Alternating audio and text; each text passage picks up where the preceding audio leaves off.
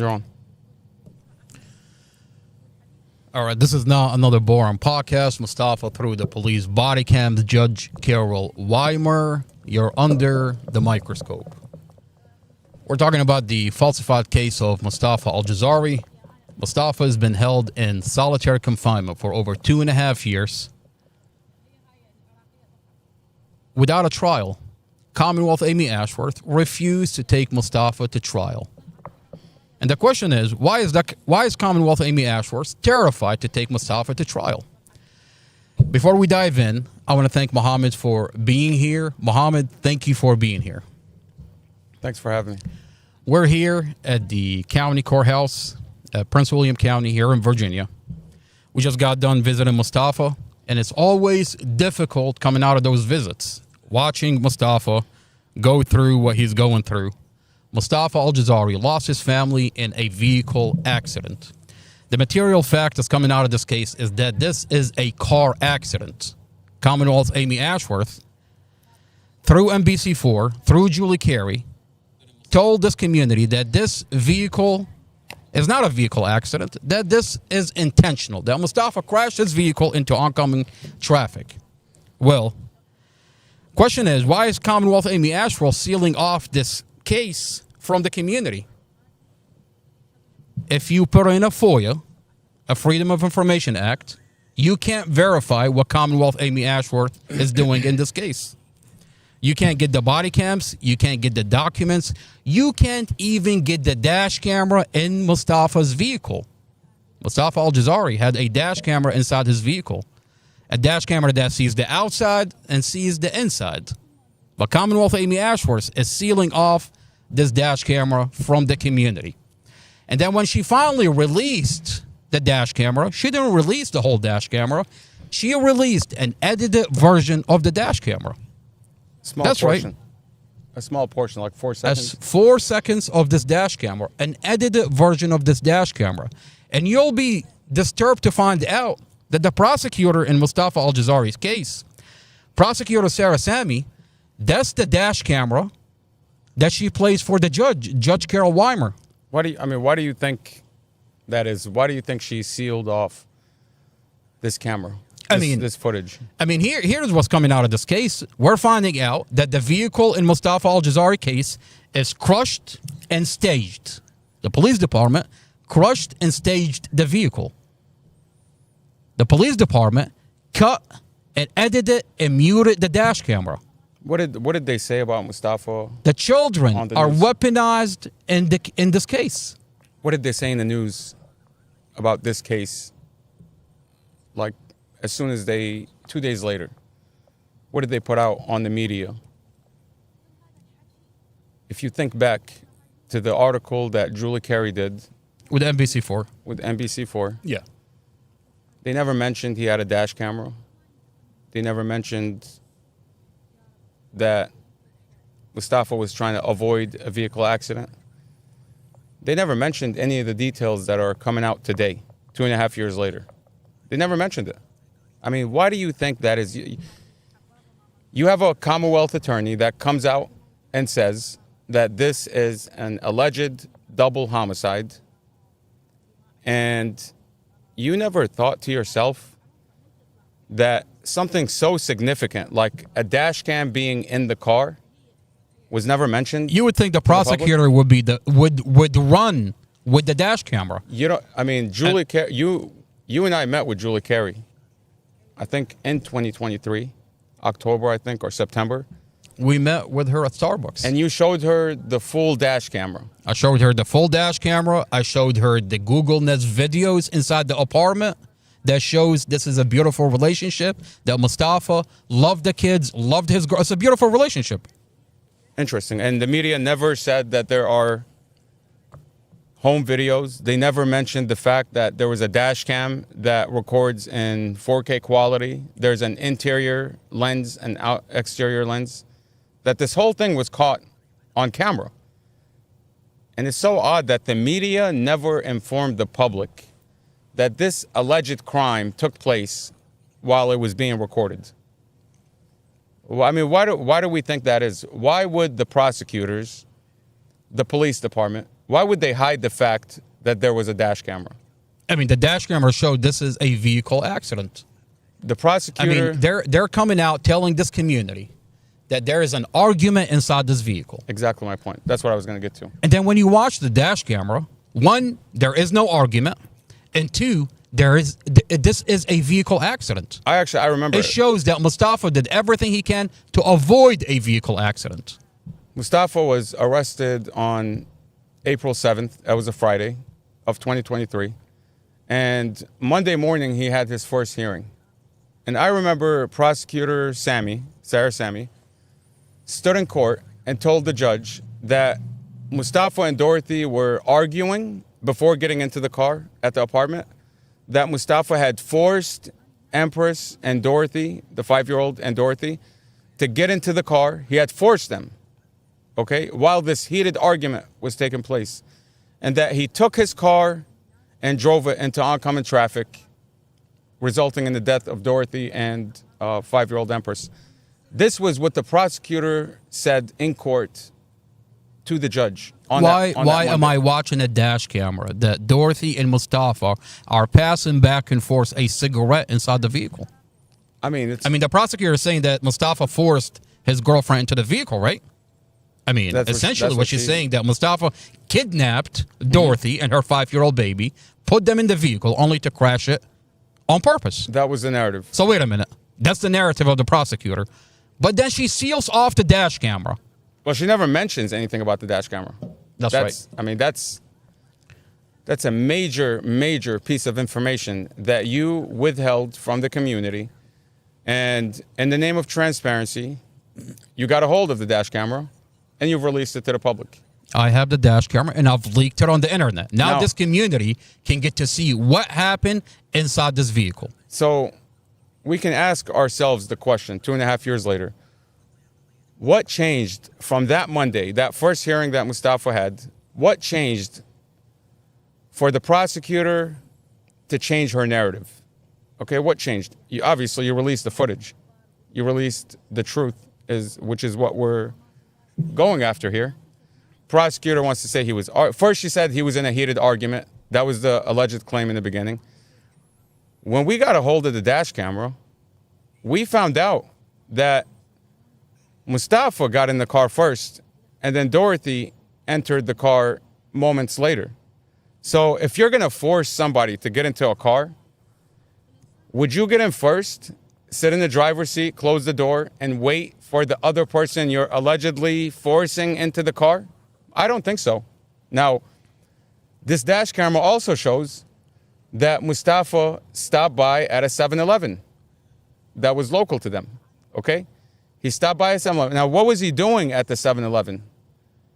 He pumped gas. He bought a pack of cigarettes. He bought candy for 5-year-old Empress. Oh, wait a second. Prosecutor Sarah Sammy on that Monday morning said to the judge, Your Honor, he forced Empress and Dorothy into the vehicle while having a heated argument, and then out of rage, he drove into oncoming traffic. Now, we're looking at the dash camera, and that's not what we're seeing. We're seeing I'm watching a dash camera where Mustafa gave 5-year-old Empress a piece of candy. So he bought cigarette. He bought candy for the baby. He washed the vehicle with the squeegee. He washed the 5-year-old baby's window, his girlfriend's window. So he spent a significant amount of time at the gas station. And there's a CCTV video. We have that CCTV video. Now, inside 7-Eleven. What you just said earlier is that the prosecutor is alleging that Mustafa essentially kidnapped Dorothy and her 5-year-old. Now, if you kidnap somebody, would you be comfortable leaving the person you kidnapped in the car with the car running and you go into the convenience store? Would you do that and spend I think he spent maybe about 8 minutes inside the store. I think it's safe to say he spent about 8 minutes. He was trying to pull up a coupon for Newport cigarettes to save $1. Okay? Now, you know what I find disturbing in the CCTV video at 7-Eleven is that the CCTV video at one point is disrupted. The video freezes up. The video freezes up. Inside 7-Eleven, there's a CC in Mustafa's file. The police department in the server, they have a video where the CCTV video, it shows Mustafa entering 7-Eleven. It shows Mustafa coming up to the register. And it shows that he's attempting to use a coupon. And then the clerk tells, it looks like he's telling him he's not taking the coupon. And it looks like Mustafa is going into The website to pull up the actual coupon. Because when you zoom in, you can clearly see it's a Newport coupon. And he's attempting to save, what, $2 off his pack of cigarette? He's trying to save money on a pack of cigarettes. Now, at one point, that video gets corrupted. Where is the rest of the CCTV video where it shows that Mustafa went to let's slow down a little. Let's slow down a little bit. Okay. So 2.5 years later, the prosecutor wants to tell us that Mustafa Al-Jazari took Dorothy and Empress, and out of rage, he's going to crash his car into oncoming traffic, which, by the way, he's the driver. So you're basically alleging that this man is about to kill himself. I mean, that narrative doesn't make sense. You want to tell me that Mustafa drove himself into oncoming traffic? That's what she's alleging, that he's going to kill himself. He's going to kill his girlfriend, the 5-year-old. But when you look at the facts of this case, the man is trying to save $1.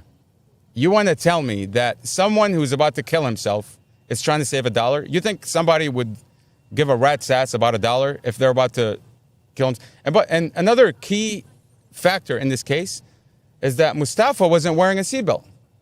You want to tell me this man is about to drive into oncoming traffic, he's going to end his life, and he's not wearing a seatbelt?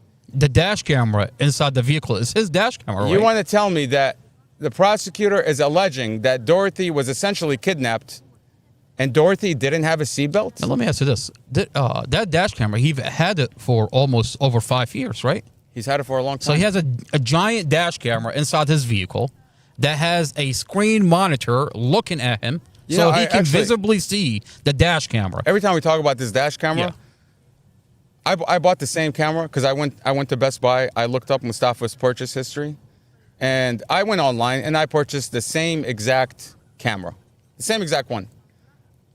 I'm really tempted to go to my car and just grab it really quick so people can see what this camera looks like. You do that, and I'll pull up a CCTV video from inside the 7-Eleven. So this community can see what was Mustafa doing at the 7-Eleven. Okay, let me go grab it real quick. All right, so this is a CCTV video where it shows that Mustafa. So if you go on YouTube under Not Another Boring Podcast, you're going to see a playlist called The Falsified, a playlist called Police Body Cams, Mustafa Al-Jazari. Now, the file of Mustafa Al-Jazari is sealed. Commonwealth Amy Ashworth, if you put in a FOIA, if you're from Virginia and you put in a FOIA, Freedom of Information Act, Commonwealth Amy Ashworth, the police department, will deny your FOIA. But I got my hand on the file. I have all the police body cams, all the documents in this case, and I'm leaking them on the internet. So this community can verify what Commonwealth Amy Ashworth is telling you. Amy Ashworth lied about the whole entire case. This is a vehicle accident. The police department crushed and staged the vehicle, cut, muted, and edited the dash camera, weaponized the children in the children. His girlfriend had a 9, a 10, a 14. They weaponized those children. They told them a bunch of lies before they walked them into the forensic interview. This is a CCTV video from inside the 7-Eleven that shows Mustafa is using a coupon to save $1, $2 off his pack of cigarette.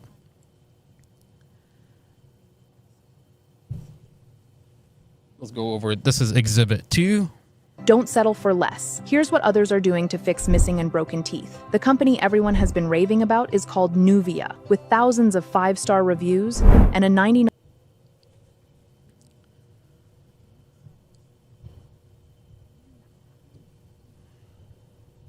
what you see here, this is Exhibit 2 and the Mustafa Al-Jazari case. This is a CCTV video from inside 7-Eleven. Mustafa pulls into a 7-Eleven.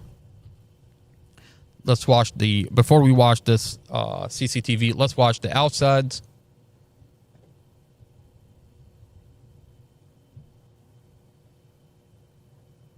Where Mustafa pulls into a 7-Eleven. I'm going to fast forward just a little bit, just so you can see Mustafa's vehicle pull in.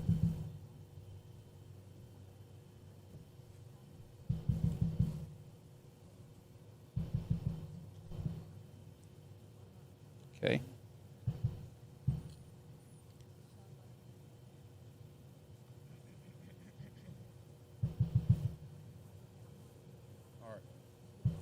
All right.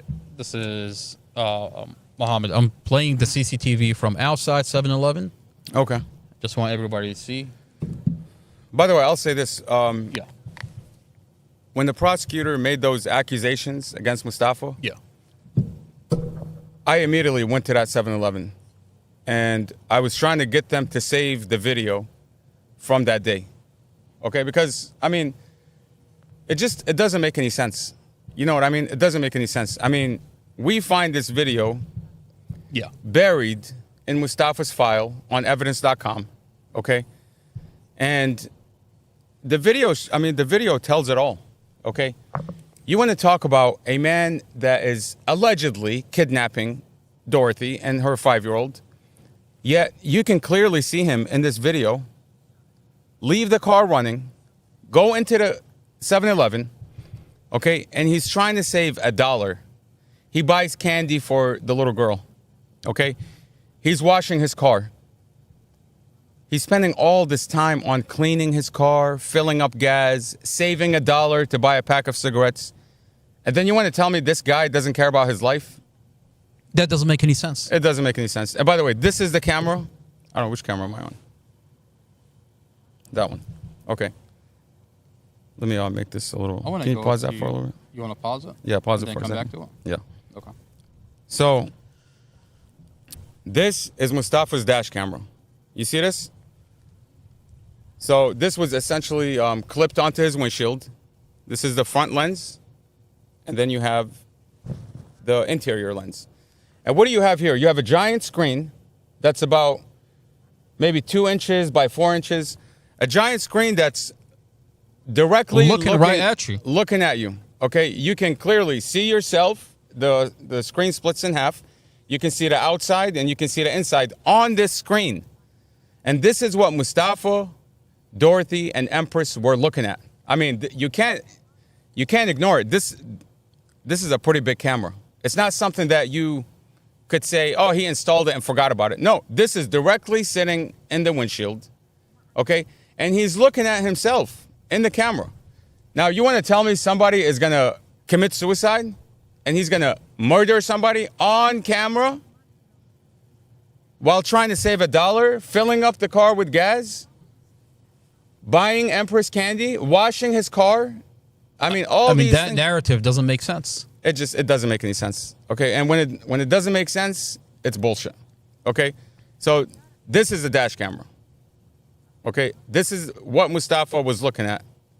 Okay, and I know this is like down the road we're going to talk about it, but when we look at the camera and evidence, okay, you can clearly see that the charging port, the metal. You want me to pull up the picture? Yeah. So the metal that goes into the charging port, it's still attached to the dash camera.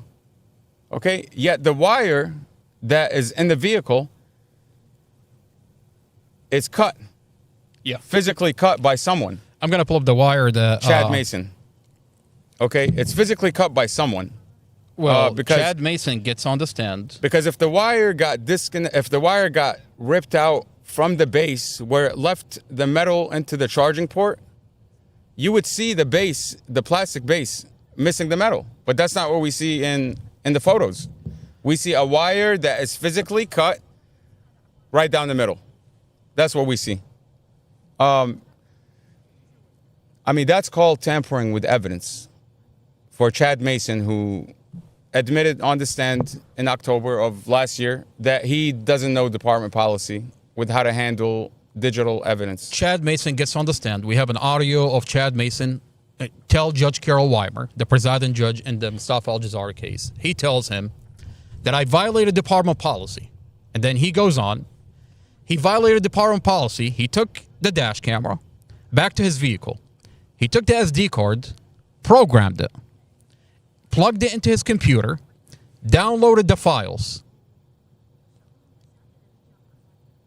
took possession of those files for 2 days, and then got a subpoena 2 days later. Warrant. A warrant. Then got a warrant 2 days later.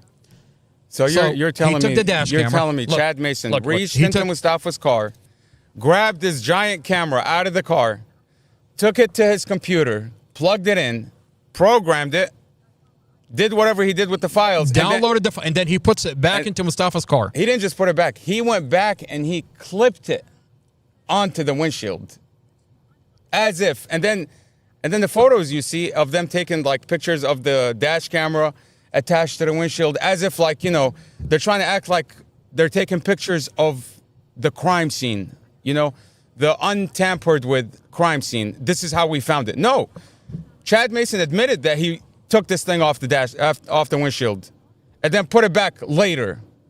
Okay, Robert Drum admits. You're talking about this picture. Robert Drum admits he took the dash cam out of evidence on April 19th. What's so significant about that? Well, Kathy Zaimus with Digital Forensics didn't get to make a mirror image copy of this dash cam. She didn't save the files so that when she manipulates the files, she's not tampering with the original. All that happened on the 24th of April, which is way past the days where Chad Mason played with it. Robert Drum checked it out on the 19th. And it's not until the 24th of April that Kathy Zaimus, Prince William County Police, Digital Forensics, gets to come in and say, okay, let's make a digital copy of this dash cam so that it's not tampered with. I mean, the problem you're too here, late. You're too late. The problem here, this dash camera Let me put that on cuts screen. off before impact. I mean, This look at- dash camera, I mean, this is that. what they're telling everybody. This is where the dash camera is. So he takes the camera back to his car, downloads the files, and then clips it back onto the windshield where he saw the dash. As if this is where he found it. This is crazy. I mean, like just the optics of him taking the dash cam, ripping it off the windshield, going behind everybody's back, violating department policy, tampering with evidence, and then coming back and clipping it as if it was still there. Like, what is the purpose? What is the purpose of them taking that picture to show that the dash cam is attached to the windshield? What is the purpose of that? Okay, and by the way, where is the other lens? Where's the other lens? Did Chad Mason take it and not put it back the same way it was? Did he tamper with it? I mean, clearly it's missing. It's missing the interior lens. I mean, let me make this camera bigger. You see this? Okay, let me put it right here. You see this? This piece right here?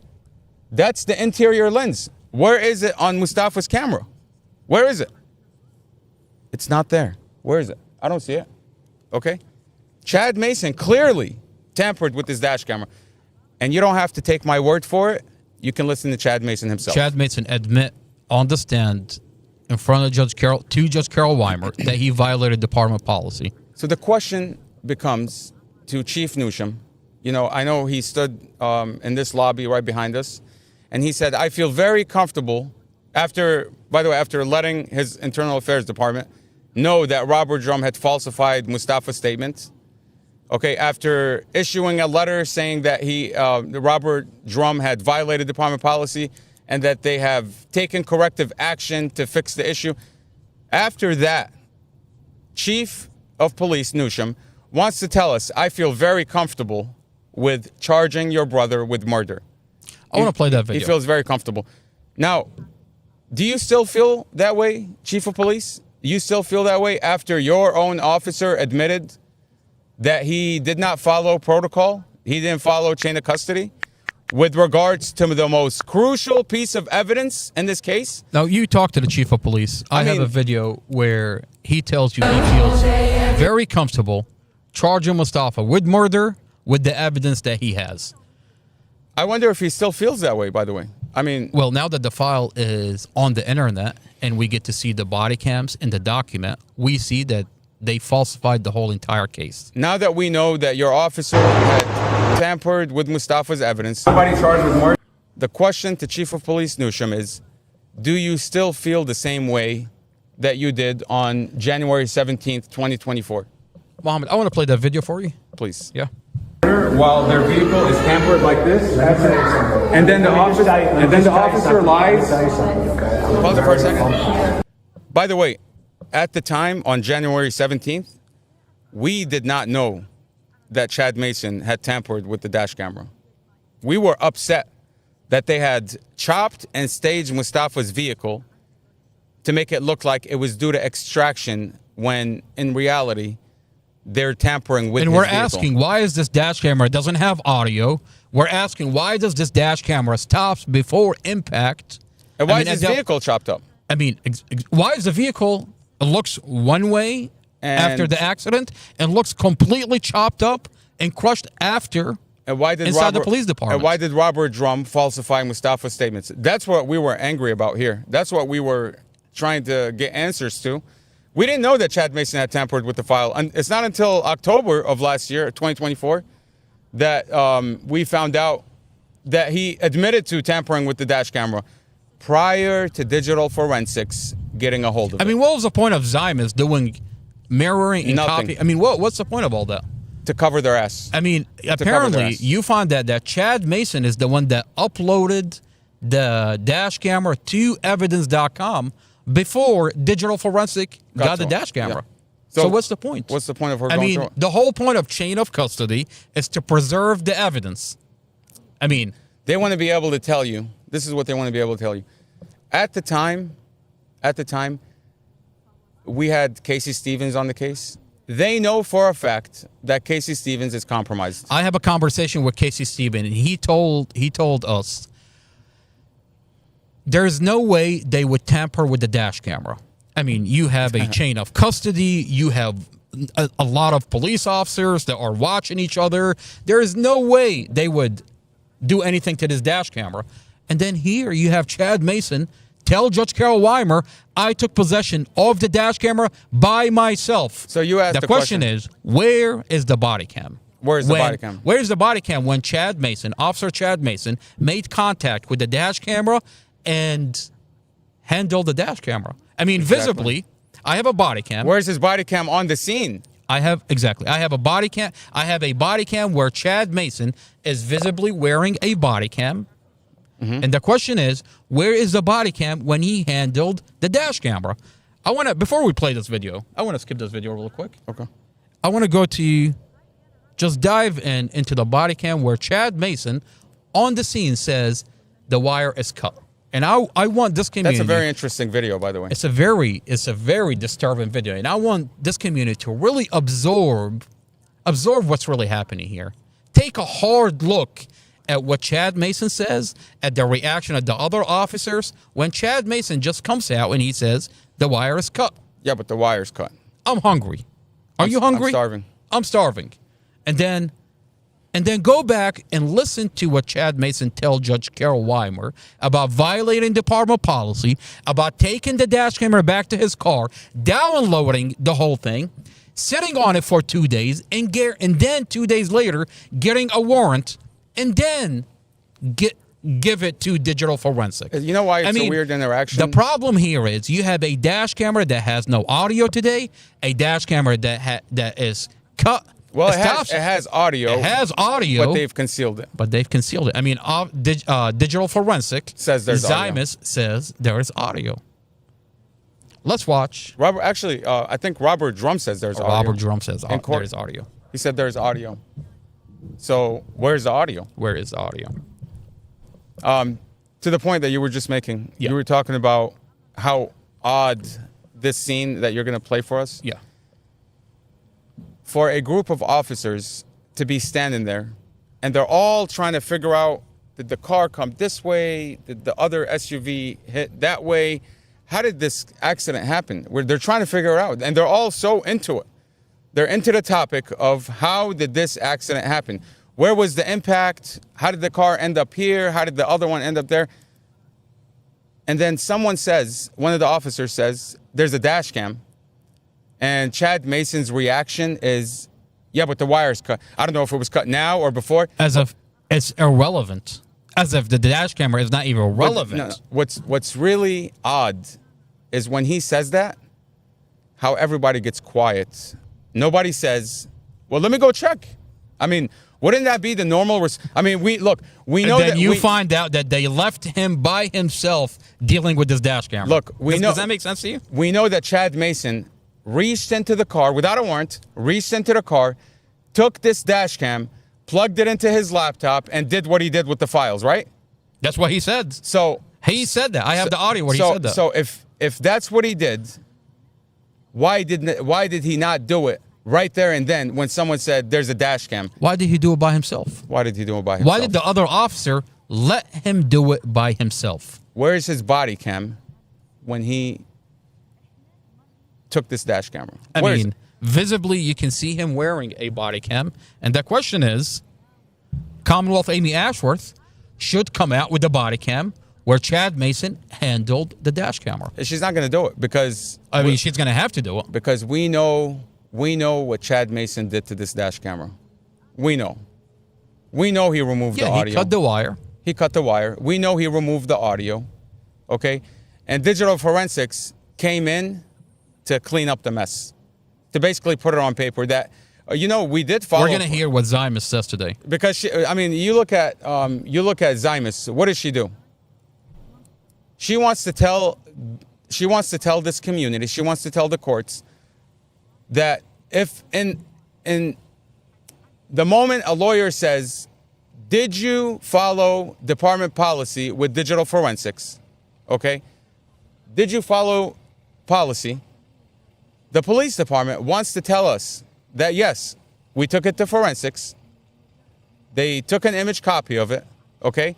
And digital forensics did what they normally do with digital evidence, right? That's what they want to say. And it's a cover-up. You know what I mean? It's a cover-up. Because the police department wants to tell us, yes, we took this camera to digital forensics. We followed the protocol just to have it on paper. Just to have it on paper. That, yes, digital forensics went through this camera and did the routine process of handling digital evidence. But the files that are on evidence.com are the files that Chad Mason uploaded without audio. I mean, how does it even make any sense that you have Chad Mason is the one that uploads the dash camera up to the server, and then you find out that Zaimus tells you... Why isn't Zaimus doing it? Why isn't Zaimus doing it? And why is she contacting Davis? The same officer that says, I have an idea to employ into this case, but it's going to require spending money. Is she telling him, hey, the audio is here, and your officer, Chad Mason, uploaded it without audio. He fucked around. And he tells her, don't worry about it. Casey Stephen, the lawyer, is in our pocket. Is never going to ask. The case is sealed. No one is going to find out. I mean, isn't that what they were going to do? Mustafa was going to go to trial in December. Absolutely. No one looked at the dash camera. No one looked at the vehicle. No one got the original data recorder from the SUV that would show the steering angle. I mean, you want to talk about, in general, let's talk about a car accident. Okay?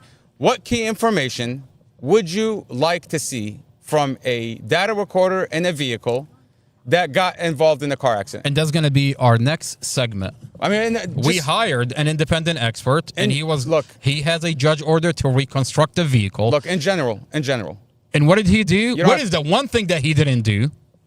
Is download the raw data in Mustafa's vehicle. The data recorder. And the raw data, he got the PDF file, which is missing the steering angle from Mustafa's vehicle and the SUV. I mean, as a regular Joe Schmo, okay, someone that doesn't know anything about cars, someone that doesn't know anything about accidents, if I told you two cars collided and you want to find out how did this accident happen?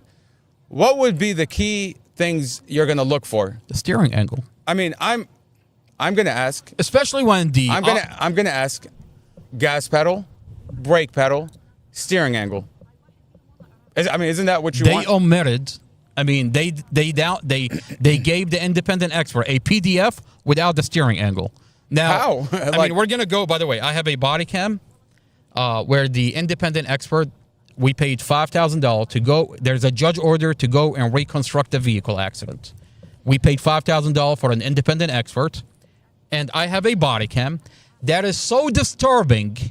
When you watch this body cam, you're gonna see what is going on in the case of Mustafa Al-Jazari. You have an independent expert that has a judge order to reconstruct the vehicle. By the way, the same officer... The vehicle that police admit had brake failure. The police admit. There's a body cam where the police And you got an expert after that. After that. The same officer that falsified Mustafa's statements, Robert Drum, is on scene telling the independent expert, Prosecutor Sarah Sami said, you cannot touch the vehicle, Mustafa's vehicle. You cannot touch the SUV. So wait a minute. Even though there's a judge order. Even though there's a judge order. And Mustafa's lawyer is there? Mustafa's lawyer, Casey Stevens, allows them to, and he just goes along with it. I mean, how could you reconstruct a vehicle accident if he's not touching the vehicle? A lawyer that you paid $47,000 to? A lawyer that I paid $47,000 to. So you paid $47,000. And the bare minimum he could have done right there on that. It's pushed back. You have a judge order. I have a judge order. I'm going to inspect this car. I have the expert here already. We're paying money for this guy to come out here. Okay, I have a judge order. He's going to inspect the car. But what does he do?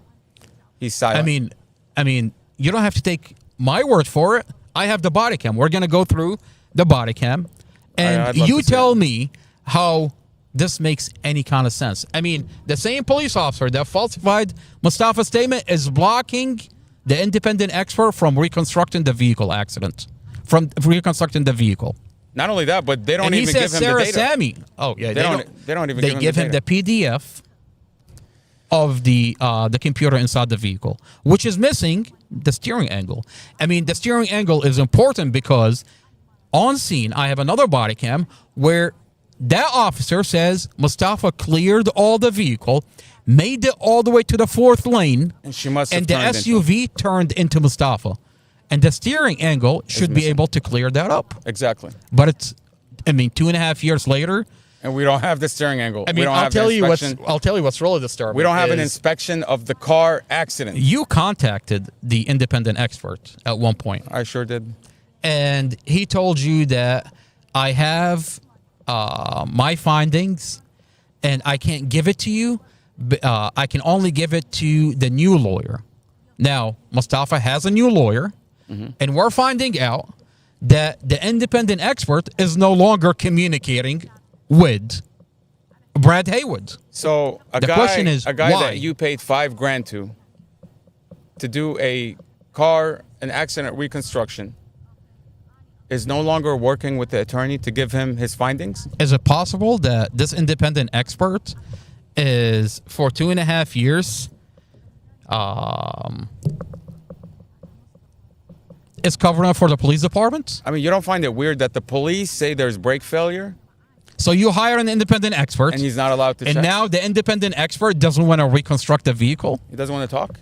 I mean, wait a minute. When you find out the background of this independent expert, he used to be a Virginia State Police, retired from Virginia State Police. He's been friends with the attorney, Casey Stevens, for over 20 years. Casey Stevens says he's been using him for over 20 years. Okay. We're going to watch the body cam of the interaction that took place at the vehicle and how they say he's on board. You know, wait a minute. They say he's on board. Wait a minute. They say he is on board with them. Oh, what is he on board with them? Oh, he's not touching the vehicle. He's not reconstructing this vehicle accident. You know how terrifying that is? And then he's not even getting the raw data from Mustafa's vehicle. Wait a minute. So 2.5 years, he sat on this information, and he tells you in a phone call, I can't give you my finding. I'll give it to your new defense attorney. And then the new defense attorney communicates with him, and then all of a sudden he stops communicating. Wait a minute. That's odd. Why is this independent expert not communicating with Mustafa's defense attorney? What's the point of bringing in they're an covering this expert? up. What's the point of bringing in an expert or an independent, unbiased expert if he's biased? If he's only going to do the bidding of the police department. You know how terrifying that is? That you're going to go out, hire somebody that you want an unbiased opinion of an accident reconstruction, and then you're going to get Robert Drum's friend. You're going to get Casey Stevens' friend. That is crazy. Who's basically going to look at Drum's report and say, I'm going to match that. I'm not really going to look at the car. By the way, if you didn't have the body cam of him on scene, no one can believe that. you're not going to know. He's going to write his report. I'm not gonna. Yeah, exactly. I mean, I'm not gonna find out what they're doing. He's going to mimic Robert Drum's report only to give credibility to Robert Drum. I mean, this independent expert literally has his hands in the cookie jar. I mean, we're sitting here asking, why is he not communicating with the new lawyer? Why is he not sharing his finding? Literally, you have a body cam where he's working with the police department. And you find out he's Casey Stevens' best buddy. Best friend. So he's compromised. Casey Stevens. The one that's... He's compromised. He's compromised. I want to backpedal a little bit and go back to Chad Mason, the officer that handled the dash camera. I've got a very interesting body cam where Chad Mason on the scene says the wire is cut. Yeah, let's go into that. And I want this community to really watch this interaction. And then we're going to go into what he says on the stand to Judge Carol Weimer. You got a thing? No, there's this first rotate up there. How about cameras? We got any cameras? So they have a dash cam on the. We got car. Target. Yeah, Target's a dash cam. Target's gonna pick up big time. Is it still running? I can't. No, the cable's broke. So I mean, I don't know if it was broke before or broke now, but it's broke. I am starving like mom. Yeah, I get some food in a minute here. I just need water. Just water. That I have a case. I have a whole case of water. Both nights. As soon as I go walking at WDS to fucking eat. Both nights. I was just turning on. Mom, I want to watch that one more time. I want to zoom in a little bit. I'm going to make a full screen. Are you trying to get more done with fewer resources? You're not alone. I wanted to hire somebody that could create high quality graphics. You got a thing? No, there's this first rotate up there. How about cameras? We got any cameras? So they have a dash cam on the. We got car. Target. Yeah, Target's a dash cam. Target's gonna pick up big time. Is it still running? I can't. No, the cable's broke. So I mean, I don't know if it was broke before or broke now, but it's broke. I am starving like mom. Yeah, I get some food in a minute here. I just need water. Just water. That I have a case. I have a whole case of water. Both nights. As soon as I go walking at WDS to fucking eat. Both nights. I was just turning on. How about cameras? How about cameras? They have a dash camera. How about cameras? Yeah, but the wire's broke. But the wire's broke. There's a target. I mean... And then he's hungry all of a sudden. And then all of a sudden, he's hungry. You guys want to eat? If I didn't know any better, I would say they're changing the subject. I mean, let's play devil advocate. He said the wire is cut. The dash camera has a wire that is cut. He just told you there's a target and it has a camera. Wouldn't you say, let's go get the camera from Target? Why didn't they? I mean, 2.5 years we're sitting here. They never got the Target camera. There's a Bank of America ATM. Mm-hmm. I mean, a bank. You don't think a bank ATM, which is, by the way, like right across the sidewalk. Yeah. That's where the ATM is. It's right across the sidewalk. They're not interested. And I find it interesting that they don't put the address of whatever the ATM. They put the address of the next intersection. When you look up the reports, they put coordinates of where the accident happened. When you look up the coordinates, it's actually obviously it's the intersection over. It's they don't want the cameras, Mohammed. They do not want the cameras. I mean, he just told him there's a Target camera. They're not interested. Of course they don't want the cameras. I mean, they cut Mustafa's dash camera. You think they want any camera?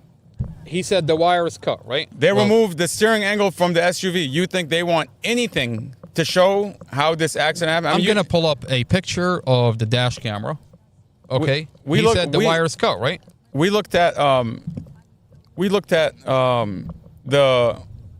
little diagram Drum drew.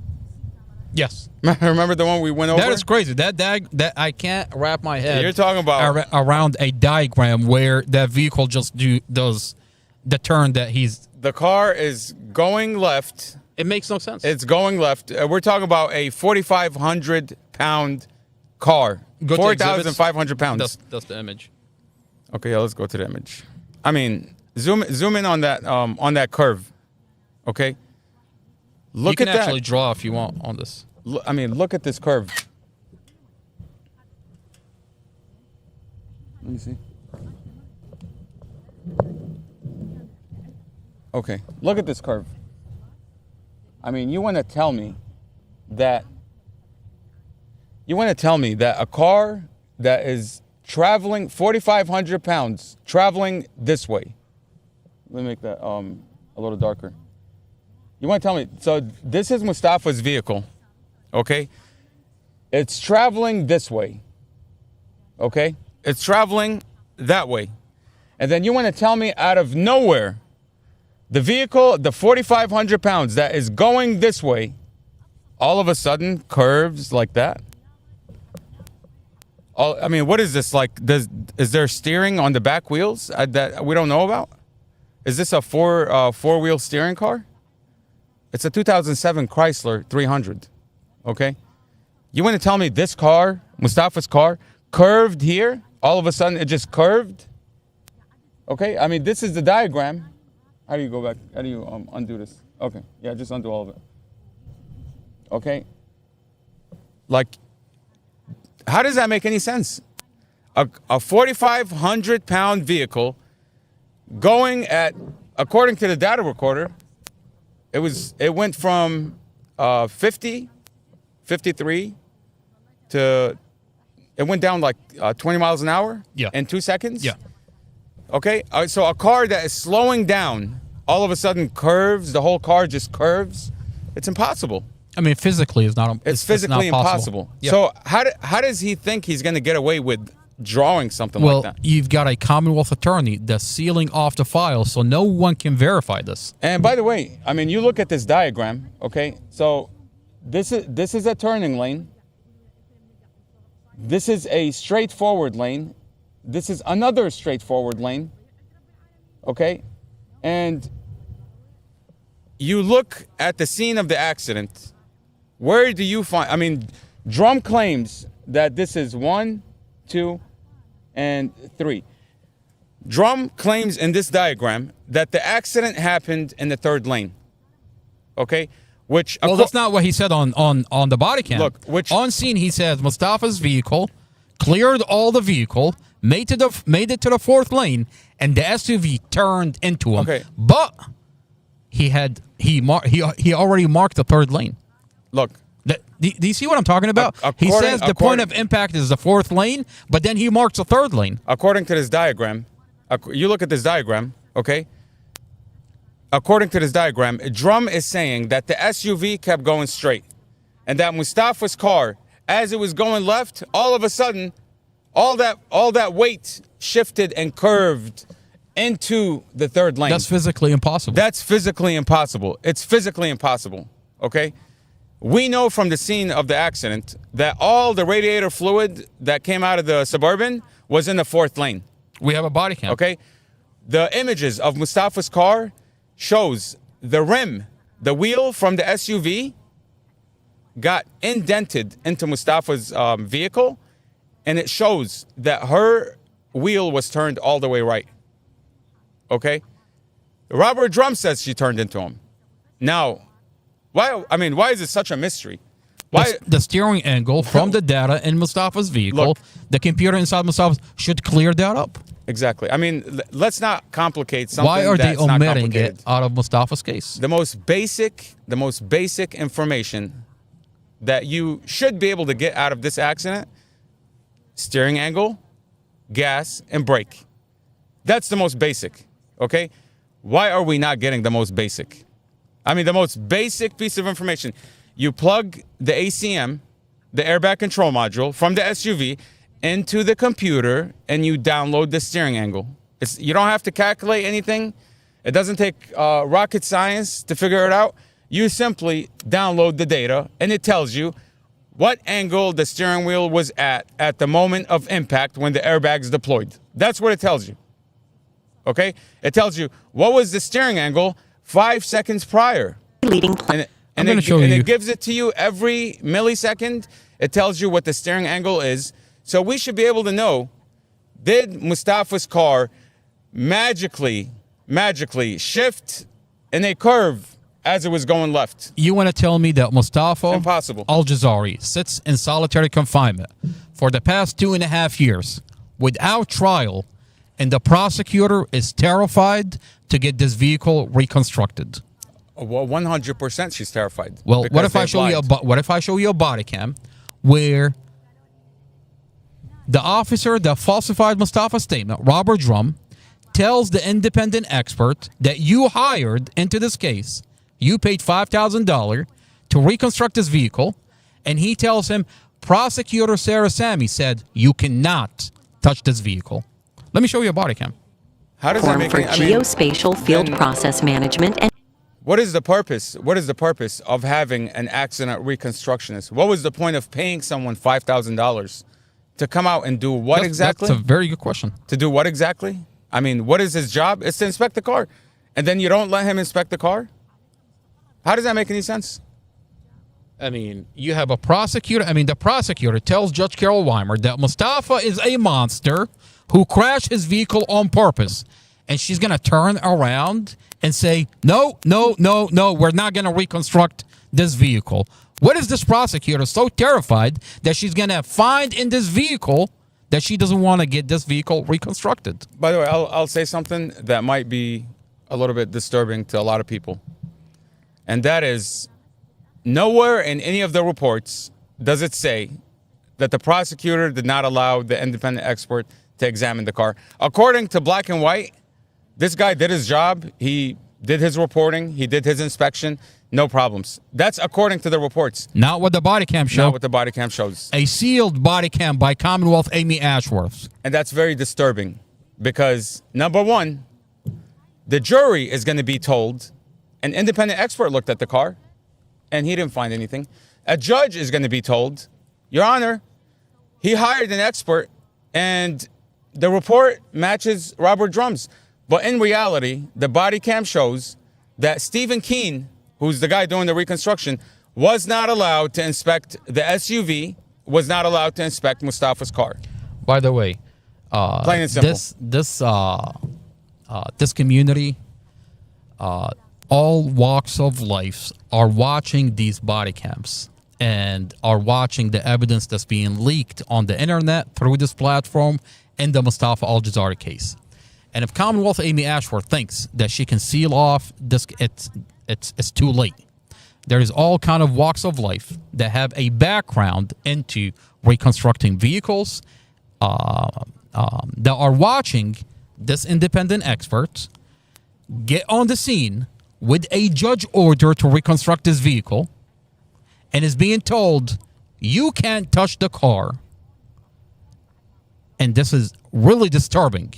This community is watching this take place. I mean, there's a lot of people that are going to be watching what actually took place and are going to be calling Commonwealth Amy Ashworth and are going to be asking her, why is your prosecutor blocking the reconstruction of this vehicle? Now, when you take that information collectively and you analyze what's happening here, this is a car accident. And no one is allowed to look at the car accident. No one is allowed to reconstruct this vehicle. Okay. If I didn't know any better, I would say... Especially when they found brake failure. The police found brake failure. If I didn't know any better, I would say that this case is not about a car accident, but it's the malicious prosecution of a man that they dislike. Because clearly, this is not about a car accident. I wonder why they don't like Mustafa. I mean, does it have anything with Mustafa suing the police before the vehicle accident? $500,000, Mustafa was suing the police. Because if this case is about a car accident, you should be able to examine the cars. You should be able to look at his dash camera. You should be able to look at the most basic facts of this case, which you're being blocked from by the prosecution. You're being blocked from by the police department. And it sure seems like they're prosecuting a man not because of a car accident, but because of a different. There's a different motive Mohammed, here. when the federal government is probing into this case, Commonwealth Amy Ashworth is releasing a document to the federal government that they actually allowed the independent expert to reconstruct the vehicle. Isn't that what's happening here? I mean, the case is sealed. I mean, look at the optics. If we didn't have this body cam, look at what's happening here. You go out to the federal government, and the federal government is probing into this case. The case is sealed, so they can't just watch the body cams, have access to the file. They're at the discretion of Commonwealth Amy Ashworth, because you got the federal government, you got the state level. Commonwealth Amy Ashworth at the state level sealed off the case, so they can no longer just look into this case. and we're not making that up, by the way, because I spoke to federal prosecutors. Okay, I spoke to federal prosecutors, and what they told me is, if the Commonwealth attorney sealed it, then we can't see it. Okay, so what I did was I gave them the file. Okay, I gave them the file. We're in contact with them. Okay, and that's all I'm going to say about that for now. Before you were able to do that, before, it was up to the discretion of Commonwealth Amy Ashworth. She course. gives them a document where they actually had access. Your independent expert Had access to had the car. access, and that's what the police report show. Well, let's watch the body cam and see what actually happened. That's exactly what the report says. It says Stephen Keene came in, did his inspection, and he finished his inspection. That's what it says. It doesn't say anything about him requesting to examine the SUV. It doesn't say anything about him saying, I'd like to go into detail on the Chrysler, and they tell him, nope, you're not allowed to touch anything. You're not allowed to touch anything. By the way, a car that they've already chopped up, a car that they've already tampered with and just screwed around all over around with it. You're telling Okay. me a vehicle that they crushed and staged is now on a body cam, and he's telling him, we don't want you to touch the vehicle because the prosecutor, Sarah Sammy, wants to preserve this evidence. Which That evidence? is ridiculous. A vehicle that you crushed and staged? I mean, we're going to take a look at the pictures before, after the vehicle accident, and when the vehicle is inside the police department. I wonder, by the way, if that's her excuse for the dash cam, too. That they don't want anybody. That's absolute. She told Brad Hayward. She doesn't want anybody manipulating the dash camera. The same dash camera Well, hold on. The same that Chad dash camera. Mason had. It's not going to work. It's not going to work.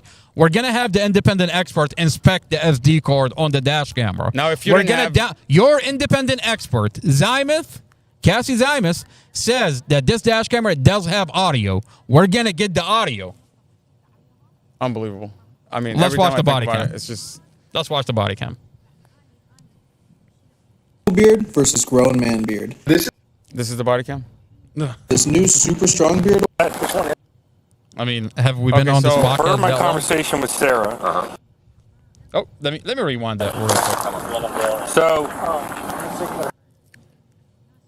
He said, per my conversation with Sarah, the prosecutor is Prosecutor Sarah Samet. So who are we Per looking his at con- here? We're looking at Casey Stevens On the left, on the left. Stephen and Keene. Stephen Keene, the independent expert That I we paid- hired. That we hired, paid $5,000.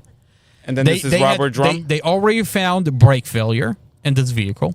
The police department inspected the vehicle. We have another body cam where they find brake failure. So Stephen Keene, the independent expert, shows up on scene with a judge order to reconstruct this vehicle. Okay. Now, the vehicle accident. This is Robert Drum, the same officer that falsified Mustafa's statements and says, Okay. you told me there's an argument inside the vehicle. There's an audio that Mustafa never said that. So what's happening here? What is? Here, he tells him, the rules are, I contacted the prosecutor So the expert is asking to inspect Mustafa's car. to reconstruct the vehicle accident. Okay. The SUV is there. The other Mustafa's vehicle is there. And Robert Drum is so terrified, he tells him the prosecutor said, Okay, you let's go on. cannot touch the vehicle. Let's go into it. what's that? It's in the box. With Sarah. So this I'm going to rewind it. Why is your audio breaking up? I don't know why. Is that from the Box. video? Or Let me rewind it just a little bit more. why don't you flip your tablet the other way so the wire is not here? It's on the other side. I think you don't. Is that better?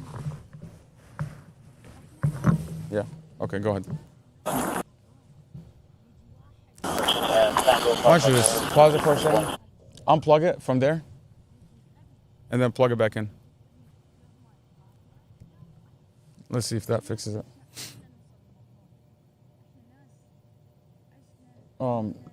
Swipe down. There we go. Okay. Let's see.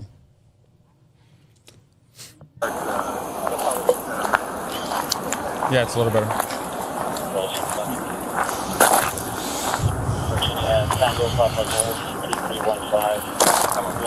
So, Which one is it? what's that? Which one is It's it? in the box. Per my conversation with Sarah, so this is the first time I've ever done this in 18 years. She said we can pull it out for you. Yeah. You can look at it. She doesn't want anybody touching it. Okay. Like touching it, I mean, can I? Like if you want to take pictures Yeah. and all that, but if anything needs to be manipulated, we'll do it for Okay, you perfect. for chain of custody issues. Perfect. Sure. Okay. But yeah, you're more than welcome to like poke around. Yeah. But nothing gets moved, Gotcha, changed, gotcha. or anything Perfect. like that. So. Did y'all already pull the module? The ACM? Yeah, we've got it. Okay. That was put into evidence. The EDR download's already been done, but if you want to go in and do it again, be my guest. Okay, I didn't know if y'all had the module. Sorry, they got some Dumfries cop doing something right now.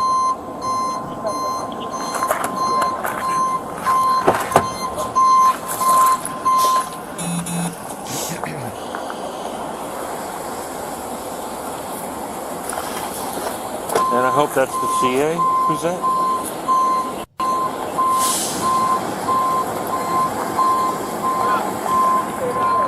Who?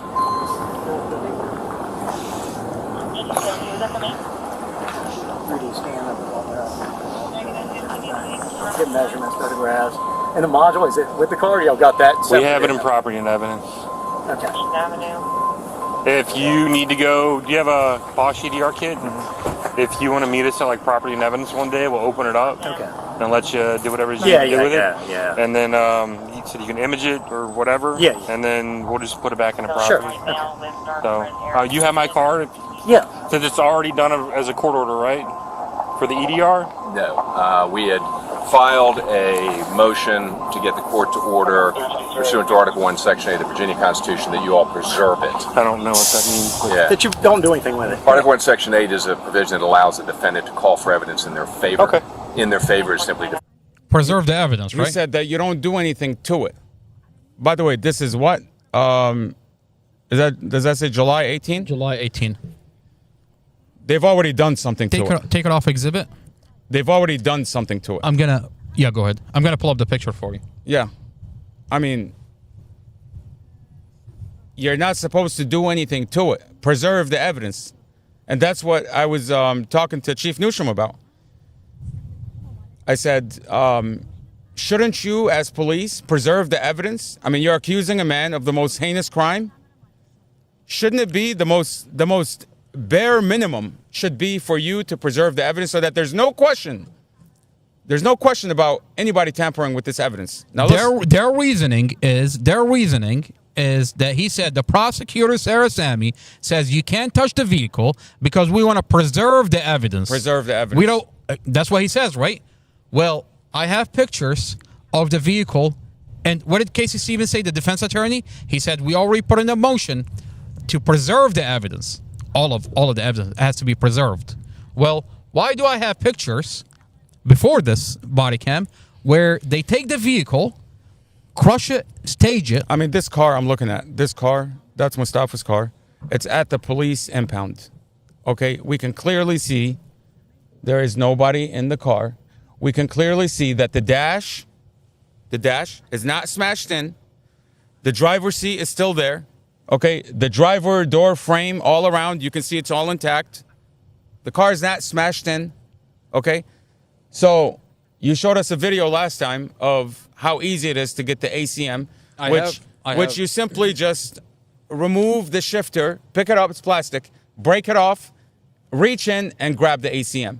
Okay, is it fair to say that you can just rip the shifter out? It's Yeah, plastic. you just it's right Reach in. there. It's right there. You pop the plastic piece, and the ACM is right there. You unclip it. Okay. And you have access. It's right there. It's right there. I mean, you can see the shifter there. Okay. So my question is, why does this police department do this to the vehicle?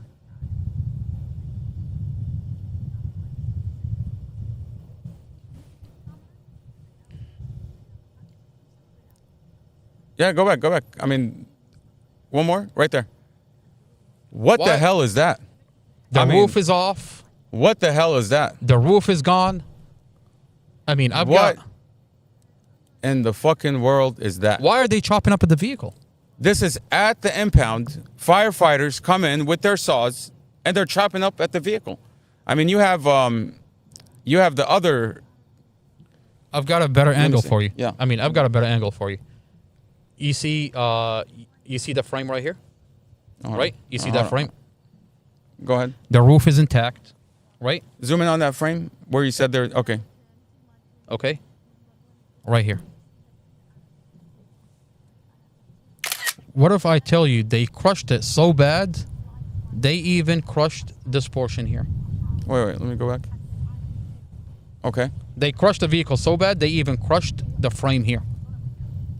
I mean, what am I talking about? Let me show you what I'm talking about. I mean, go back to that photo. Zoom out. Look at the driver fender. Look at the fender here.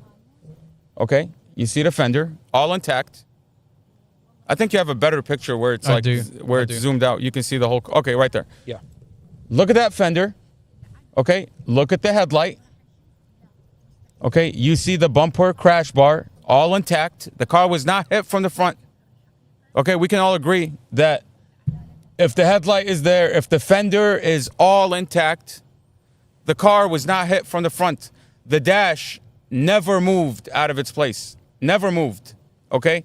So they had easy access to the ACM. They had easy access to the whole car. To the whole car. Okay, Exactly. I mean, you can see the hood is even popped open. Exactly. Nothing is blocking the hood from opening. Exactly. So the question is, why are they doing this to the car?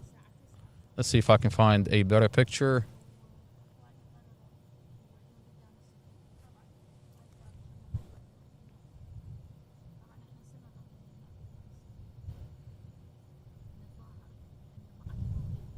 There we go. Okay. So, Okay. I mean, what is going on here? what the fuck is that? Let's be real. What the fuck is that? Okay. We just saw the driver fender. By the way, like, what does that to a fender? Like, it looks like they went in with something, just ripped it out. They didn't even cut it.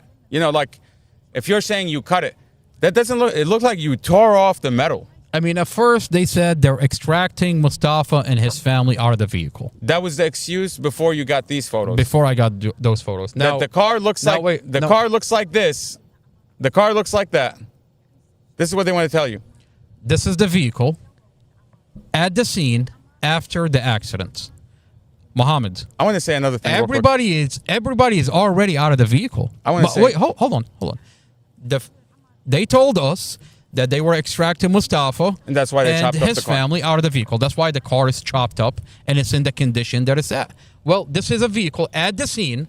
They clearly had access. Everybody's already out of the vehicle.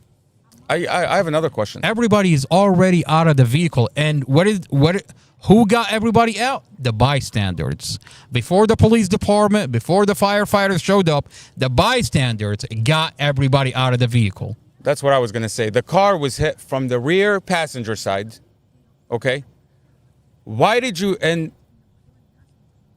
the reports say that bystanders got Mustafa out of the car before paramedics got there. Okay. Why did you cut his door? I'm curious. The car wasn't hit on the driver's side. Okay. The car was not hit on the driver's side. Clearly, Mustafa was able to get out before police, firefighters. Andrew Margiato says that the driver was able to get out from the car. Why did you cut his door? I'm just curious. Why would you cut the door? I mean, this side was not. Why not cut the back door? Why did you cut the driver door? After he got out. After Mustafa got out. Why did you cut his door? Okay? Fuck it. They cut his door. Why did you chop up the vehicle at the impound? I mean, this is at the impound. You can see all the equipment is there at the impound, and they're chopping away So at this originally they said they were getting Mustafa and his family out of the vehicle. I have a theory. Now they're saying they're trying to get the ACM out of the vehicle. I have a theory. Well, they have access to the ACM. You clearly see that they have access to the ACM. Clearly, the vehicle is not caved in. The ACM is right there. You pop that plastic piece under the shifter and you unclip the ACM. Why are you doing this to the car? Okay, so let's get this straight. What is your theory? Let's get this straight. You want to tell me that Chad Mason not only tampered with his dash camera, but they're tampering with the car too? I mean, what else are you tampering with that we don't know about? What else have you done in this case that we don't know about? Did you know that Mustafa inside the hospital tells Chad Mason that, I don't know what happened, there was something wrong with my car? Interesting. So you want to accuse this man of intentionally causing an accident, okay? And the moment he tells you my car malfunctioned, you're gonna go and chop up the car. The moment you find out he has a dash camera, you're gonna take his dash camera and you're gonna play with the files. I'm gonna pull up the body cam. I mean, you know, I'm gonna pull up the body cam where inside the hospital. See if I can exit this. it's not. The crazy thing is it's not one thing that they messed around with. It seems like every aspect of this case, they're tampering with it. Every aspect, okay? His phone data.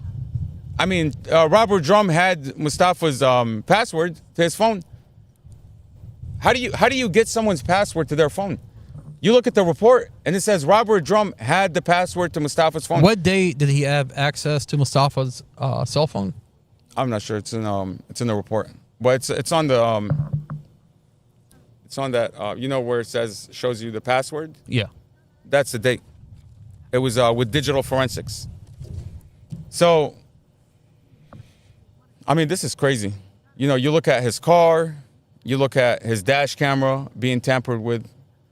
Within the first month? The children. Would you say within the first month? What? Mustafa, he had access into Mustafa's cell phones and Dorsey's cell phones? I can't really say. I mean, it's on the report. I don't have it. It's on my other phone. If you can pull up the date. All right. While you do that, I'm going to play. By the way, I was going to say I have a theory about why they chopped up his car. Well, you know, let me play the body cam for you. Go ahead. Let me play a body cam for you.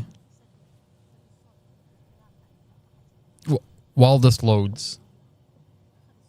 Why is it? All right, how about this? Who's with you in the car? Do you remember? Yeah. Huh? Yes, sir. Who's with you in the car?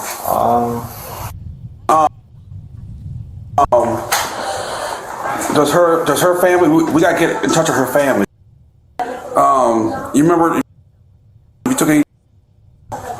So we're kind of confused how the crash happened because according to witnesses, you were going straight and all of a sudden you just made like a hard left turn. You took from another car. I don't know what happened exactly. Okay. You know, my car was really messed up at the shop. But How long ago was that? they just got my tie rods installed. Okay. When was that? Just not too long ago. I just got the car from a transmission shop because the transmission was out. And then they replaced my tie rods and what else did they replace? Okay. Upper, lower. I mean, no, it was like other stuff in the components of the car. How long ago did you get it back? Like a week ago, a month ago? I just got it back.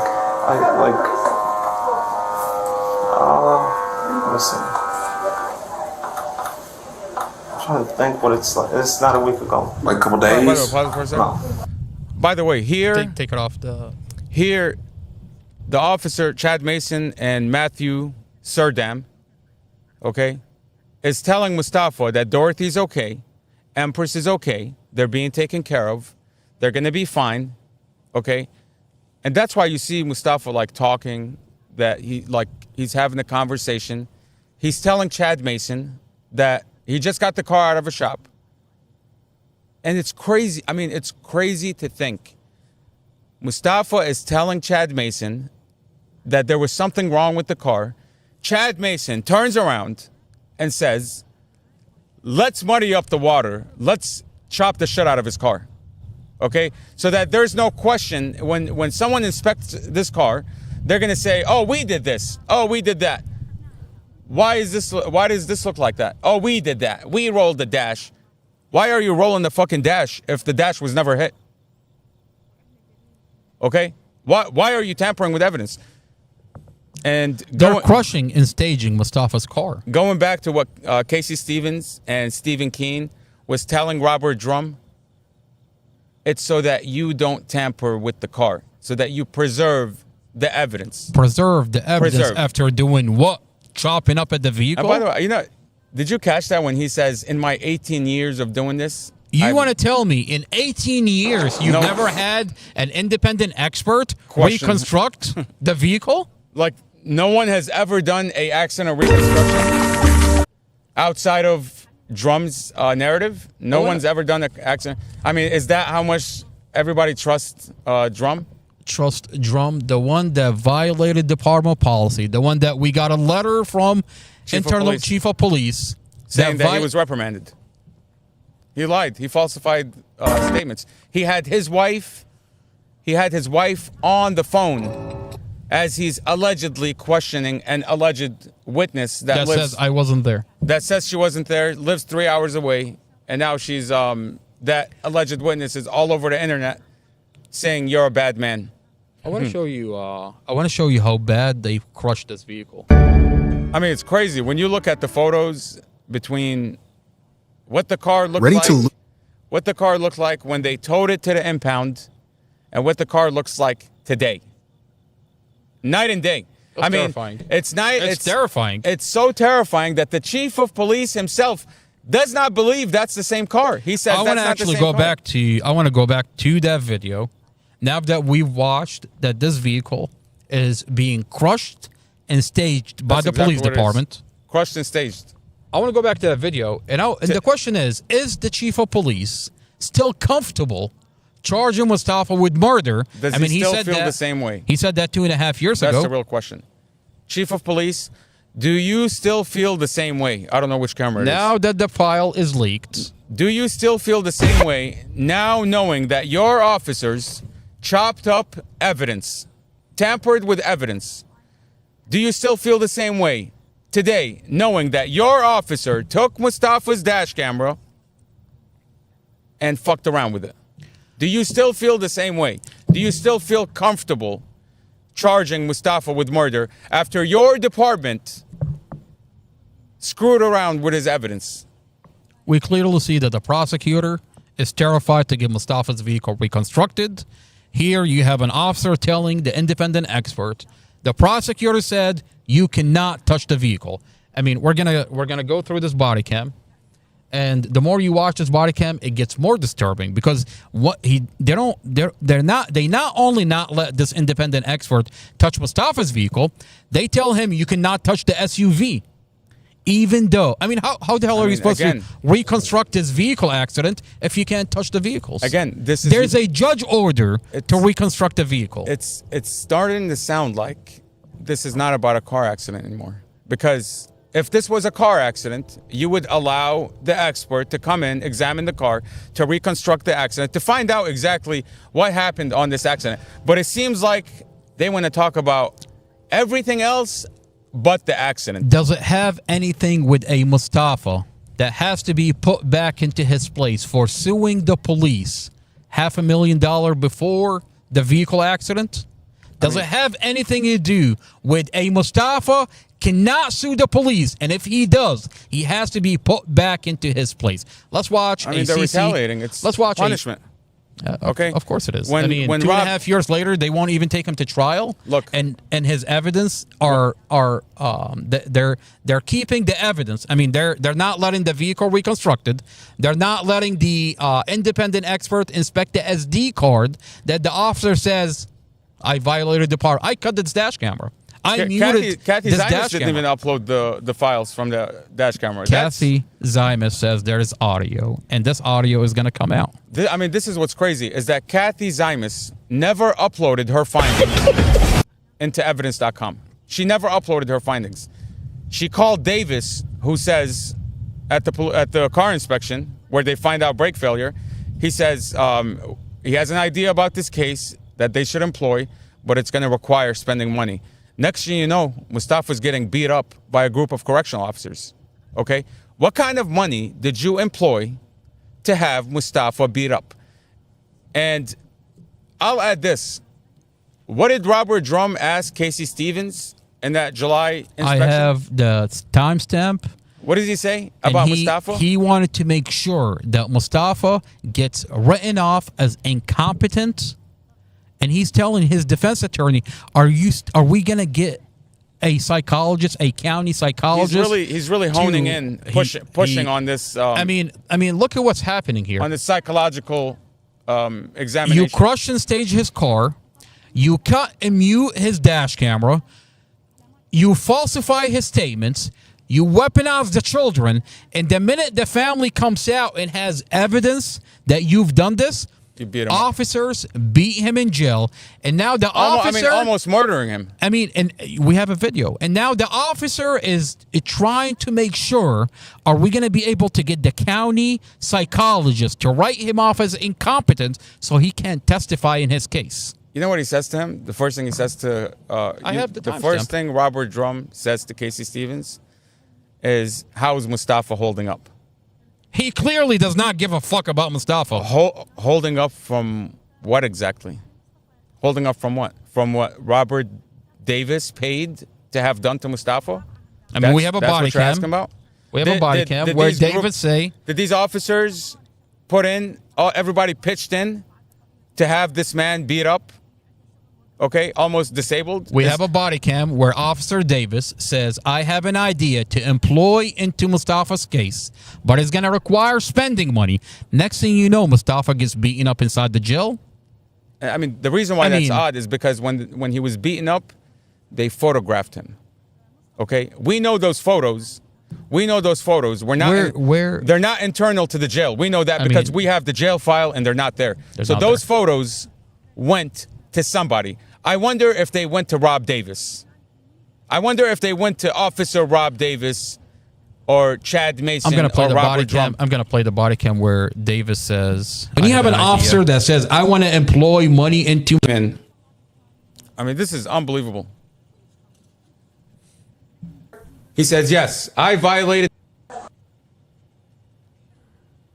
What do you look for? The body cam where he says, I'm going to employ money into his case.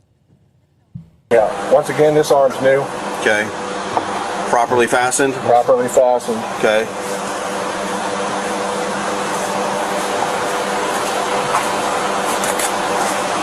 Did you do anything inappropriate to it? You hear that? You know, I would say, like, they're just talking. Hey, Rob, remind me to tell you I had an idea about this case that I thought we should imply. Imply? Is that the word? Employ. It would take spending money, though. It would take spending money. It would take spending money. Spending money? You're gonna pump money into Mustafa's case? I mean, today we have Mustafa beaten up inside the jail to get silenced. I mean, they want to silence him. I mean, what is the whole thing? I mean, what were they expecting? That Mustafa's going to call us from jail and tell us whatever the fuck you do, don't talk about them falsifying my case.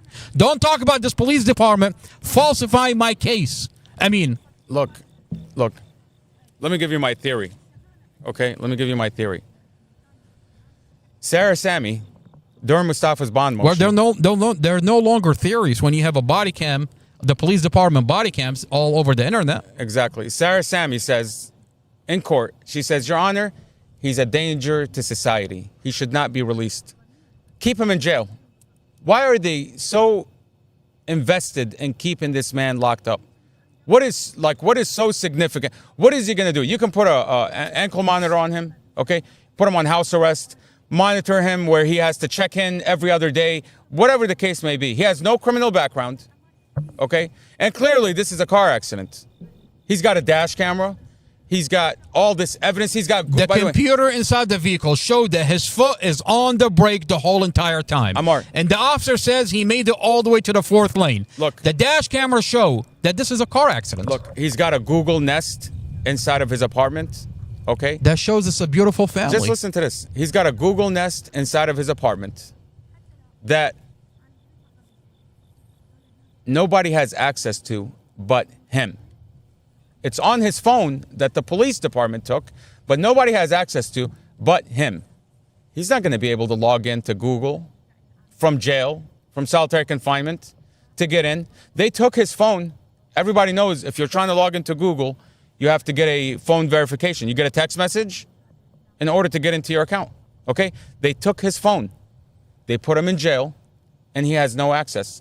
And who do you have on the case? Casey Stevens. Now, the prosecutor lied in court. She said, Your Honor, Mustafa crashed the car previously, gave Jason Nance brain injury, which, by the way... Are we talking about the same Jason Nance that's running around today saying the police department falsifying my statement? I never said that. Okay, so here's the deal. Mustafa had a second bond hearing, and the prosecutor doesn't mention that Mustafa gave someone allegedly brain injury. She doesn't mention that again? Why not? Because she lied. Obviously, she lied to get him and she knows, denied a bond. The judge specifically said, I'm denying the bond because of what you're telling me about Jason Nance. That's the first time. The second time, she comes up with a new lie.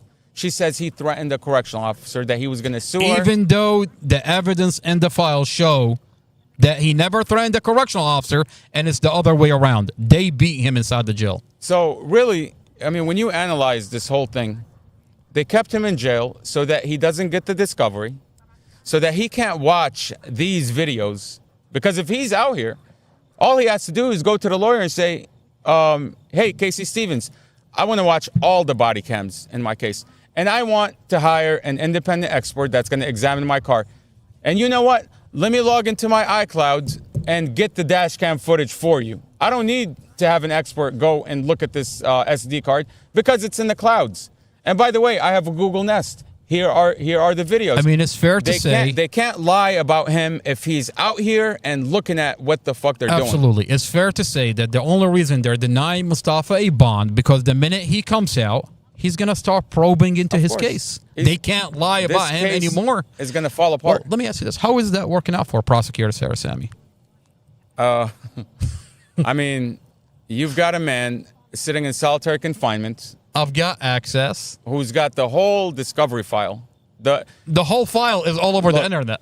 You know what's really, really crazy? All the body cams are the documents. You've got a giant platform that this community is tuning into and is looking into the falsified case of Mustafa Al-Jazari. The irony here is you tried to conceal information from one man, and by the grace of God, it's a miracle. By the grace of God, not just one man, the whole world gets to see this file. You tried to hide it, Sarah Sammy and Amy Ashworth. You tried to hide this file from one man sitting in this building behind me. And by the grace of God, the whole world gets to see what your police department and how they're tampering with evidence and how they're a bunch of criminals violating the law every turn of the way. Every step in this case, they're violating the law. What's terrifying, if you can do that in the Mustafa Al-Jazari case, you can do that to anybody. I mean, you want to say that this community is safe? How is this community safe that you've got officer crushing and staging Mustafa's vehicle? You want to say this community is safe? How is it safe when you have Officer Chad Mason admitting to a judge who's supposedly a respected judge, Judge Carol Weimer? Before he became a judge, he used to have his own practice. I mean, Judge Carol Weimer is a giant judge in Prince William County. He gets to oversee a lot of cases. If he's letting Chad Mason get away with telling him that I violated department policy, I cut and edited this dash camera. And there's no consequences? I mean, you want to? How is this community safe? I mean, God help you if a police officer thinks God help you if you step on the wrong toes. Exactly. If you look at an officer the wrong way, God help you if you get in a car accident or if you're getting in a situation where all they have to do is hold you without bond and start tampering away. Mustafa Al-Jazari lost his family in a tragic vehicle accident. And if the material fact of this case show this is a car accident. If you think everybody's family is going to quit their jobs and start stealing evidence from you think everybody's going to be able to have access into the police department server? I mean, the only reason you get to watch these body cams is because it's a miracle. I have the file that Commonwealth Amy Ashworth, that if you put in a FOIA, she's going to tell you denied. She's going to deny you access from any documents, any body cam, the dash camera in the Mustafa Al-Jazari case. She's going to tell you. It's his dash camera. I'm not going to release anything to you. Well, here I have the whole entire file, the police body cams, the document, and I'm leaking it on the internet. Now you get to see how unsafe your community is. I mean, this in Prince William County, this will not save you. If a dash camera cannot save you, this will not save you. God help you in this community. And you've got Lieutenant Governor Sears and Abigail Spanberger. All they talk about is men and women bathroom. That Lieutenant Governor Sears tells you, if I go in, I am terrified that I'm going to see a fully naked, nuded man. I mean, my question is, if she's at Prince William County, I mean, look, we'll get into it. But, you've got, before you vote into who your next governor should be, you might want to ask him about the falsified case of Mustafa Al-Jazari.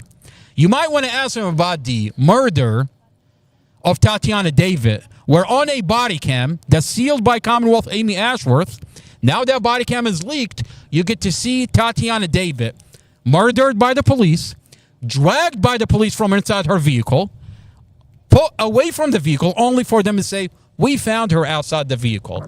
You might want to ask Abigail Spanberger about those two cases that's leaked all over the internet. Instead, Lieutenant Governor Sears and Abigail Spanberger, all they want to talk about, men and women bathroom. The bathroom. I mean, the bathroom issue, as if this is a new issue. What's with they the want to bathroom? tell? I mean, what's with the bathroom? To be honest with you, I mean, I think I'm finding out that maybe Lieutenant Governor Sears came to Prince William County and accidentally went into a bathroom and ran into Sheriff Glenn Hill. And look, we'll get into it. Let's take a break. Let's take a break. And when we come back, we're going to take a deep dive into the dash camera that Commonwealth Amy Ashworth is sealing from this community. We're going to take a deep dive into the 7-Eleven video. We're going to go into the 7-Eleven video. I want to go into the audio of digital forensic, where Commonwealth Amy Ashworth says this dash camera doesn't have audio, but then you have Officer Zaimus on the stand tell Judge Carol Weimer this dash camera absolutely have audio. And I kind of also want to go into the independent reconstructionist, what he told me at the time, and we're going to play the phone call. And why he's not responding. So if you're not getting the hint, grab your popcorn, grab your favorite blanket. We're going to be here all night. We're going to take a break. And when we come back, we'll go into all these issues. Is Mustafa okay right now? Yeah, no, he's not all right. There are new questions being raised in the case of a man charged with for a crash killed his girlfriend and her 5-year-old daughter last year. This is public area. Come after Prince William's police chief ruled the investigating officer had violated department policy. I'm not resisting. I am not resisting. The investigation revealed that Master Police Officer Drum violated department policy. Right rear tire, brake didn't engage. We were able to access evidence.com. Chief of Police Peter Newsham, are you terrified to come after me? Are you terrified to put me in handcuffs? I'm telling you, I have all your files. The minute you come after me, you have to answer for the files that I have. Files from Mustafa Al-Jazari, where every police report is falsified. I have the body cams, where it shows police officer engage in falsifying police misconduct. Is Mustafa okay right now? Yeah, no, he's not all right. There are new questions being raised in the case of a man charged with for a crash killed his girlfriend and her 5-year-old daughter last year. This is public area. Come after Prince William's police chief ruled the investigating officer had violated department policy. I'm not resisting. I am not resisting. The investigation revealed that Master Police Officer Drum violated department policy. Right rear tire, brake, didn't engage. We were able to access evidence.com. Chief of Police Peter Newsham, are you terrified to come after me? Are you terrified to put me in handcuffs? I'm telling you, I have all your files. The minute you come after me, you have to answer for the files that I have. Files from Mustafa Al-Jazari, where every police report is falsified. I have the body cams, where it shows police officer engage in falsifying police misconduct. Is Mustafa okay right now? Yeah, no, he's not all right. There are new questions being raised in the case of a man charged with for a crash killed his girlfriend and her 5-year-old daughter last year. This is public area. Come after Prince William's police chief ruled the investigating officer had violated department policy. I'm not resisting. I am not resisting. The investigation revealed that Master Police Officer Drum violated department policy. Right rear tire, brake, didn't engage. We were able to access evidence.com. Chief of Police Peter Newsham, are you terrified to come after me? Are you terrified to put me in handcuffs? I'm telling you, I have all your files. The minute you come after me, you have to answer for the files that I have. Files from Mustafa Al-Jazari, where every police report is falsified. I have the body cams, where it shows police officer engage in falsifying police misconduct. Is Mustafa okay right now? Yeah, no, he's not all right. There are new questions being raised in the case of a man charged with for a crash killed his girlfriend and her 5-year-old daughter last year. This is public area. Come after Prince William's police chief ruled the investigating officer had violated department policy. I'm not resisting. I am not resisting. The investigation revealed that Master Police Officer Drum violated department policy. Right rear tire, brake, didn't engage. We were able to access evidence.com. Chief of Police Peter Newsham, are you terrified to come after me? Are you terrified to put me in handcuffs? I'm telling you, I have all your files. The minute you come after me, you have to answer for the files that I have. Files from Mustafa Al-Jazari, where every police report is falsified. I have the body cams, where it shows police officer engage in falsifying police misconduct. Is Mustafa okay right now? Yeah, no, he's not all right. There are new questions being raised in the case of a man charged with for a crash killed his girlfriend and her 5-year-old daughter last year. This is public area. Come after Prince William's police chief ruled the investigating officer had violated department policy. I'm not resisting. I am not resisting. The investigation revealed that Master Police Officer Drum violated department policy. Right rear tire, brake, didn't engage. We were able to access evidence.com. Chief of Police Peter Newsham, are you terrified to come after me? Are you terrified to put me in handcuffs? I'm telling you, I have all your files. The minute you come after me, you have to answer for the files that I have. Files from Mustafa Al-Jazari, where every police report is falsified. I have the body cams, where it shows police officer engage in falsifying police misconduct. Is Mustafa okay right now? Yeah, no, he's not all right. There are new questions being raised in the case of a man charged with for a crash killed his girlfriend and her 5-year-old daughter last year. This is public area. Come after Prince William's police chief ruled the investigating officer had violated department policy. I'm not resisting. I am not resisting. The investigation revealed that Master Police Officer Drum violated department policy. Right rear tire, brake didn't engage. We were able to access evidence.com. Chief of Police Peter Newsham, are you terrified to come after me? Are you terrified to put me in handcuffs? I'm telling you, I have all your files. The minute you come after me, you have to answer for the files that I have.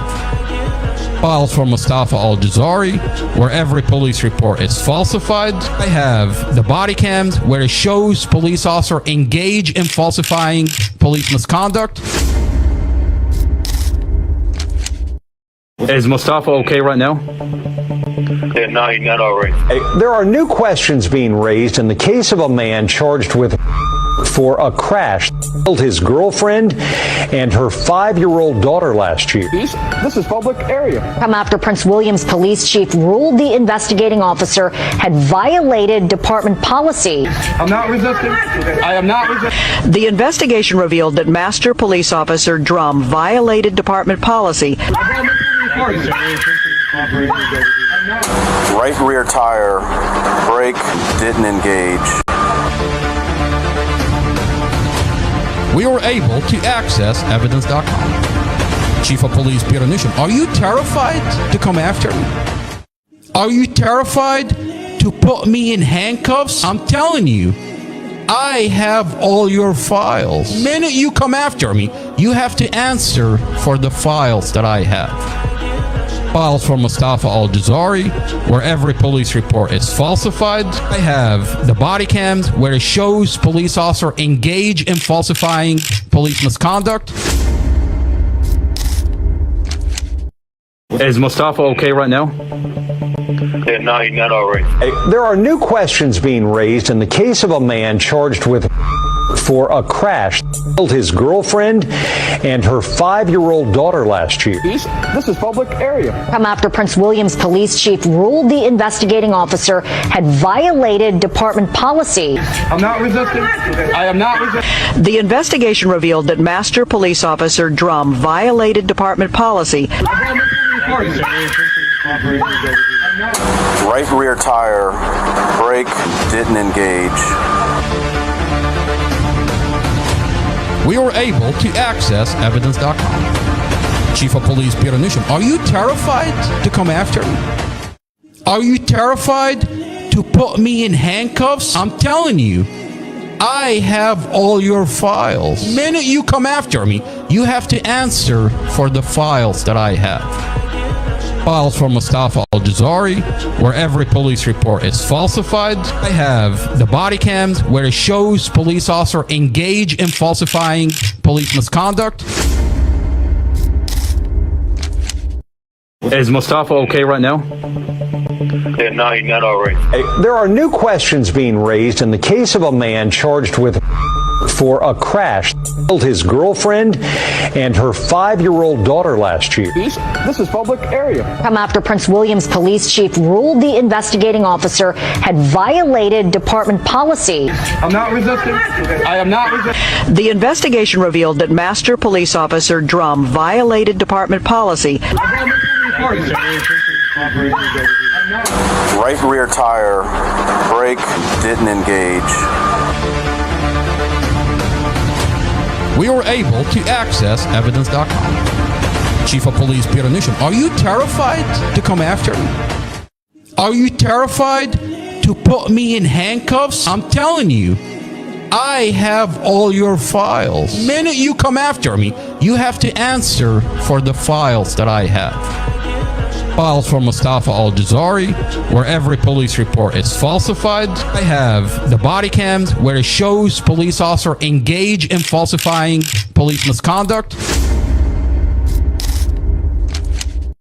Is Mustafa okay right now? Yeah, no, he's not all right.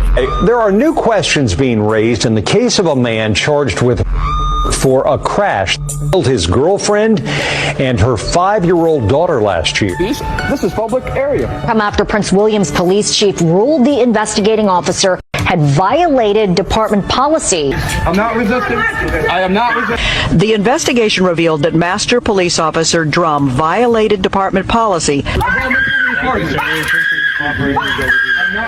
Right rear tire, brake didn't engage. We were able to access evidence.com. Chief of Police Peter Newsham, are you terrified to come after me?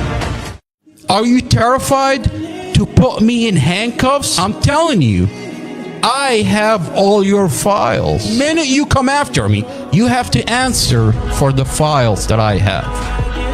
Files from Mustafa Al-Jazari, where every police report is falsified. I have the body cams where it shows police officer engage in falsifying police misconduct. Is Mustafa okay right now? Yeah, no, he's not all right. There are new questions being raised in the case of a man charged with for a crash killed his girlfriend and her 5-year-old daughter last year. This is public area. Come after Prince William's police chief ruled the investigating officer had violated department policy. I'm not resisting. I am not resisting. The investigation revealed that Master Police Officer Drum violated department policy. Right rear tire, brake didn't engage. We were able to access evidence.com. Chief of Police Peter Newsham, are you terrified to come after me?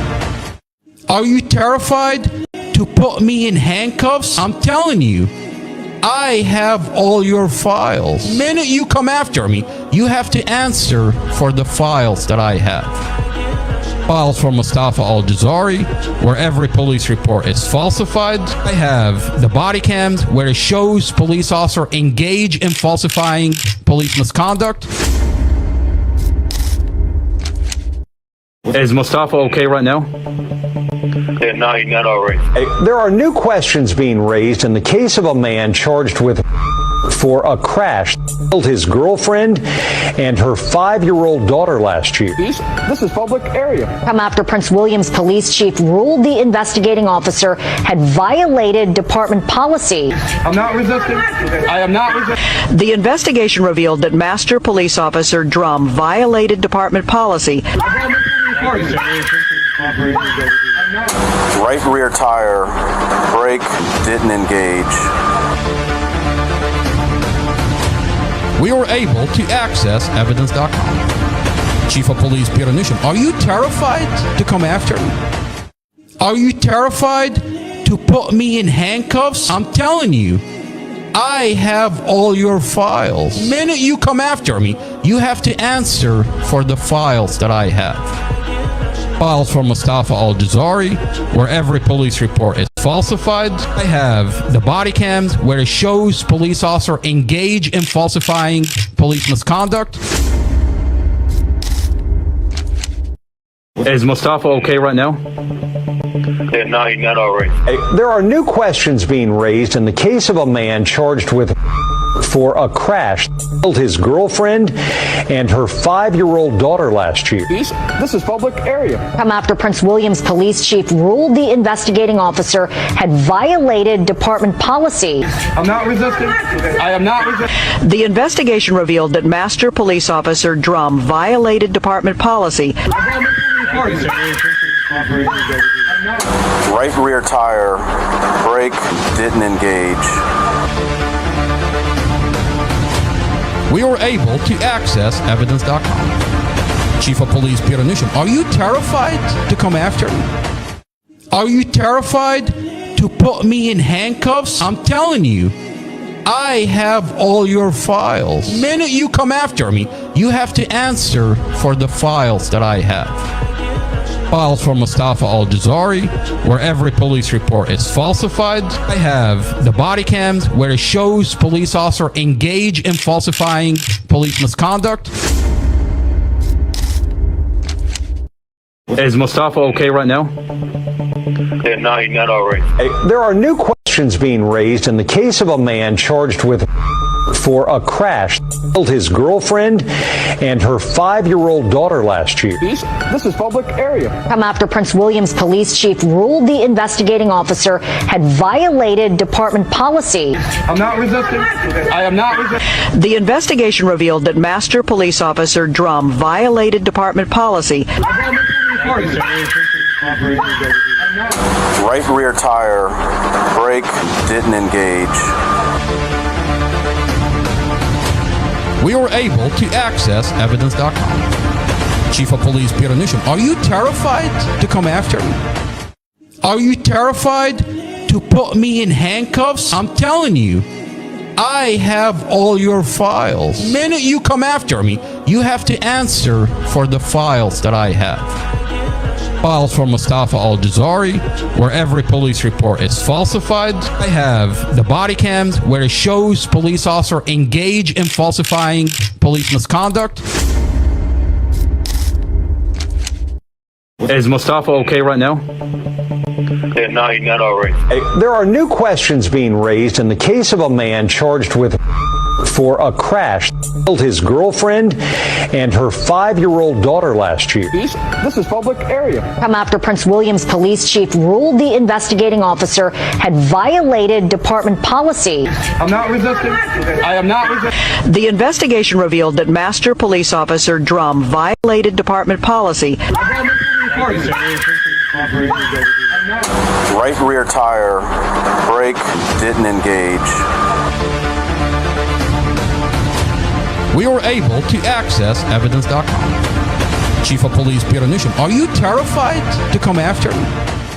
Are you terrified to put me in handcuffs? I'm telling you, I have all your files. The minute you come after me, you have to answer for the files that I have.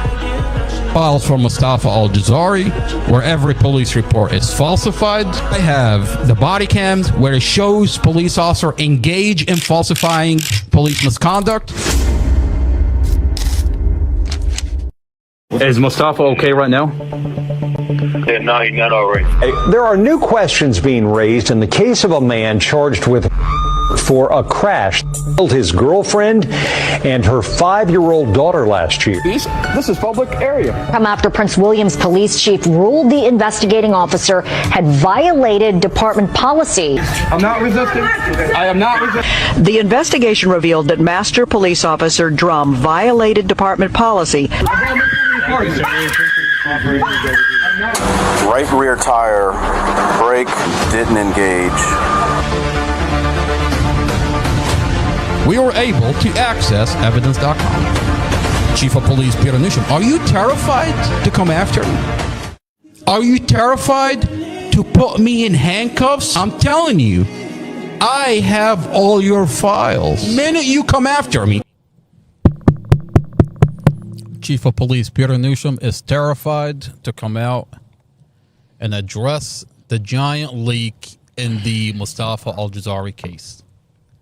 I mean, how does it make sense that you've got a guy that sits, the sheriff office is right there. That's the sheriff office. Mm-hmm. And I'm sitting here and I'm telling the chief of police, Peter Newsham, that I've got access into your police department server. That the file that your Commonwealth attorney sealed, I've got it. I have the file. I've got all the body cams. I've got the documents and I'm leaking them all over the internet. And the chief of police, Peter Newsham, is terrified to address the situation. I mean, forget what you think about the Mustafa Al-Jazari case. That is a problem. I mean, you've got sensitive documents, sensitive body cams that's being leaked on the internet, and the police department is not coming out and saying, hey, our server is compromised. That makes sense to you? And you don't have to take my word for it. The officers are compromised. The officers are absolutely compromised. You've got officers admitting that they cut and muted the dash camera in the Mustafa Al-Jazari case. I mean, is that why the chief of police is terrified to come out and address the situation? Because if he has to address me about me accessing the police department server, then he has to probe into his police officers that are admitting to cutting and muting the dash camera in the Mustafa Al-Jazari case. He has to address why this vehicle was crushed and staged. He has to address the fact that they weaponized the children in the Mustafa Al-Jazari case. Dorsey has a 9, a 10, a 14, that now I have forensic interviews where I have evidence that the police department weaponized those children. That's child abuse, by the way. Where's Romero's body cam when he interacted with the children? Where is Romero's body cam when he interacted with children? And I can tell before they walked him into the forensic interview. I can tell you Romero's body cam, Chad Mason's body cam, Robert Drum's recording with Mustafa on April 7th. Those videos are in a file that's hidden from the lawyer. Okay, and it sits right next to Andrew Margiotta's body cam. Because why did it have to take the lawyer pushing back so hard on the prosecutor, asking her, where is Andrew Margiotta's body cam? I mean, Blake didn't get it. Casey Stevens didn't get it. Elaine Jarvis didn't get it. We didn't see it. Why is there a hidden file in Mustafa's case that you have to find out on your own that this file exists? And when you do, you have to fight for it. I mean, Romero says, I record everything. Wouldn't you think that's exculpatory evidence that it should be in the server 100%. in Mustafa's file? 100%. But it's not in the server. Because think about it. Officers are openly tampering with evidence, tampering with witnesses, weaponizing children. You think Romero, the prosecutor, is going to allow Romero's conversation with the kids to just be released like that? Where he's telling the kids that Mustafa fled the scene? You're lying to children? Okay? Where you have Glenn Ford showing the kids really bad images of Empress? And then putting them through a forensic interview? It's BS. Mustafa's defense attorney is filing a Brady violation. These are crimes caught on the officer's own camera, and the prosecutor is actively working to conceal them. Tampering with evidence and tampering with witnesses are on video, and the prosecutor is actively concealing it. Mohammed, the defense attorney is filing a Brady violation in Mustafa's case. Multiple Brady violations. I mean, you have an audio there where Chad Mason says, yes, I tampered with the dash camera. I didn't know. Well, nonetheless, you did tamper with it. Okay? You chopped up Mustafa's vehicle when you didn't have to touch it. You have the obligation to preserve evidence. It's an obligation by law. You have to preserve the evidence so that we don't fucking sit here 2.5 years later and say, why does the car look like this? Why did you chop it up? Why is the steering angle missing? Where's Romero's body cam? That's the last thing you want from someone you're accusing of a crime. You don't want the community questioning the integrity of your so-called investigation. You don't want the community questioning that. The moment people start questioning the integrity and the honesty of police, I mean, you're going to have big problems. You're going to have major problems. And we're not trying to rewrite the laws here. The laws are already there. Okay, if an officer lies, you're going to jail. I want to remind everybody. If you tamper with evidence, you're going to jail. I want to remind everybody that's tuning in. Jail. If you're going to jail. I know you're going to say that. Okay. You've got officers. What we're talking about here. I mean, what I want everybody that's tuning in not to walk away with that every police officer is responsible to what's happening here. That's not what we're saying. What I'm saying here, through this platform, I'm saying I've got specific files on specific police officers that engaged in falsifying the Mustafa Al-Jazari case. I'm not sitting here telling you every police officer is responsible. I'm saying the opposite. What I'm telling you is the majority of police at Prince William County Manassas Police, Manassas Park, the sheriff deputies, the correctional officers that are behind me in this county jail, the majority serve and protect this community. But I have specific files on specific police officer that falsified the Mustafa Al-Jazari case. And we're asking for accountability. You don't have to take my word for it. I've accessed the police department server. I have the files that Commonwealth Attorney Amy Ashworth is sealing from this community, and I'm actively leaking this file on this platform. You have body cams and you have document to verify that the police department crushed and staged Mustafa's car, falsified his statements, cut and muted the dash camera in the Mustafa Al-Jazari case. And tampered with witnesses. Weaponized the children against Mustafa. Abused children. They abused those kids. Child abuse. Flat out. What I want to play, I had a beautiful interaction with a Manassas police officer right here. And it's just, I have to remind this community that not every police officer is responsible. Exactly. I had a beautiful interaction with the correctional officer that's mandating the desk before and after we visited Mustafa. There's a lot of police officers. The majority of police are serving this community.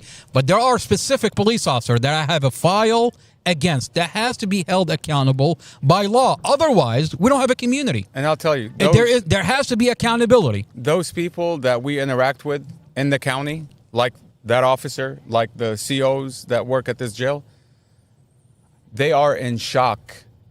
They are in complete shock. Absolutely. At what they're looking at, because they're watching this case unfold right before their eyes.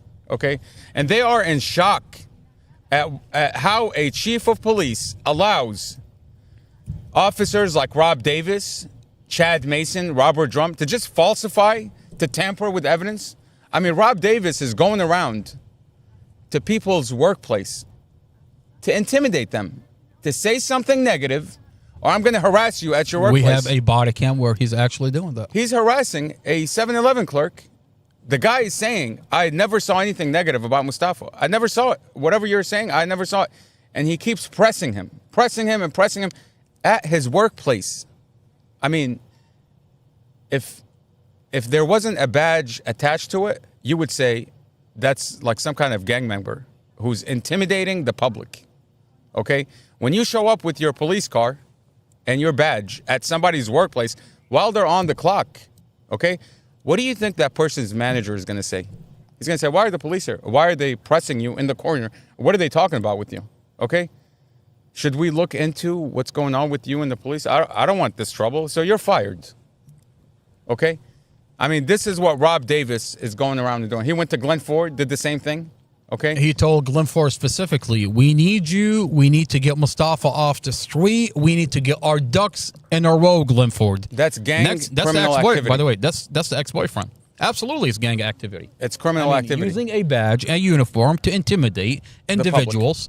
And now you have, witnesses. All of a sudden, you have the ex-boyfriend allowed into the hospital, is taking picture of the condition 5-year-old Empress it's in, goes back to the children with the help of Investigator Romero, weaponized the children against Mustafa. I mean, at one point, not only did they show them the pictures of 5-year-old Empress in the condition that she's in, they're telling the children that Mustafa fled the scene, ran away, left your 5-year-old baby sister to bleed to death. Mustafa was in a coma. That's child abuse. Mustafa was helicoptered to the hospital. By the way, but you're telling children that you're just lying? Lost their mother. These kids just lost their mom. Okay? That's all they've got is their mom. And then the police want to abuse these kids? You want to abuse these children? Just to get something negative about Mustafa? Then again, I come back to this. It sure doesn't seem like this is about a car accident. It seems like it's something different. Well, when you find out that Mustafa was suing the police for $500,000... For malicious prosecution, by the way. He was suing them for malicious prosecution. Okay? These officers knew Mustafa had a lawsuit because Rob Sermon openly talks about it.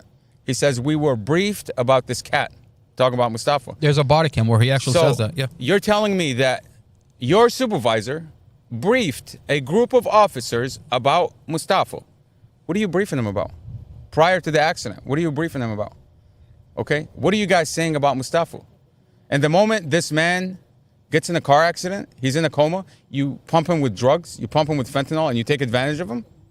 You steal his evidence. You steal the piece of protection that he installed, and then you seal it, and you take it out of context, you tamper with it, you remove the audio, you cut the video. That dash cam was purchased and installed by Mustafa for his protection.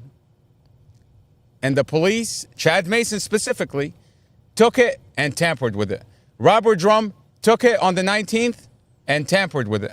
Okay. They want to tell this community that this dash camera does not have audio. They falsify Mustafa's statement. They say, Robert Drum says, you told me that you told me that you were arguing inside the vehicle. He writes that in his police report. He said, Mustafa told me he was arguing inside the vehicle. You recorded that phone call conversation at the time. Mustafa never said that.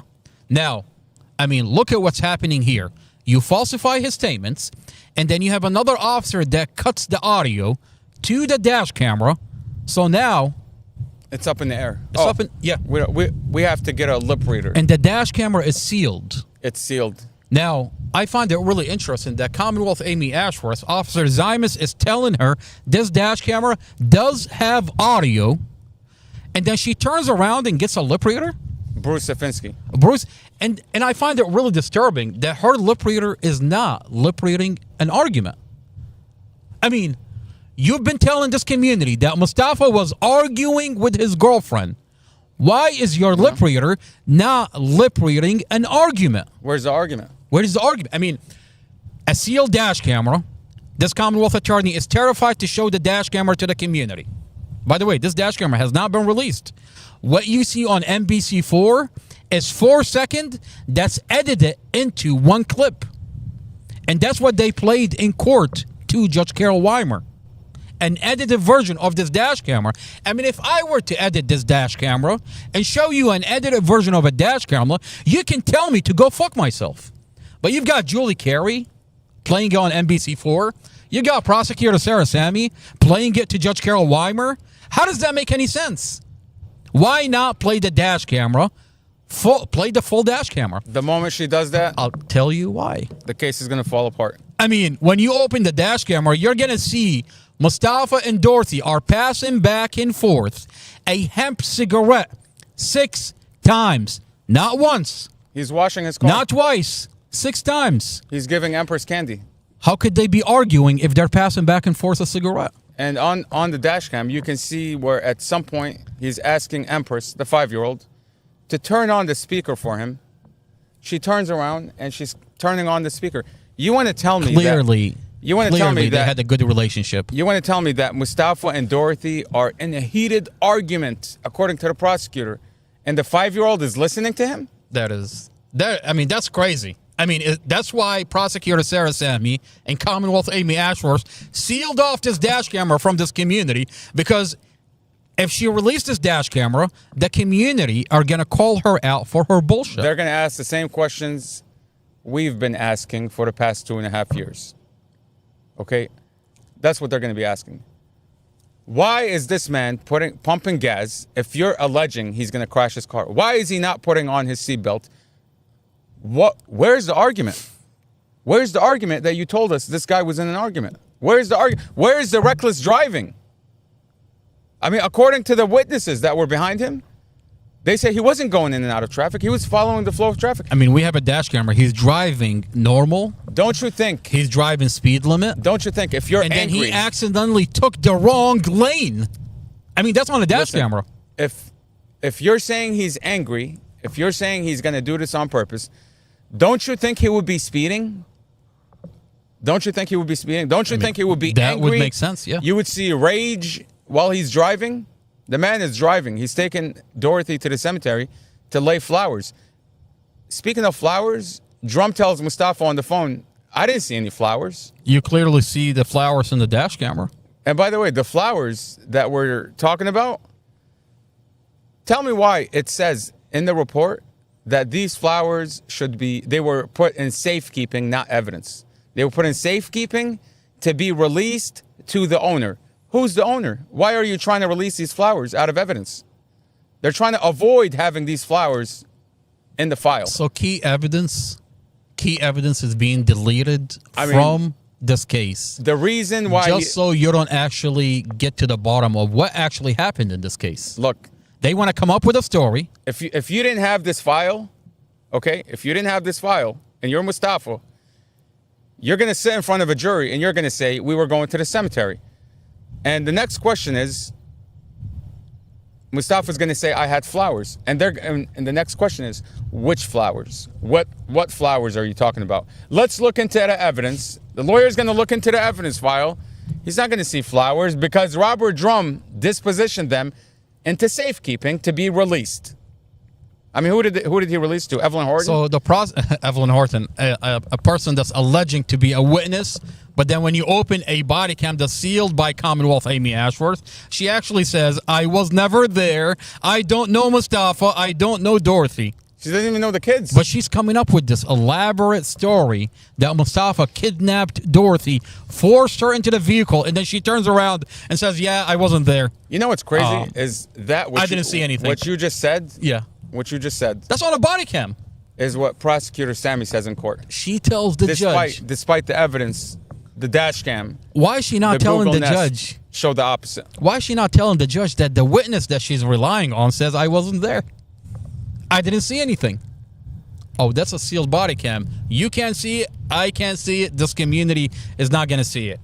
And look, they're expecting him to roll into trial. And by the way, and they're going to show the images of his car being all smashed in, cut up. And they're going to tell the jury, look how violent the crash was. And Mustafa's going to say, but I had flowers. My girlfriend asked me to take her to her mother's anniversary. The prosecutor wants to enter this dash camera conditionally, where it's not even going to show the flowers. Conditionally means they're only going to enter a couple of seconds. The Bruce Safinsky part. To the jury. The jury's not going to see the full dash camera. They're going to see a 4-second clip taken out of context, and they want to tell the jury, our expert here, okay, Bruce Safinsky, is going to tell you that Dorothy says in this 4-second clip that she wants to get out of the car and Mustafa doesn't let her out. Cut. Okay, that's it. That's it. So wait a minute. Now. Yeah. If you play this camera, 1 minute backwards from the 4 seconds and 1 minute forward from the 4 seconds, you're going to see that Mustafa and Dorothy are smoking a cigarette and they're sitting at a traffic light. Now, if you want to say you want to get out of the car, are you going to sit in the car for another minute? You're going to sit in the car for a whole minute? You want to get out of the car, right? Why are you sitting? Why are you not reaching for the door? Why are you not arguing? Why is your facial expression not showing you're in an argument? Wouldn't there be an argument prior to say, I want to get out of the car? I want to get out of the car. But wait a minute. The lip reader is not lip reading an argument. I want to get out of the car. Here, smoke this cigarette. Okay, let me get that back. I want to get out of the car. Let me get that back. Oh, you can only get away with doing that if you conditionally... I want to get out of the car. Here you go. Your turn. I mean, come on now. Like, you can only get away with doing that as a prosecutor if Judge Weimer conditionally enter the dash camera to the jury, where the jury doesn't see the full dash camera. They only get to see seconds. Snippets from the... Basically, take the dash camera out of context. Bruce Safinsky is going to come in and tell you, as a sign language expert, Dorothy says, I want to get out of the car. Cut. Okay. But, Your Honor, this is an expert. And Mustafa's going to say, but She's going to argue to the judge and the jury. This is an expert that's telling you this. Mustafa's going to say, I was smoking, we were smoking a cigarette. We were going to the cemetery. What cigarette? What cigarette? She says, I want to, according to the witness, to the expert witness, Bruce Safinsky, who's going to sit there, she says, I want to get out of the car, according to my expertise. Now, what really doesn't make sense is the police department, digital forensic, is saying, I've got a document and I've got an audio where she testifies to Judge Weimer that this dash camera does have audio. You don't have to sit here and take my word for it. Let's look at the document. I just want to say, is that fair? Yeah, I just want to say we're in Manassas, Virginia. Why does Amy Ashworth have to go all the way to Richmond, Virginia, to get an expert to say that Dorothy wants to get out of the car? That's a good question. You don't have any experts, any sign language expert locally? You have to call your friend out of Richmond, Virginia? I mean, she's from Richmond, Virginia, so it's probably somebody she went to school with. It says, hey, I mean, it sounds like someone is doing Amy Ashworth a favor. I need you to do a cover-up for me, okay? I'm going to need you to use your sign language expertise to say that this person is saying, I want to get out of the car. By the way, don't worry about it because I've sealed off the whole camera, so nobody has access to it. We're going to watch the dash camera. I'm going to give you 4 seconds, and I want you to say that the passenger is saying, I want to get out of the car. Don't worry about anything else. Nobody's going to question your authenticity. Nobody's going to question your integrity because nobody's going to see this camera. What did Bruce Safinsky do? He says, yeah, where do I sign? Where do I sign? He put his name on it. Bruce Safinsky, you ought to be ashamed of yourself. You ought to be ashamed of yourself. If you really worked hard for your degree, for your expertise, you would not just sign on the dotted line because your master told you to. You would say, if you had integrity, you would say, I want to see this whole dash camera. Exactly. I want to see the entire thing. But now you've put your buddy, Bruce Safinsky, in a very complicated situation where now he's already signed his license away, essentially. Okay? I don't know who would hire Bruce Safinsky anymore because clearly he's lying. He's a bootlicker. Okay? He's a bootlicker. Clearly he's lying in this case. I mean, think about what's going on in this case. Commonwealth Amy Ashworth, through NBC4, is telling this community that Mustafa was arguing inside the vehicle. And then she brings in a lip reader that is not saying that there's an argument inside the vehicle. I mean, we have a dash camera, and this file is sealed. It was supposed to be sealed. Okay, no one was supposed to verify what Bruce Safinsky is talking about. No one is supposed to question the narrative, and then here you have a file that's on the internet. You have what Bruce Safinsky is actually saying in this case, and he's not talking about an argument. I mean, if you're a student, where the fuck is the argument? If you're a Your student own of his, lip reader is not saying there's an argument. If you're a student of his, do you see what's going on here? I would question him. I would say, how could you sign your name onto this document to say that Dorothy said, I want to get out of the car? Apparently, the county has people on their payroll. They have puppets. Puppets with a degree, puppets with a license, just like the medical examiner. The medical examiner. Gene Maya, a medical examiner, did the same exact thing. He signed on the dotted line. Because what? Didn't ask to see the dash camera. Amy Ashworth told him. Didn't ask to see the dash camera. Sign here. Took the word of investigator Robert Drum, who just happened that he falsified Mustafa's statements. Now, if Gene Maya had an ounce of integrity, he would say, I want to see this dash camera before I disposition this medical examiner report. She ruled it as a homicide. And put my name on it. I mean, she ruled it as a homicide. A homicide based on the investigator telling you the dash camera shows such and such and such. He lied. The investigator lied about the content of the dash camera. Look. And you have a medical examiner that's just going to run with the narrative without looking at the dash camera? You know, I've never seen a medical examiner report done this way. Look. Where, based on the dash camera, this is a homicide. What do you mean? You're in your report. You say you didn't see the dash camera. You can tell. You were told by the investigator a specific narrative, and then we watched this dash camera. Clearly, he lied. Flat out lied. I mean, you know, I wonder why the medical examiner is not even talking about the airbag, the defective airbag that was deployed. I mean, wasn't there a recall? There's a recall on this. Metal would shoot out of this airbag. And the injuries are very consistent with what the recall states. Okay? Shrapnel would shoot out of the airbag, and it would cut into your skull. Okay? I mean, according to the medical examiner, this is an open shut case. We don't even have to go to court. You don't even have to go to court. The way they wrote this medical examiner report. If this medical examiner had an ounce of integrity, he would say, I'm not going to just sign blindly. I want to see the dash camera. You claim that these two were in a heated argument. Okay? You claim they were in a heated argument. And according to you, you're telling me what the dash cam shows. I want to see the dash camera. Like, why is the medical examiner even talking about the dash camera? Okay? That's a really good question. Clearly, Amy Ashworth promised these experts something. Okay? And I'll tell you what it is. She promised these experts, number one, the guy's never getting out of jail, so you're never going to hear a peep out of him.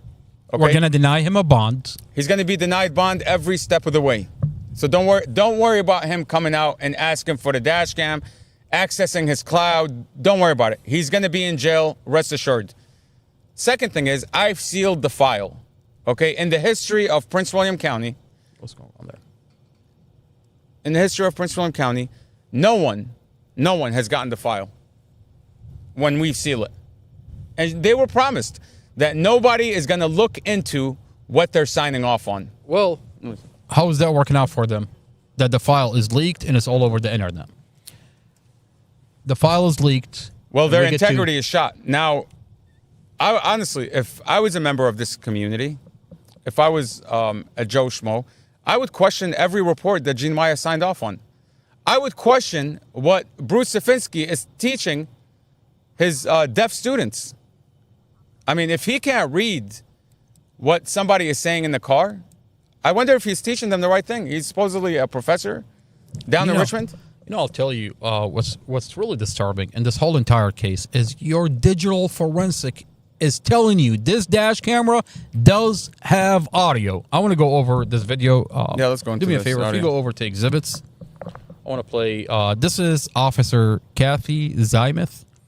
We're going to watch this video. We're going to look at this document, and then we're going to dive into the testimony, the audio testimony, where she tells Judge Carol Weimer that this dash camera does have audio. Let's get into it.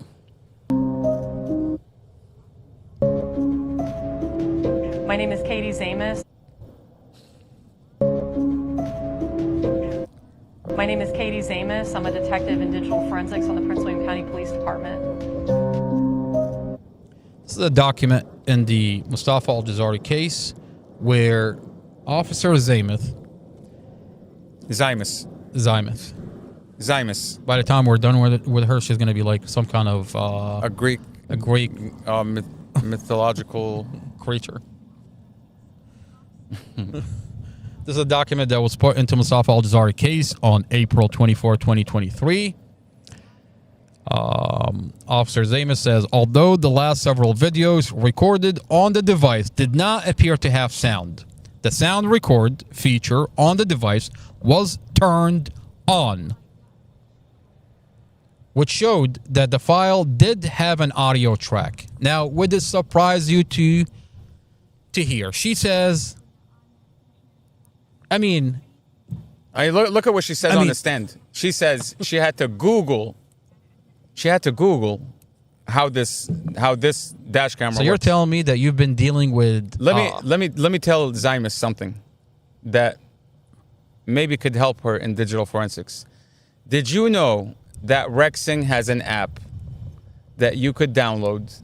She never opened it in the app, by the way. Rexing has a player called Rexing Player, where you plug this dash camera into the computer, you open up the Rexing Player for the Rexing camera, and you download the videos through the Rexing app. She's sitting here opening it with VLC, Audacity, other I could have told you. By the way, I could have told you. You could have done the easiest Google search. The first thing that would have popped up: Rexing Player, Rexing Video Player. Rexing is a very famous company. By the way, famous company. If you were to buy a dash camera, you can go to your local Best Buy, and this dash camera is just about $500. This is not like Chinese crap. This is like American made. You're not getting it off of Amazon. You're getting it at your local Best Buy. It's almost a $500 dash camera. Headquarters is in New Jersey. So for a digital forensic to say that she had to Google. I had to Google. I don't know. This is a well-known dash camera. You could have just went to Rexing.com and then went under software and downloaded the player. How hard is that? But you're the expert. Okay, so Kathy is the expert. Kathy is the expert. Chain of custody. we'll go back to the chain of custody, department policy. When you find a dash camera, you take the dash camera, chain of custody, you give it to digital forensic. Digital forensic is why would you give it to digital forensics? To protect the integrity of the dash camera, the files. Okay, what you do, you copy and mirror the files. You mean to tell me that officers that show up to a scene, they don't just take digital evidence and plug it into their own phone, into their laptop? Apparently, that's what Chad Mason did. They don't take it home and start messing around with it? And he testified this to on the stand to Judge Carol Weimer, and Judge Carol Weimer is entertaining it. By the way, what Chad Mason did on April 5th is the equivalent of saying, I took Mustafa's dash cam home, plugged it into my computers, my laptops, I messed around with it, and then came back 2 days later and just put it back in the car. That's the equivalent. That's called tampering with evidence, okay? There's a reason why police departments have policies and procedures that you follow. In the case where someone does go to trial, you want the integrity of the evidence protected. Mohammed, the problem here is this dash camera today, the Commonwealth attorney is telling you it doesn't have audio. It stops before impact. It has 17 frames missing from the camera facing inside the vehicle. That's the problem here. I mean, the next thing I want to hear is the dash camera has a mind of its own. And that day it was tired. It was tired. It wasn't feeling so well. And it said, you know what? Today I'm not going to record audio. And if I get in a car accident, I think I'm just going to close my eyes before the accident. Mohammed, I ran into a good friend of Mustafa just the other day. And he asked me, what does that mean? That the dash camera cuts off before impact. So I think it's, instead of just saying that, for those that are not tracking what I'm talking about, let's play the dash camera. I mean, what Chad Mason did, I mean, he testified that he violated department policy. That despite of the chain of custody, he didn't follow the chain of custody. That when Zaimus got this dash camera, apparently Chad Mason already uploaded the files to evidence to the department server, to the police department server. So what's the point of going through the chain of custody? What's the point of Zaimus talking about I copied and mirrored to protect the integrity of this dash camera? There's no point. Because Chad Mason took possession of the files, downloaded the files, sat on them for 2 days, then got a warrant 2 days later, and now you have a dash camera that's cut before impact, has no audio, and it has 17 frames missing. Mohammed, if you do me a favor, if you go over to exhibits. I just want to say this. We just saw that document where she says she opened it in VLC, she opened it in Audacity, she opened it in another program. Look, if digital forensics can't seem to open this dash camera right, and this is digital forensics. I mean, this is like, at Prince William County, this is like, Kathy Zaimus is top of the line when it comes to digital evidence. If she can't get it right, you think Chad Mason did it right on his laptop? That's a very good point. I mean, the question here is, if she can't get it right, and this is the expert. The question here is, Judge Carol Weimer is listening to Officer Chad Mason tell him, I cut and muted this dash camera. He tampered with the evidence. I mean, he's flat out telling him. Okay. I mean, today you have a dash camera that has no audio and is cut before impact. And you have an officer that's telling him, I violated department policy. Wouldn't you think? And then you have another officer that's telling him, absolutely, this dash camera does have audio. As a judge, when Mustafa's defense attorney puts in a motion to hire an independent expert to go in and inspect the SD card that Officer Zaimus says it has audio, wouldn't you think, as a judge that's impartial in this case, would be letting that motion go forward? Instead, you have Judge Carol Weimer wants to block this motion, and he tells him, can we hear this in October? What do you mean? You have a guy that's sitting in solitary confinement for the past 2.5 years, and you're hearing testimonies of officer telling you, we tampered with Mustafa's dash camera. If I didn't know any better, I would say that judge is covering up for the officer. For 2.5 years, evidence showed that they crushed and staged Mustafa's car, tampered with the dash camera, weaponize the children. I mean, we're sitting here. The whole entire podcast is about Judge Carol Weimer under the microscope. There's home videos that are going up on the internet that show what prosecutor Sarah Sammy says about Mustafa, that Mustafa is abusive to the children, abusive to Dorothy. The Google Nest video show otherwise. It shows it's a beautiful relationship. And this judge is protecting the police department, is protecting the prosecutor, who's clearly lying about Mustafa. He's blocking the motion from going forward. I mean, how does that make any sense? You want to tell me Judge Carol Weimer is impartial in the Mustafa Al-Jazari case when he's blocking the SD card on this dash camera to be inspected by an independent expert? Sounds like he's got his hands in the cookie jar. Brad Haywood? Brad Haywood is... Why does Brad Haywood have to fight to get the SD card? Shouldn't he be able to go down to the prosecutor office and tell her... just get the SD card without emotion. I mean, does this prosecutor not want to get to the bottom of this case? What is she so terrified that... Why is she so terrified from the audio? Because the moment the audio comes out from this dash camera, the prosecutor's a liar, the police lied, and you've been holding a man in solitary confinement for 2.5 years over lies. When Amy Ashworth, from day one, could have hired an IT expert to get this audio.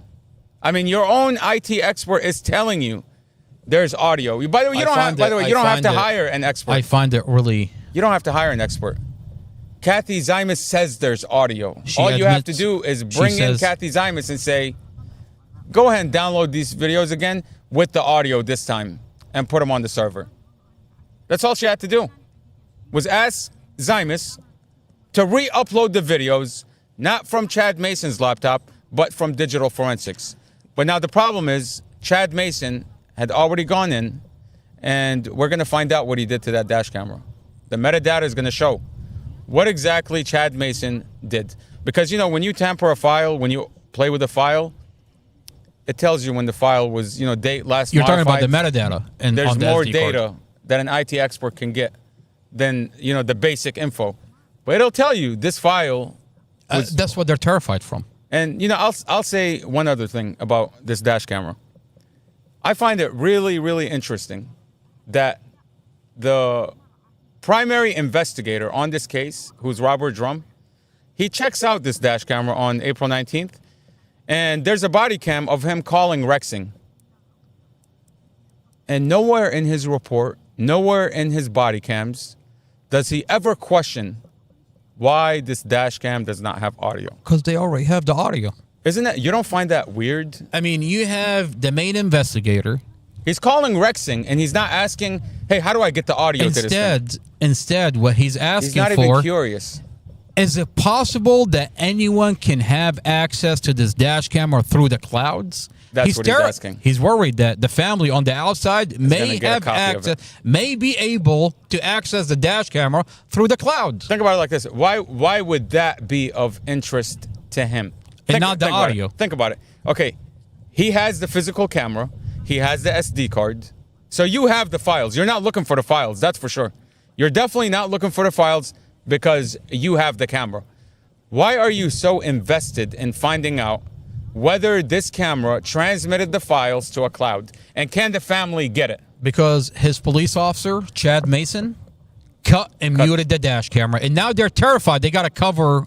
they gotta make sure that, hey, we gotta make sure that, hey, is it possible that if the family on the outside gets it through the cloud, maybe we're busted for doing what we're doing? Let me make a point. Let me circle back around, okay, and make a very, very specific point.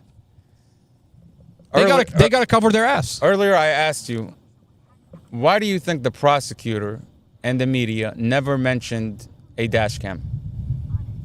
For a whole year, they were waiting. For a year and a half, they didn't talk about the dash camera. They were waiting for us to see if we released the dash camera from the cloud, okay?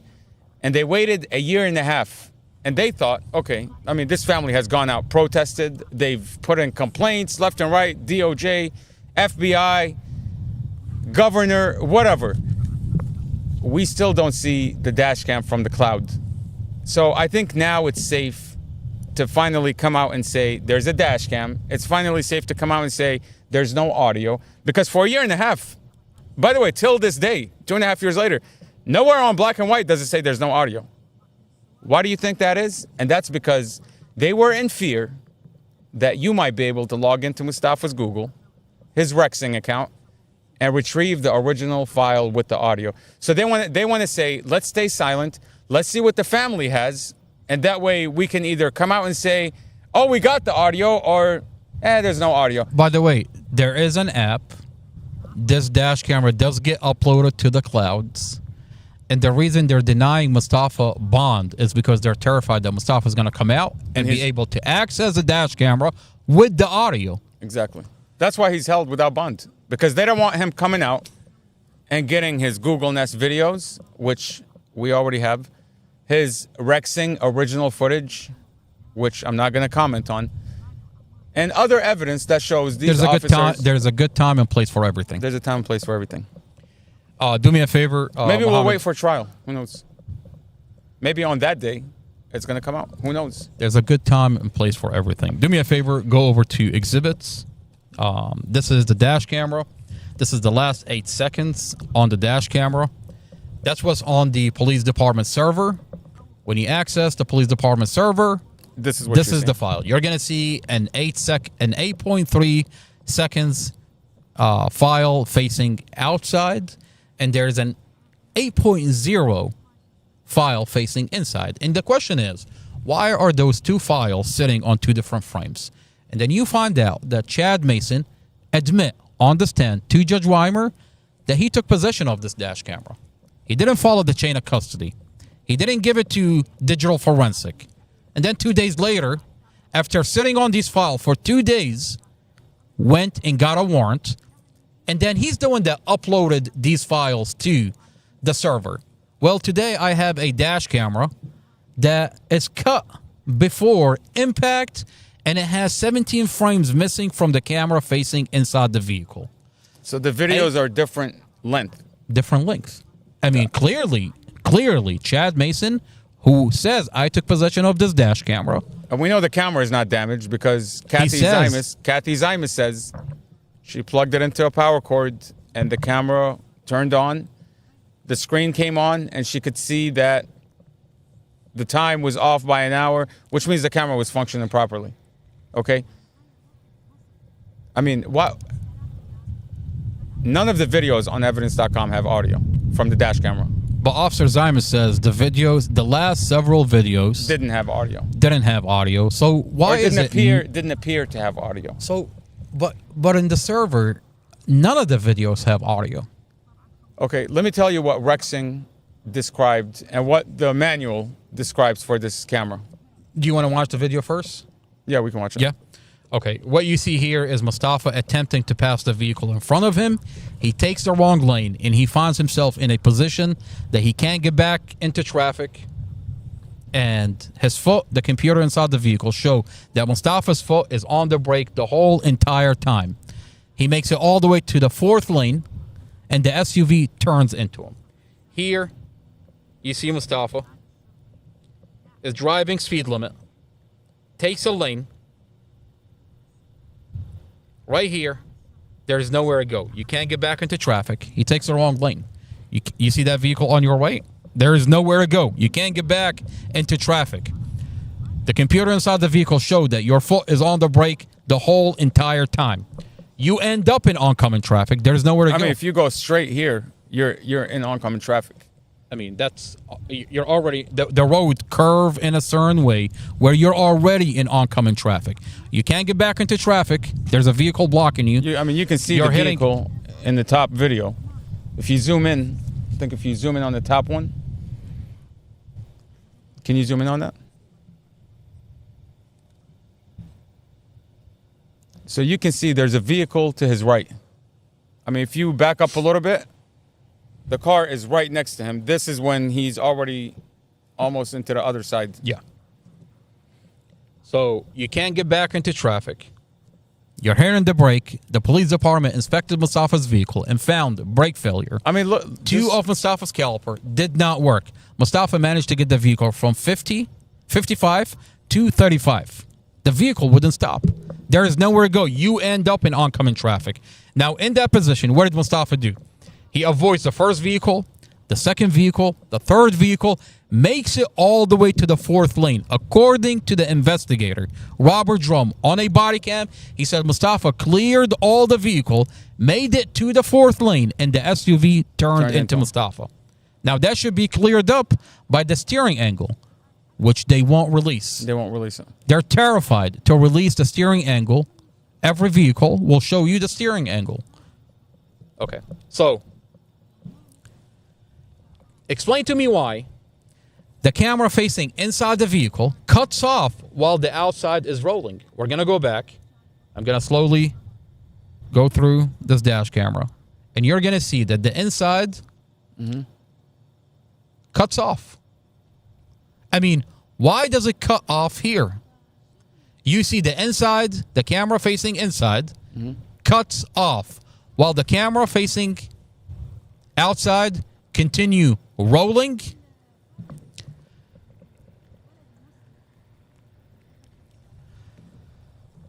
Chad Mason clearly cut this dash camera.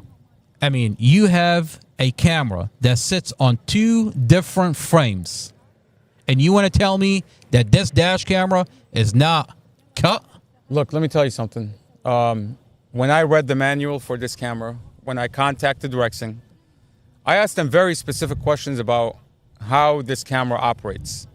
Okay, what does the software do? I mean, Mohammed, this camera cuts off before impact. There is no impact. The camera stops. And Chad Mason says the wire is cut. How? Exactly. How is the wire cut? Did the wire get cut before or after? Like, does that make any sense? You can clearly see Mustafa and Dorothy. Okay? You see Mustafa's hand. You see Dorsey's hands. The airbag did not deploy yet. Okay?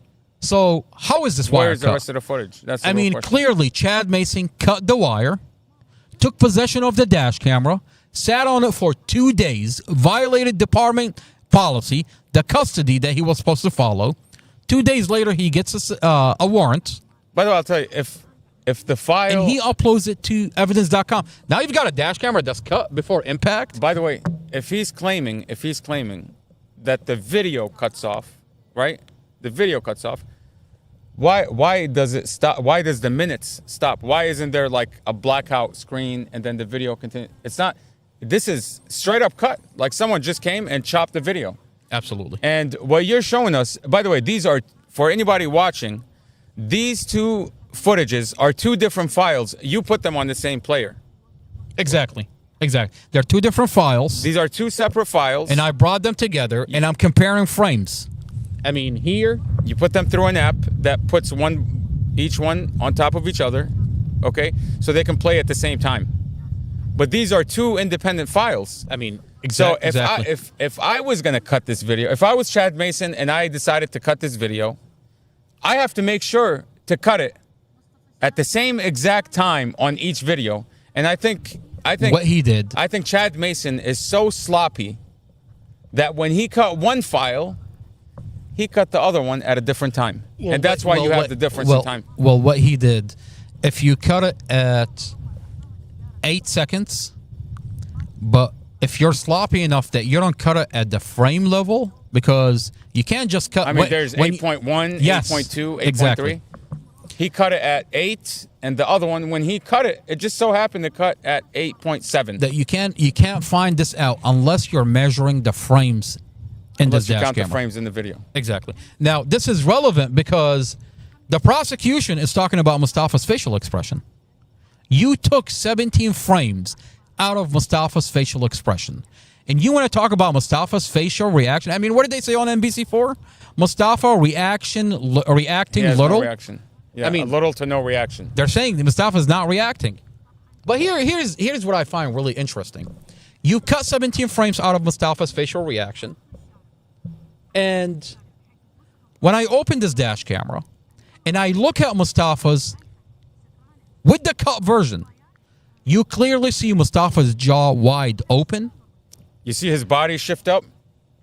As you know, when you push the brake pedal, Robert Drum specifically says that Mustafa did not have his body didn't shift at all. You know, when you push the brake pedal to the firewall, your body shifts up. And if you watch that video, you can clearly see that his body tenses up, his body shifts up, and he has his tongue in his cheek. He's reacting in panic to this vehicle accident. His jaw is wide open. He's sticking his tongue. But you're not supposed to be able inside to his verify cheeks. that. You're supposed to go off what Robert Drum wrote. And Robert Drum says, I saw no reaction out of Mustafa. I mean, they seal off the body cam. There's no way for you to verify. They seal exactly. They seal off the body cam, and they come out with a narrative. They cut and mute the dash camera, seal off the body cam, whatever they have, whatever they seal it, and now they want this community to just take their word for it. They want Mustafa, when he goes before a jury, they're going to show this video that Chad Mason cut. He cut it before impact for a reason.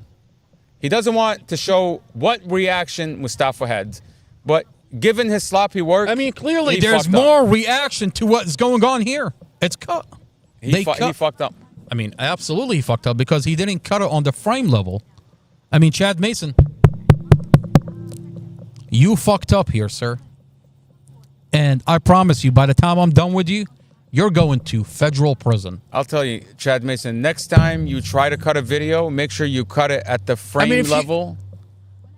Cut it at the frame level. Make sure you count the frames.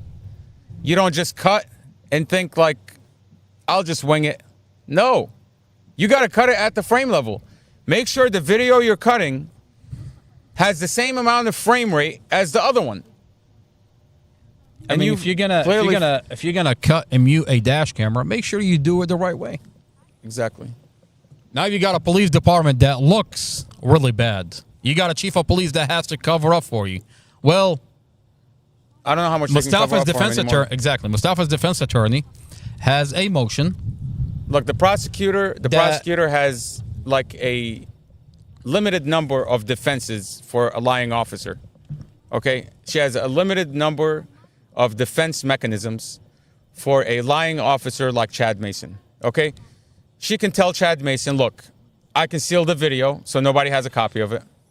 Okay, I can get the sheriff to make sure nobody's in the courtroom so nobody records your testimony. I mean, Sheriff Glenn Hill brings in this giant machine to make sure that no one is recording inside the court. But let me tell you. But here we have the audio. So that's option one. That's option two. And the community is listening. That's option one. That's option two. Yeah. Option three is she's going to flat out say, Chad Mason really dropped the ball. He fucked up, and I want nothing to do with him. Option three. Chad Mason, you're at option three, where Amy Ashworth is going to say, look, I tried to seal it for you. I tried to make sure nobody hears the testimony in the courtroom. I tried to get Weimer to cover up for you, but I'm limited to what I can do to help you.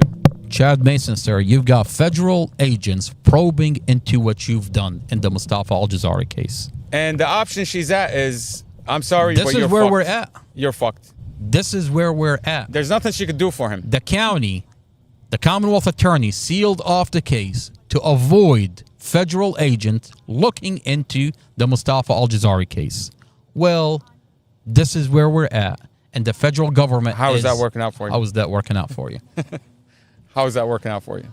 On that note, tampered with evidence. How is that working out for you? The whole file is all over the internet. And I guarantee you, amongst his little group, Rob Davis, Sermon, Surdan, they're all laughing at him. They're looking at him like, hey, what a fuck up. You told us that you got this. That you got this. Watch how I'm going to get away with cutting this dash My camera. name is Chad. I've got a white wife. I used to work for Homeland Security. He didn't work for Homeland Security. He just went to school for Homeland Security. You're kidding me. Yeah, I swear. He didn't That work is for crazy. him. So wait a minute. You used to be a police officer. You go to school for Homeland Security only to come back as a police officer? He should have taken IT classes to at least know how to cut videos. At least you... Well, he knows how to cut videos. He just doesn't know how to cut them and hide it properly. If you're going to cut a video, cut it at the frame level. I mean, Chad Mason... Not at the seconds. Chad frame. Mason should have went to school for IT so that when he cuts a video, at least he can try to get away with it. He doesn't need the help of Amy Ashworth to seal, to talk to the judge. In his defense, he sat on it for 2 days. You don't really think he got help? He's going to be sitting on something else. And you're talking about jail, jail. In prison. Jail. He's going to jail. He's going to Not be sitting jail. on an SD card. Jail. 64 Well, gigabytes. apparently Mustafa's defense attorney, Brad Hayward, got an independent expert and has a motion that's moving forward, and they're going to extract the SD card out of his asshole. Chad Mason, spread those cheeks, buddy. We're going to get that SD card right out of those ass cheeks. And don't tell me you've never done this before. Would you say you look like the guy? Would you say he's an SD card reader? My question is, he's got a. My question is, he's got a white wife. He doesn't know what an SD Look, card hold on. is. He's a Chad. His name is Chad. He's got a white wife. I can promise you, he's the wife in the relationship. Look at those body cam. Tell me the way he interact on the scene that he's not the wife at home. What's that line? He's says? the wife in the relationship. We're gonna get you some help, okay? I got a video. You heard it when he's like, "I'm gonna get you some help, okay?" I'm telling you, I swear to God, he thinks he's a blonde. He thinks he's a blonde.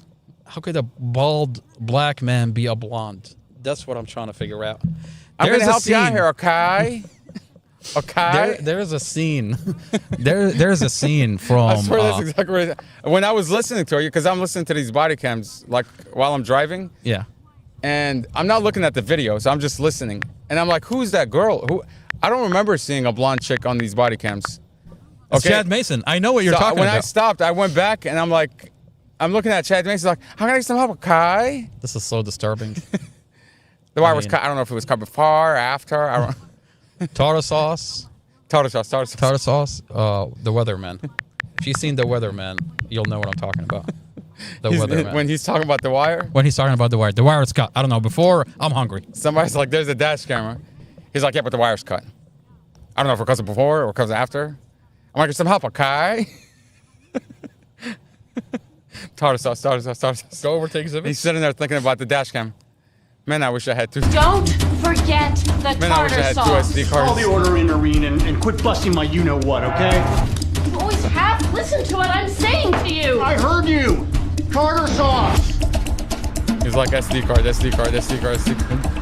Cut the wire. Man, I wish I had two dicks. Tartar sauce.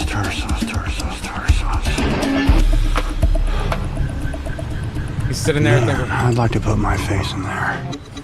Right in there. Tartar sauce. My hips are cold. Tartar sauce. That's when you know it's cold. I like eating pussy. Tartar sauce. A lot of guys don't. Well, maybe they do. Maybe that's just black guys. Tartar sauce. There we go. Anything else? No? He forgot to cut the frames. They were out. They apologize. Don't. This is the, tell me that's not what this looks like. This year, we opened You two should find new a way to put the restaurants same music. while running The same music. 5 others. I can take that Five video, other put the other restaurants. video, So and play the we same turned music upward. next time. We found freelance. You got a thing? No, there's this first rotate up there. How about cameras? We got any cameras? So they have a dash camera on the. We got car. Target. Yeah, but Target's this a dash cam. Target's gonna pick up big time. Is it still running? Can't. No, the cable's broke. So it could be. I don't know if it was broke before or broke now, but it's broke. I am starving like motherfucker. I'll get you some food in a minute. I just need water. I'm starving. Just water. God, I have a case. I have a whole case of water. I would be starving too if I just cut a wire on a dash cam. I was just getting. I would want to get my mind off. I would want to get my mind off of how I tampered with this evidence. Okay, that I would be really hungry all of a sudden. You know what I find really interesting? So that reaction is so disturbing. So you want to tell me he tells you the wire is cut? How about Target? It has a camera. Oh, the wire is cut. There's a dash camera. How about Target? It has a camera. There's a dash camera inside the car, but the wire is cut. I don't know, before, after. And then they don't even check on the Target camera. And then they let the officer take possession of the dash camera by himself. You can clearly see after this that Chad Mason goes to the car. I don't know if you have the clip, but there's. I think. I know what you're talking about. There's another officer. So they have. There's another officer. Here's my question. My question is, Dash cam on the. We got car. Target. Yeah, Target's Target's going to pick up big time. Is it still running? There's you can visibly see the body cam on the officer. You got think. No, there's the first rotate see up the there. body How about cam on the cameras? officer? We got any cameras? So they have a Chad dash cam on Mason the. is We got clearly Target. is clearly wearing a body-worn camera.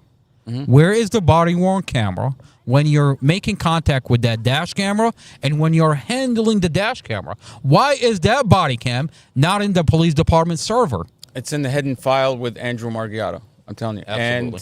And Romero and Robert Drum. I mean, you didn't see Robert Drum's recording. Where is the recording from body cam of Robert Drum when he talked to Mustafa? Why is the whole relying on your recording? Why is she relying on my recording? Target's going to pick up big time. Is it still running? Can't. No, the cable's broke.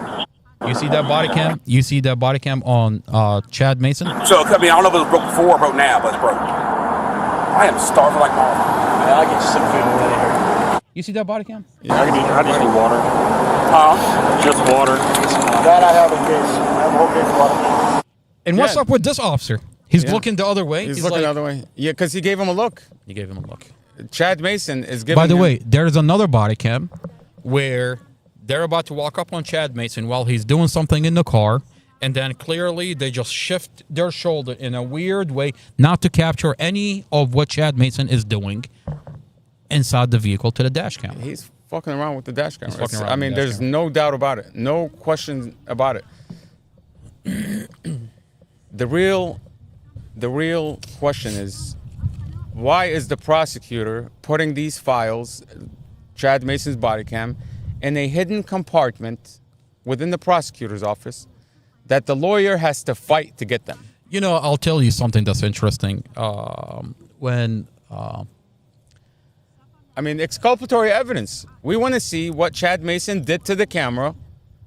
We want to see what you did to the camera when you entered Mustafa's car. Okay? What did you do to it? Did you cut it with your pocket knife or did you rip it out? Which one is it? I mean, this is a picture. Did you cut it with your pocket knife or did you rip it out? Which one is it? Like, I mean, just tell us. Which one is it? I mean, doesn't make sense. Can it be both? Can you have ripped it out and cut it at the same time? Well, it looks like the wire. It looks like the wire is cut. I have a wire that's cut. We have a wire that's cut like what is it called? A slice. A wire that is sliced. This is the wire. Sliced off. Let's go through that. This is a picture. This is Mustafa's car at the police impound. I want to zoom in on the wire. Let's zoom in on the wire. Yep, right there. That's a clean slice. Okay, this is not like you can't say that's what was connected to the dash cam, because we all know the dash cam still had the metal connector attached to it. We all know. I mean, look at that dash cam. Look, the metal connector from the charger. I've got a better picture, by the way. It's still connected to it. Let me give you a better picture. Okay, there we go. Right there. Okay. What is that? Look at that. So you would say that there's a plastic base that goes around it, and the metal piece came off the plastic base. So when we look for a wire, we are looking for a wire that's a little bit fatter because it holds that metal into it, the housing for it. And that's not what we see. It's not adding up. It's not adding up. Okay. When it doesn't add up, something stinks here. Someone definitely stinks here, especially when you have Judge Weimer entertaining the whole bullshit.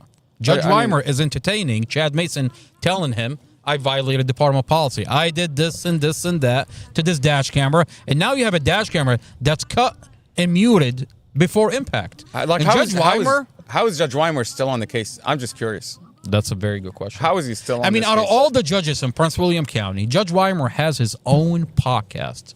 Not another boring podcast. Mustafa through the police body cams that you, Judge Weimer, sealed off. Judge Weimer under the microscope.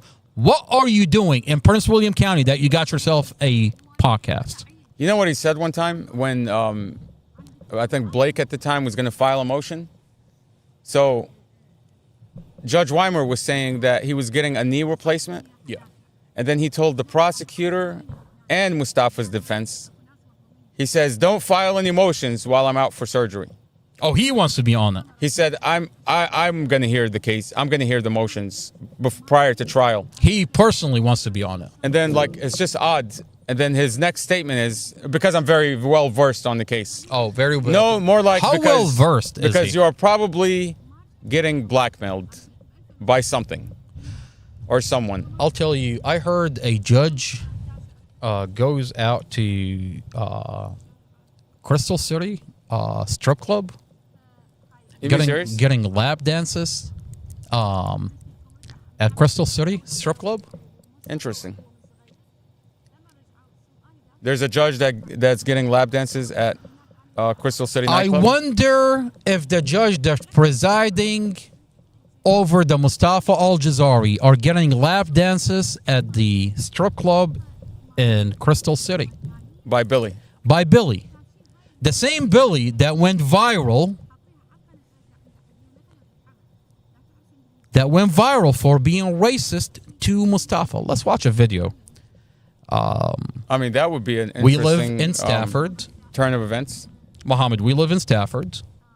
And Mustafa goes out. That's why his knees are getting replaced? Mustafa lives in Stafford. He goes out to Crystal City, where it's really busy, and he promotes his business in that area. One day, a club owner, a specific club owner, came out and was very racist to Mustafa, breathing down Mustafa's neck, and is attempting to remove Mustafa off a property that he did not own. From public property. I mean, that video went viral because it looks racist. And in our community, this community does not stand for racism. That video went viral. Over 9 million people saw that video. Well, that interaction, this individual, fast forward to a month later, Mustafa met Dorothy, his girlfriend. Just happened that we find out 2.5 years later that Dorothy's 16-year-old daughter, who's separated by CPS, lives with her dad. Her dad pierces all the strippers to Billy. That she strips at Billy.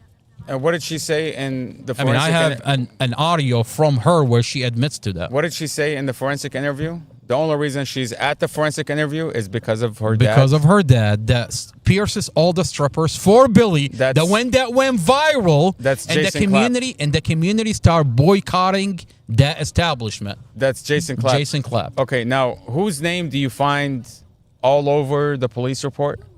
Jason Clapp. Jason Clapp's sister. Oh, Jason Clapp's sister. That's who was on Facebook going around trying to get statements from people. Glenn Ford. I mean, they're putting out this narrative on April 5th. Jason Clapp's sister, the piercer for the strippers for Billy's Club, his sister, the piercer's sister, is on the internet going around spreading misinformation about Mustafa, saying he was abusive. He did it intentionally, but before the police. I mean, this was all... The problem I have here... And then you find out Billy... is the presiding judge... Billy pays the Prince William County Board of Supervisors. The problem I have is the presiding judge, Judge Carol Weimer, are getting lap dances at a club of an owner that had a giant problem with Mustafa. Let's play the video. I mean, that's crazy. Keep it up. I mean, here is... by the way, the Commonwealth attorney, the judge is absolutely compromised. And here's my point. If you bring allegation against an individual, against anybody, it's called defamation. We know that the prosecutor and Commonwealth Amy Ashworth are monitoring this podcast. Now, I should be sued by Judge Carol Weimer or by Billy, the club owner, if these allegations were not true. But the fact that they're not bringing any lawsuit of defamation, what does that tell you? I mean, I'm sitting in front of the sheriff's office. The county jail is right behind me. And on a public platform, I'm telling you that the judge in the Mustafa Al-Jazari, Judge Carol Weimer, are getting lap dances from a club that has a giant problem with Mustafa. And it's very possible that paid money into getting Mustafa getting beaten up inside this jail. Mustafa was beaten up by a correctional officer inside this jail. I have a video where a correctional officer entered Mustafa's cell, dragged him unconscious and half naked into another cell where they beat and abused Mustafa. And they took pictures of Mustafa. You know, and now you want to tell me? I mean, let's watch the video. I wonder if that's the reason why Judge Weimer didn't grant me my injunction when I was trying to take Mustafa to the hospital. Oh, that's right. You had the whole entire motion with 3 hours. 3 hour with Judge Carol Weimer. With Judge Carol Weimer. And all you wanted is to get Mustafa to go to the hospital. And he denied it. After they beat him inside the jail. And I showed him evidence. Well, if he's getting lap dances at a club owner that has a problem with Mustafa, that explains it. Let's play do me a favor. Let's play this video. God damn it, I'm telling you, you're gonna fucking go. This is Billy Bain out of Crystal City, the strip club in Crystal City. Billy Bain Jr. Arlington, Crystal City. Billy Bain Jr. You're gonna assault me? You're gonna fucking get off my property. How many times I have to tell him, officer? Get the fuck off my property. Get the fuck off it. I got this whole thing on video. You're good. Get the fuck off my property. You get the fuck off it. You're gonna go to jail, bro. Yeah, you watch who goes to fucking jail. How many times have you heard how many times I've told him? And you'll fucking see where we're standing. Get the fuck off my property, motherfucker. Bitch, stop standing. Fuck you. Get off the fucking keep it. By the way, you clearly see Mustafa is attempting to de-escalate. He's taking steps back. And by the way, what is Mustafa doing? This is public property. This is a public easement. Billy does not own the property. And then comes out of nowhere, is breathing down a Mustafa's neck for making a fucking living. This video went viral at the time. The community started boycotting this establishment. And I wonder why Billy is upset about Mustafa selling a goddamn heat warmer in front of his club. Oh, the word around the neighborhood is that Billy sells drug out of that club. Oh, he's paying the police department a good amount of percentage. Well, we know he's paying the Board of Supervisors for Prince William County, who oversees the police department. Who oversees the police department. Who hired Chief Newsham. And now you're talking about a presiding judge. So he owns the police. He owns the police. In Prince William County. Well, you know, I mean, the details that's coming out of this case, a month into that situation, this happened in December 2024. A month later, Mustafa meets a girl. Her name is Dorothy. And just happened, now we're finding out 2.5 years later. Dorothy has a child with Jason Clapp. With Jason Clapp, who pierces.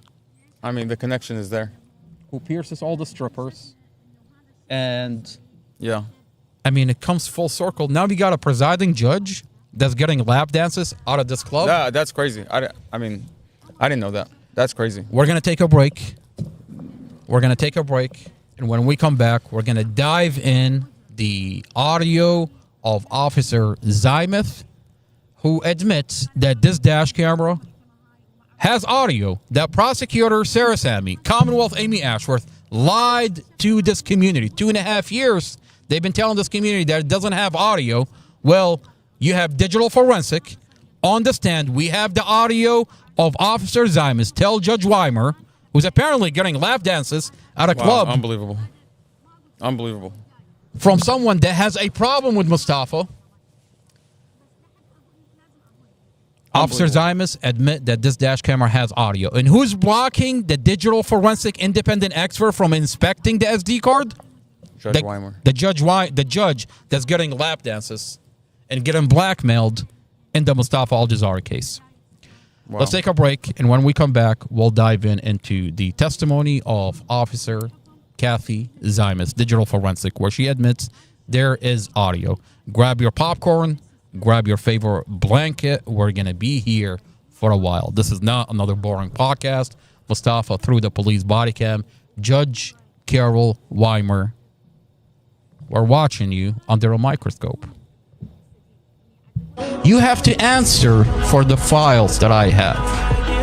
Files from Mustafa Al-Jazari, where every police report is falsified. I have the body cams where it shows police officer engage in falsifying police misconduct. Is Mustafa okay right now? Yeah, no, he's not all right. There are new questions being raised in the case of a man charged with for a crash killed his girlfriend and her 5-year-old daughter last year. This is public area. Come after Prince William's police chief ruled the investigating officer had violated department policy. I'm not resisting. I am not resisting. The investigation revealed that Master Police Officer Drum violated department policy. Right rear tire, brake didn't engage. We were able to access evidence.com. Chief of Police Peter Newsham, are you terrified to come after me? Are you terrified to put me in handcuffs? I'm telling you, I have all your files. The minute you come after me, you have to answer for the files that I have. Files from Mustafa Al-Jazari, where every police report is falsified. I have the body cams where it shows police officer engage in falsifying police misconduct. Is Mustafa okay right now? Yeah, no, he's not all right.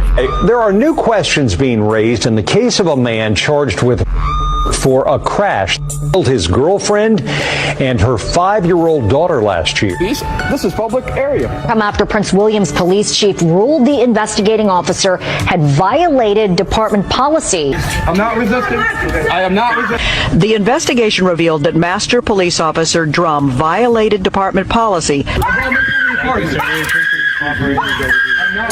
Right rear tire, brake didn't engage. We were able to access evidence.com. Chief of Police Peter Newsham, are you terrified to come after me? Are you terrified to put me in handcuffs? I'm telling you, I have all your files. The minute you come after me, you have to answer for the files that I have.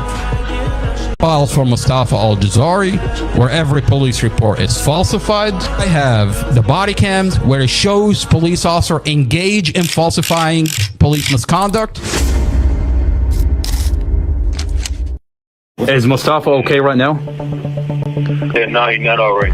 There are new questions being raised in the case of a man charged with for a crash killed his girlfriend and her 5-year-old daughter last year. This is public area. Come after Prince William's police chief ruled the investigating officer had violated department policy. I'm not resisting. I am not resisting. The investigation revealed that Master Police Officer Drum violated department policy. Right rear tire, brake didn't engage.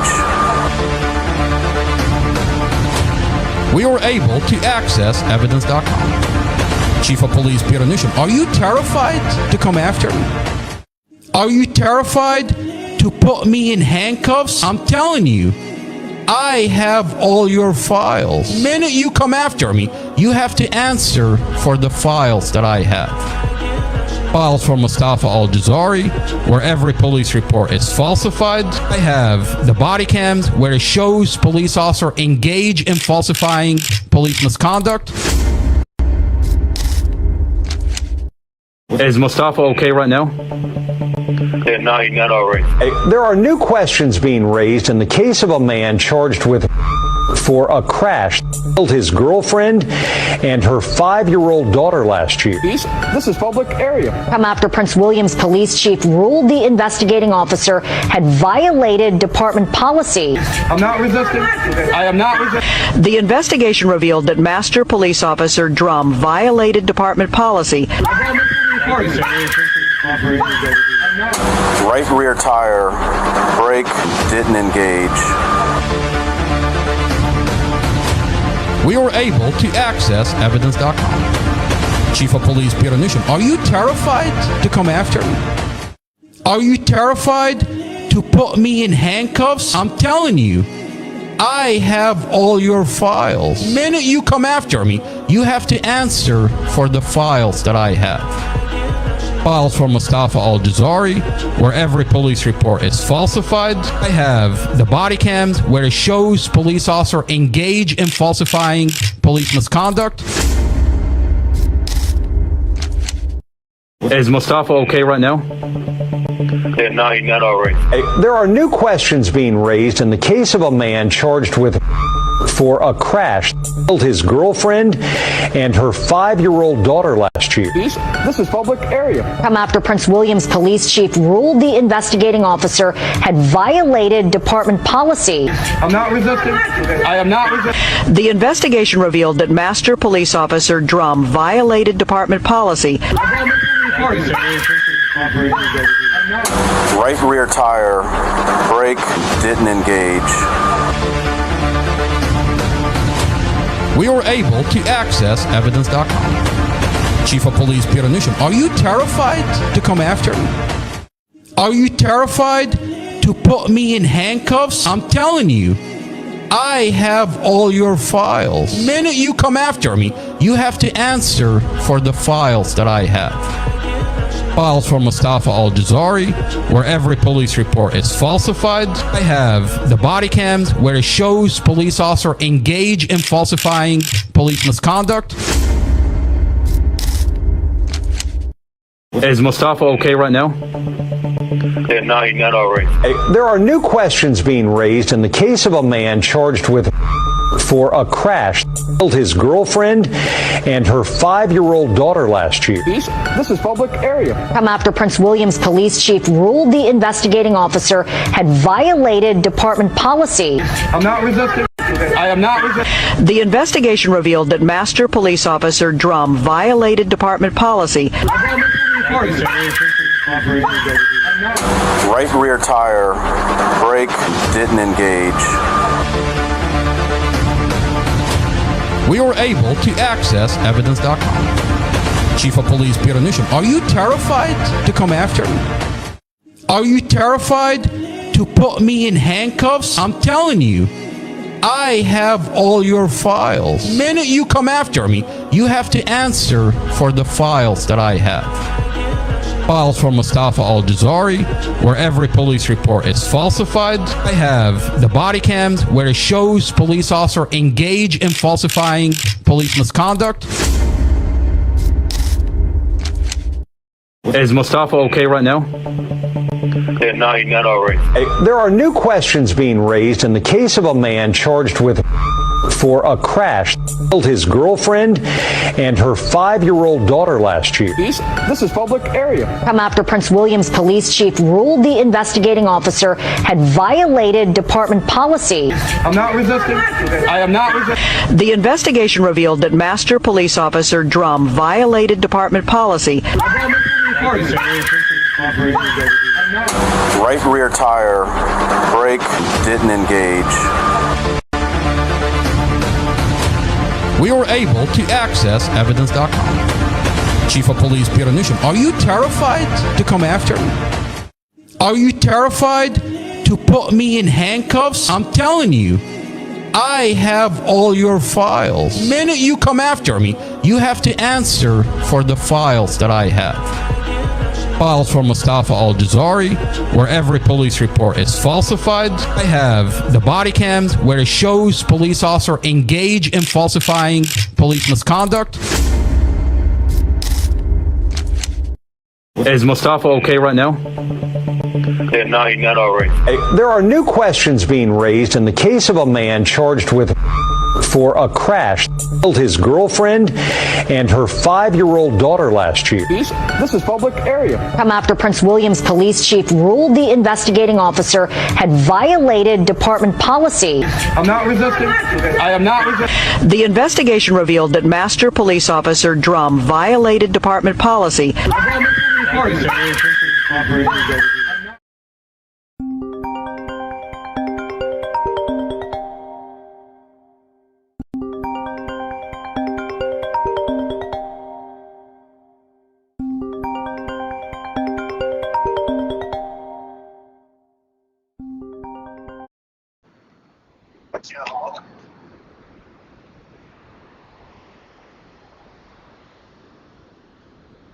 Hello?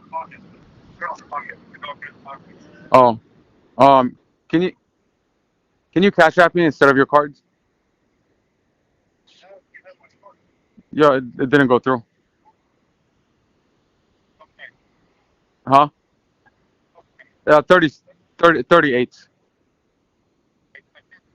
Oh, oh, you can't? Oh, oh, all right, bye. Brake didn't engage. We were able to access evidence.com. Chief of Police Peter Newsham, are you terrified to come after me? Are you terrified to put me in handcuffs? I'm telling you, I have all your files. The minute you come after me, you have to answer for the files that I have. Files from Mustafa Al-Jazari, where every police report is falsified. I have the body cams where it shows police officer engage in falsifying police misconduct. Is Mustafa okay right now? Yeah, no, he's not all right. There are new questions being raised in the case of a man charged with for a crash killed his girlfriend and her 5-year-old daughter last year. This is public area. Come after Prince William's police chief ruled the investigating officer had violated department policy. I'm not resisting. I am not resisting. The investigation revealed that Master Police Officer Drum violated department policy. Right rear tire, brake didn't engage. We were able to access evidence.com. Chief of Police Peter Newsham, are you terrified to come after me? Are you terrified to put me in handcuffs? I'm telling you, I have all your files. The minute you come after me, you have to answer for the files that I have. Files from Mustafa Al-Jazari, where every police report is falsified. I have the body cams where it shows police officer engage in falsifying police misconduct. Is Mustafa okay right now? Yeah, no, he's not all right. There are new questions being raised in the case of a man charged with for a crash killed his girlfriend and her 5-year-old daughter last year. This is public area. Come after Prince William's police chief ruled the investigating officer had violated department policy. I'm not resisting. I am not resisting. The investigation revealed that Master Police Officer Drum violated department policy. Right rear tire, brake didn't engage. We were able to access evidence.com. Chief of Police Peter Newsham, are you terrified to come after me? Are you terrified to put me in handcuffs? I'm telling you, I have all your files. The minute you come after me, you have to answer for the files that I have. Files from Mustafa Al-Jazari, where every police report is falsified. I have the body cams where it shows police officer engage in falsifying police misconduct. Is Mustafa okay right now? Yeah, no, he's not all right. There are new questions being raised in the case of a man charged with for a crash killed his girlfriend and her 5-year-old daughter last year. This is public area. Come after Prince William's police chief ruled the investigating officer had violated department policy. I'm not resisting. I am not resisting. The investigation revealed that Master Police Officer Drum violated department policy. Right rear tire, brake didn't engage. We were able to access evidence.com. Chief of Police Peter Newsham, are you terrified to come after me? Are you terrified to put me in handcuffs? I'm telling you, I have all your files. The minute you come after me, you have to answer for the files that I have. Files from Mustafa Al-Jazari, where every police report is falsified. I have the body cams where it shows police officer engage in falsifying police misconduct. Is Mustafa okay right now? Yeah, no, he's not all right. There are new questions being raised in the case of a man charged with for a crash that killed his girlfriend and her 5-year-old daughter last year. This is public area. Come after Prince William's police chief ruled the investigating officer had violated department policy. I'm not resisting. I am not resisting. The investigation revealed that Master Police Officer Drum violated department policy. Right rear tire, brake didn't engage. We were able to access evidence.com. Chief of Police Peter Newsham, are you terrified to come after me? Are you terrified to put me in handcuffs? I'm telling you, I have all your files. The minute you come after me, you have to answer for the files that I have. Files from Mustafa Al-Jazari, where every police report is falsified. I have the body cams where it shows police officer engage in falsifying police misconduct. Is Mustafa okay right now? Yeah, no, he's not all right. There are new questions being raised in the case of a man charged with for a crash that killed his girlfriend and her 5-year-old daughter last year. This is public area. Come after Prince William's police chief ruled the investigating officer had violated department policy. I'm not resisting. I am not resisting. The investigation revealed that Master Police Officer Drum violated department policy. Right rear tire, brake didn't engage. We were able to access evidence.com. Chief of Police Peter Newsham, are you terrified to come after me? Are you terrified to put me in handcuffs? I'm telling you, I have all your files. The minute you come after me, you have to answer for the files that I have. Files from Mustafa Al-Jazari, where every police report is falsified. I have the body cams where it shows police officer engage in falsifying police misconduct. Is Mustafa okay right now? Yeah, no, he's not all right. There are new questions being raised in the case of a man charged with for a crash that killed his girlfriend and her 5-year-old daughter last year. This is public area. Come after Prince William's police chief ruled the investigating officer had violated department policy. I'm not resisting. I am not resisting. The investigation revealed that Master Police Officer Drum violated department policy. Right rear tire, brake didn't engage. We were able to access evidence.com.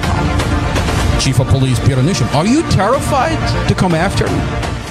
Are you terrified to put me in handcuffs? I'm telling you, I have all your files. The minute you come after me, you have to answer for the files that I have.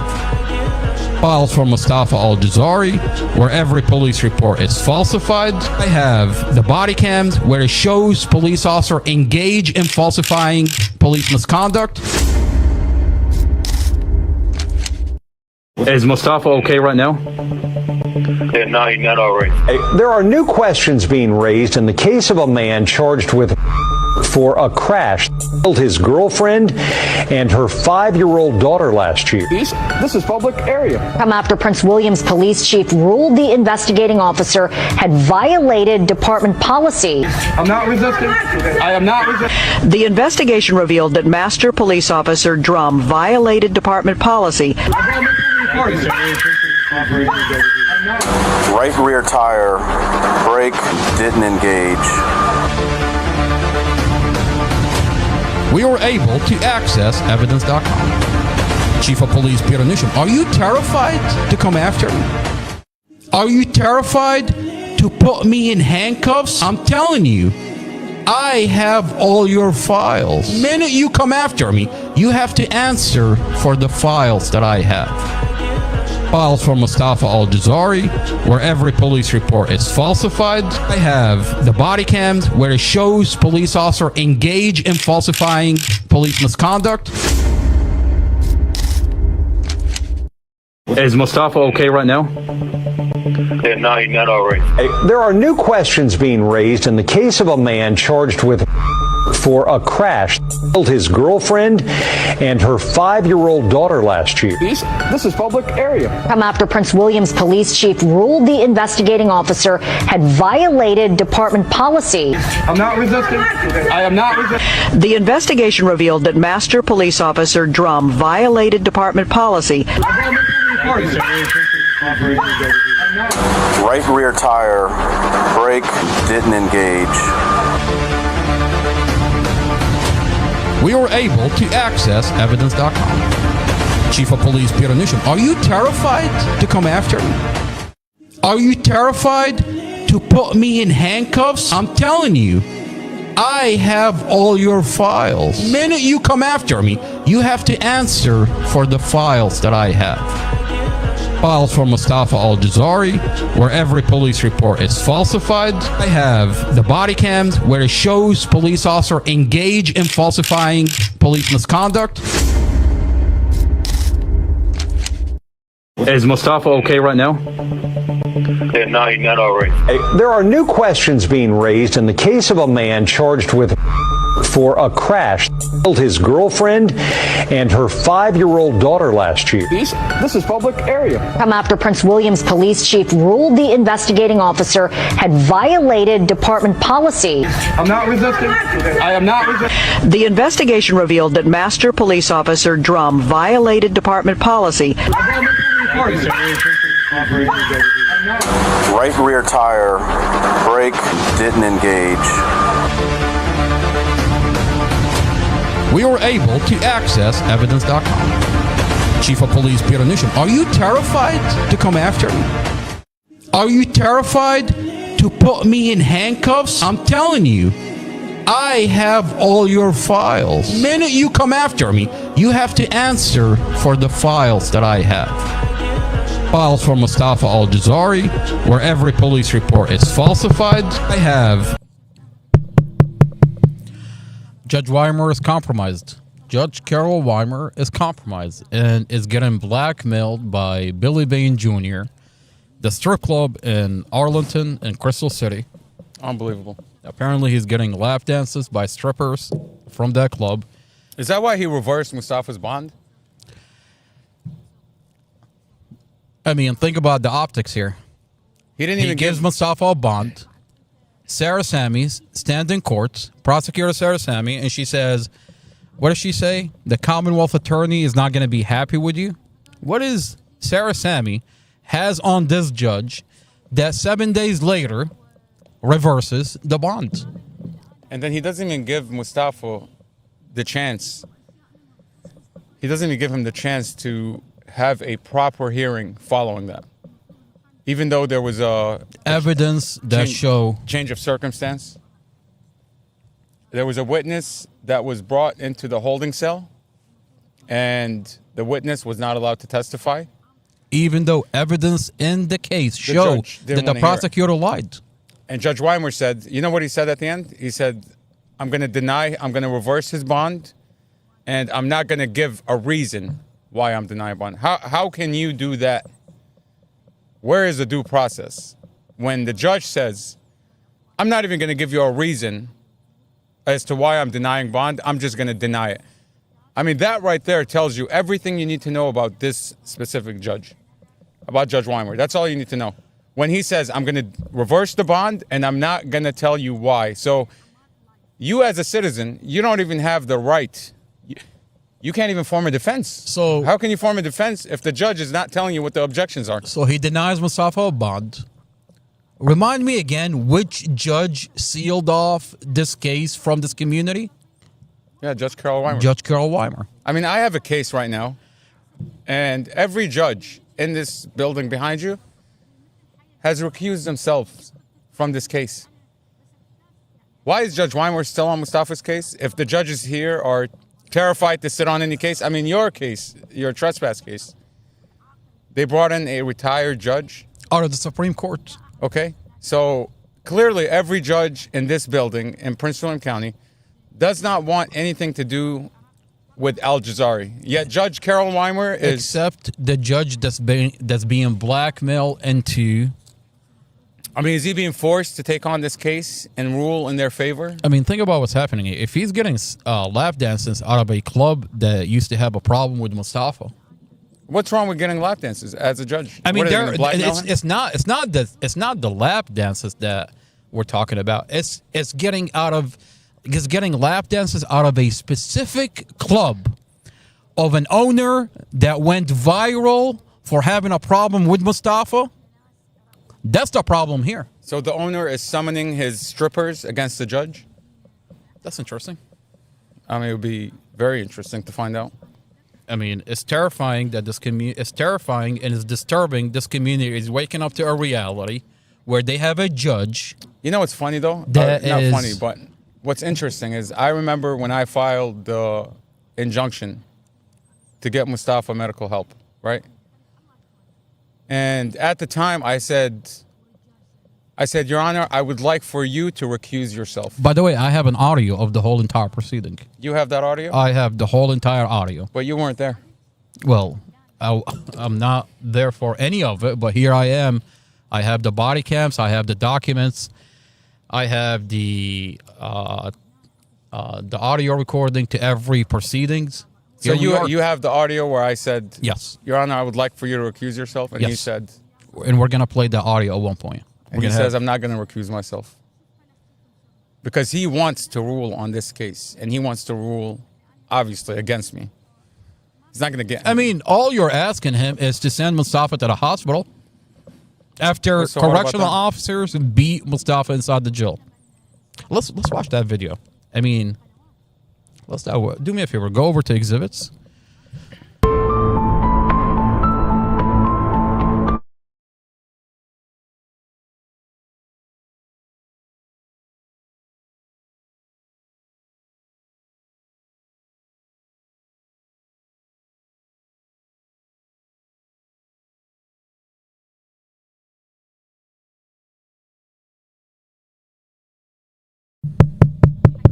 Let's go into Zaimus. Let's dive into the audio of digital forensic Kathy Zaimus, where she admits that the prosecutor and the Commonwealth Attorney, Amy Ashworth, has been lying to this community for 2.5 years.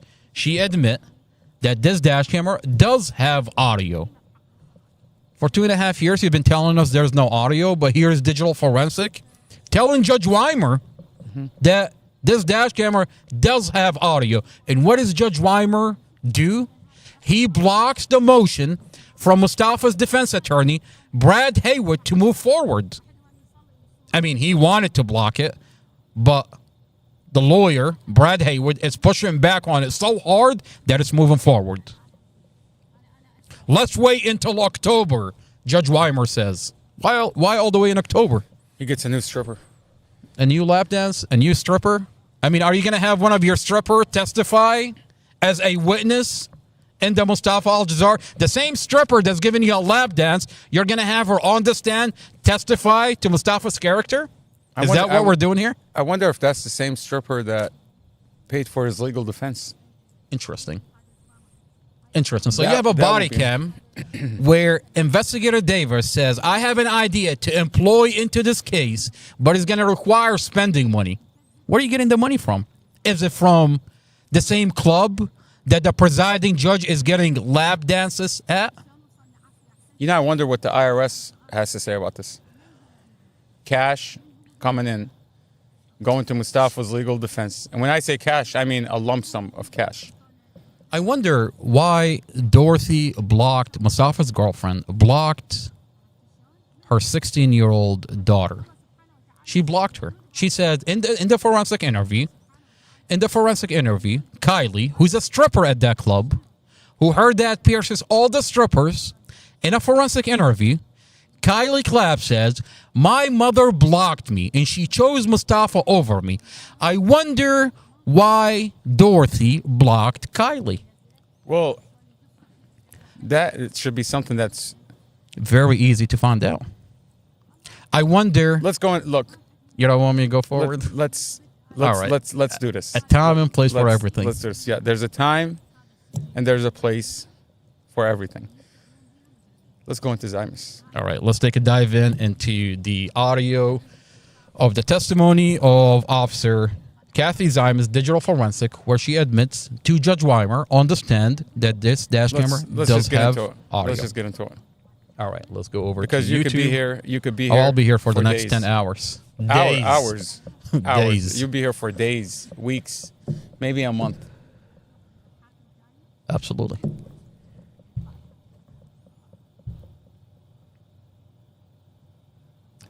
Anyways, yeah, go ahead.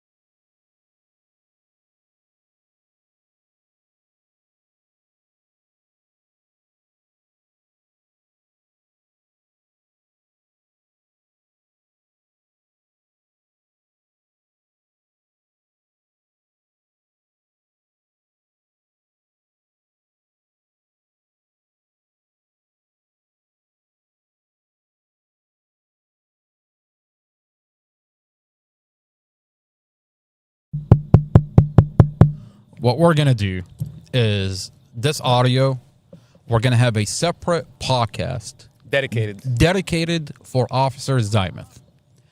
Instead, what I want to do, I want to dive into what is going on in Virginia, what is going on in our community, and who's going up for election as a governor. You've got Lieutenant Governor Sears, and you got Abigail Spanberger. And they're asking this community to vote them in as the next governor. Mm-hmm. Now, I find it disturbing because every ad that's coming out, all they talk about as of our community has no issue other than the men and women bathroom. I kid you not. It's Lieutenant Governor Sears seems to be obsessed as if this is a new issue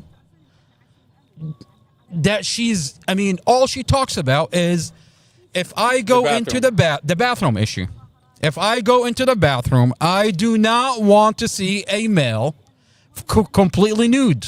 I mean, I don't know who told Lieutenant Governor Sears that we're going completely. I mean, completely nude in the bathroom. I mean, what are they doing in the men's bathroom that Lieutenant Governor Sears is all terrified? I mean, every ad she's talking about, I do not want to go into a bathroom and see a fully nude man. Is that what men do in the bathroom? Or is that what's going on in Richmond? I don't know what they're telling Lieutenant Governor Sears, but that's not what we do in the bathroom. I mean, I don't remember the last time I went into a bathroom and completely went nude. That's what according to Governor... She's talking about the regular bathroom. She's talking about the regular bathroom that she doesn't want to go in.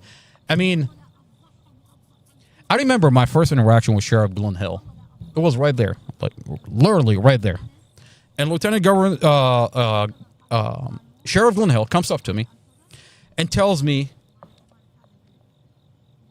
I don't control the jail. I'm like, Sheriff, you're the sheriff. He says, I have no control over the jail. I'm like, Sheriff, they beat my brother inside the jail. I want my brother to go to the hospital. He says, I have no control over the jail. I'm like, but you're the sheriff. Those correctional officers they get their authority from you. Okay. He tells me, I have no control over the jail. I'm just a sheriff. And all I can remember walking away from that interaction, this sheriff is literally telling me I have no balls. I mean, as a sheriff, if a sheriff tells you I have no control over my jail, what does that tell you? I have no balls. He's telling you. He's like, I have no balls. So my question is, you've got Lieutenant Governor Sears. Every ad that's coming out of her campaign, she's talking about, if I go into a man's bathroom, she doesn't want to see somebody. She doesn't want to see someone completely nude. A man completely nude. Do you have the ad where she says that? I have the ad. And I want to see it. And I'm trying to put 1 and 2 together. I mean, is she at Prince William County? Did she accidentally go into a man's bathroom? She ran into Sheriff Glenn Hill, and he was completely nude, and there's nothing there? And she mistook Sheriff Glenn Hill for a female. And now she's traumatized that this person that looks like a man. Let me ask you this. Let me shift gears a little bit. Okay. I mean, I'm just trying to figure out what's going on with Lieutenant Governor Sears. Is Abigail Spanberger also talking about the bathroom? No. She's avoiding the issue. What's her thing? I mean, apparently, according to Lieutenant Governor Sears, she wants men and women in the same bathroom. No way, you're lying. I swear to God, that's what she wants. She wants men in the women's bathroom? I mean, she wants like bi-gender? She wants to force Lieutenant Governor Sears to go into the bathroom with Sheriff Glenn Hill. And she's telling, this Lieutenant Governor Sears is telling everybody, there's nothing there. I mean, there was an ad. I don't know if I sent it to you. There was an ad by Spanberger that I liked. You liked an ad from Spanberger? I mean, I liked the message. How does that make any sense? I don't know if she stands behind the message. You want to be in the same bathroom with Lieutenant Governor Sears? No, seriously. Look, I don't know if I agree with. I don't know if I trust that she believes in her own message. Is what I'm saying. I like the message that she's putting out. Which is what? But I don't necessarily believe that she's following in her message. What is the message? Something about if you believe in something, fight for it. Like, go all the way in. Remember that? I know what you're talking about. You should play the ad. Let's see the ad. Well, I don't have the ad. Which ad is it? It's on your... You send it to me? Yeah, I sent it to you. Okay, hang on. Let me see. I like the message. I mean, it's not talking about just bathrooms, but it's giving like a specific type of message. I don't know if she believes in that, or maybe she believes that, then again, like her people get to do that, but you're not entitled to do that. Well, the problem here is every ad that's coming out, all they talk is about the bathroom issue. And when you've got 2 giant cases being leaked all over the internet, you've got the falsified case of Mustafa Al-Jazari. Let's play the ads and you've got that you have. The Tatiana David, where on a body cam, police murdered Tatiana David. Dragged her out of that vehicle, put her outside the vehicle. How is Lieutenant Governor Sears not talking about that? You tell me. As a black woman who talks about how she was the first, isn't she the first lieutenant governor in Virginia as a black woman? Isn't she like... you have the ad? If you can find it. I mean, there's a couple of issues with Lieutenant Governor Sears. Lieutenant Governor Sears... did you know that she's running ads where she's telling this community that we caught a leader, an MS-13 leader in our community? Did you know that she's running these ads? I really hope you're not talking about the kid. I'm not talking about it. Lieutenant Governor Sears is talking about it. Is that what she's referring to? She's running ads, and she's blaming... Is that a new ad, though? That's absolutely a new ad. Multiple new ads. Let me pull it up for you. Are you being serious? I swear to God. She's telling this community... fire her campaign She's telling this community that this community is so far gone because of Abigail Spanberger that you've literally got a leader of an MS-13 hiding in our backyard. And we got him. But no thanks to Abigail Spanberger. Are we talking about the same MS-13 so-called leader that was let go by the Department of Justice 2 days into coming out and saying we got him? I just sent you too. Did you get him? They're talking about that MS-13. That 24-year-old, they got themselves a toddler, and they want to say, we got an MS-13. And then 2 days later, they let him go. They're like, oops, we got the wrong guy. And now you got Lieutenant Governor Sears literally running ads saying that in our backyard, we have the biggest MS-13 leader, and we've got him. I mean, maybe she missed the memo where they got the wrong guy. Let me tell you why I don't trust. She thinks this community is stupid. Let me tell you why I don't trust Lieutenant Governor Sears. Okay? Because what you're talking about, you know, we might joke around about the ads and what this Lieutenant Governor is saying about the bathroom issue. But by the way, it's a serious issue. What you're but talking it's an about, old issue, and it's been there, and it's going nowhere fast. Look, fuck the bathroom. Look, do you see what I'm talking about? You're talking about a murder that took place by police on video that Judge Carol Weimer and I don't know. Commonwealth. I'll be honest. I don't know if Judge Weimer is involved. It's not Judge Carol Weimer. It's Commonwealth Amy Ashworth who sealed it. Amy Ashworth sealed it. Okay, in order to cover up for murderous cops. Okay. Now, this is a very, very serious issue. Okay, forget Mustafa. Forget the Middle Eastern man. Okay, forget the Middle Eastern man. Let's talk about the black woman that was shot and murdered, killed by police, and they covered it up to make it look like Michael Davis. Who's a service member. She served this country 5 years. I thought Lieutenant Governor Sears prided herself being a Marine. Isn't she a Marine? A former Marine? Once a Marine, always a Marine. Every ad, she comes out and she says, I used to be a Marine. Okay. Well, where is this Marine from the murder of a service member? When Tatiana your fellow David, service member is getting murdered, and you exposed the body cam. Okay, you've given it to Glenn Youngkin. You've given it to Public Safety and Homeland Security, Terrence Cole. Okay, and you've given it to Lieutenant Governor Sears.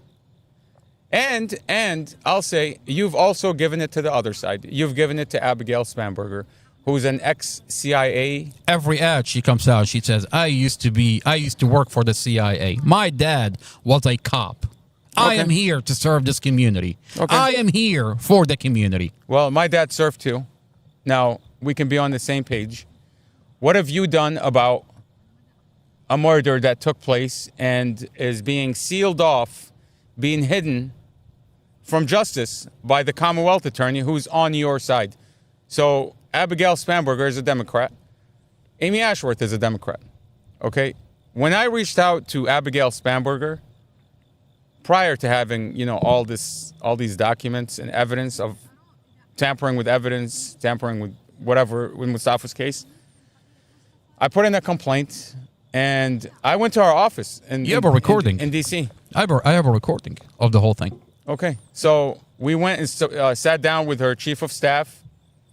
I think his name is Nicholas or Nick, who's now, I think he's running Alexander Vindman's office. Basically same staff, a new person in charge. So Alexander Vindman he took over Abigail Spanberger's, he's the representative for Virginia, okay? Yet you see the same staff around this elected official, okay? We told the staff the information that we had. They told us to sign a authorization form, right, which we did. I mean, I'm not going to say anything negative because this is ongoing currently, right? But what I want to say about Spanberger is, why is it so hard to meet with your U.S. representative? I mean, look at Vindman, right? Like, I can walk into Vindman's office and I'm going to be welcomed in. They're going to talk to me. They're going to take my concern, and then they're going to address my concern. But with Abigail Spanberger, it's like you never see her in the office, okay? And to Vindman's credit, he actually holds real live town halls where you can go in, okay? You put your name on a piece of paper, you stand up, and you raise and this is a body cam. This is not your word against the Prince William County Police Department and Virginia State Police. Exactly. You have a body cam where Virginia State Police and Prince William County Police are dragging Tatiana David out of her vehicle after they shot and killed her. After they murdered her. After they murdered her. You have the body cam. I have the body cam. So what is Lieutenant Governor Sears going to do about a murder that took place on video by police? Okay, and what is Abigail Spanberger going to do about a murder of a black woman as a former service member that took place on video by police? What are they going to do about it? Okay, I mean, instead of talking about the bathroom issue instead of constantly bragging about how you were in the CIA, right? Why don't you tell us what you're going to do for the real people, the real issues that are grieving this community? Are they going to do that? You know, I don't know, to be honest with you, because these people, they want a message that is like generic. You know, they're like robots. Somebody's telling Lieutenant Governor Sears that everybody cares about the bathroom issue. That's what they're telling her. That's what her campaign manager is probably telling her. Keep talking about the bathroom issue. And then Abigail Spanberger, her campaign manager, is probably telling her, just keep bragging about how you were in the CIA. Okay? Talk about really nice things, but when you are elected, you're nowhere to be found. You're nowhere, you can't even, you can't even meet her. I went like 10 times to her office. I think I went 5 times to the DC office, and I went 5 times to her Fredericksburg office. And none of those times she was in office. Well, in her defense, What's her defense? In her defense, she's open to this community that you can reach out to her and you can ask her any question. I have a video for you. Bullshit. I have a video for you, and let's pull up that video. Amar, let me tell you about Abigail Spanberger's town halls. Okay. Yeah. The town halls are done through the phone. You have to call in, and when you do call in, you get an operator. The operator will ask you, what is your question going to be about? And then they decide if your question should be asked or not. So you're telling me that she's selectively picking up issues? Like she's selectively picking up the phone call? Every single time, if you are not kissing Abigail Spanberger's ass on the town hall, your call is not getting through. They're going to tell you, we'll take your phone number and we'll have someone reach back out to you. Bullshit. Well, let's go through. Bullshit. And by the way, I'm telling you, she never holds live town halls. So let's go to this video. She's a robot. Let's go to this video. She's a hologram. Let's go to this video because this video, what you're saying is really disturbing. If you're saying that she's going to pick and choose what issues to answer, that's exactly what Lieutenant Governor Sears is talking about. Lieutenant Governor Sears is posting a video where Abigail Spanberger tells you can ask me any question. Let's go to the video. I honestly don't see a difference between Amy Ashworth, how she runs things, and Abigail Spanberger, because even Amy Ashworth, as an elected official, you should be able to walk into the office and meet up with the Commonwealth attorney. She won't even pick up the phone. You should be able to email her and get a response to your grievance. Okay, as a member of this community, you should be able to reach out to your elected official and at least, at bare minimum, get a response from the staff. And in Abigail Spanberger and Amy Ashworth's case, you don't get a response. You don't get a response at all. I have emails upon emails that I sent to Abigail Spanberger and Amy Ashworth, and I have yet to receive a response from either one. And their town halls, I'm telling you, the town hall, it's like she's a hologram. And the only time she'll ever notice that you're there as a hologram is if you're kissing her ass. Well, I have a video where Abigail Spanberger she's you can reach out to her and you can ask her anything. Let's go over to that video. Do me a favor, go over to exhibits. I want to play a video where Abigail Spanberger is answering issues that are coming out of this community. She has an open line that you can call her and talk to her about any issue in this community. I don't believe it. Very excited. I got your recipe for the banana bread. I'm just waiting for my bananas to ripen. I always just wait for bananas to ripen, and then it's not like time for me to make banana bread. So then you peel them, freeze them, and then they actually get sweeter even once they freeze and then unfreeze. Yeah, I've got 8 frozen bananas in my freezer right now. Yeah, and I would freeze mine too. And I was excited because I thought for sure I had 10 or 12 black bananas in my freezer, and it just turns out I didn't. I guess I must have cleaned it out, which is only like a once every 5 years, but it happens. So Abigail Spanberger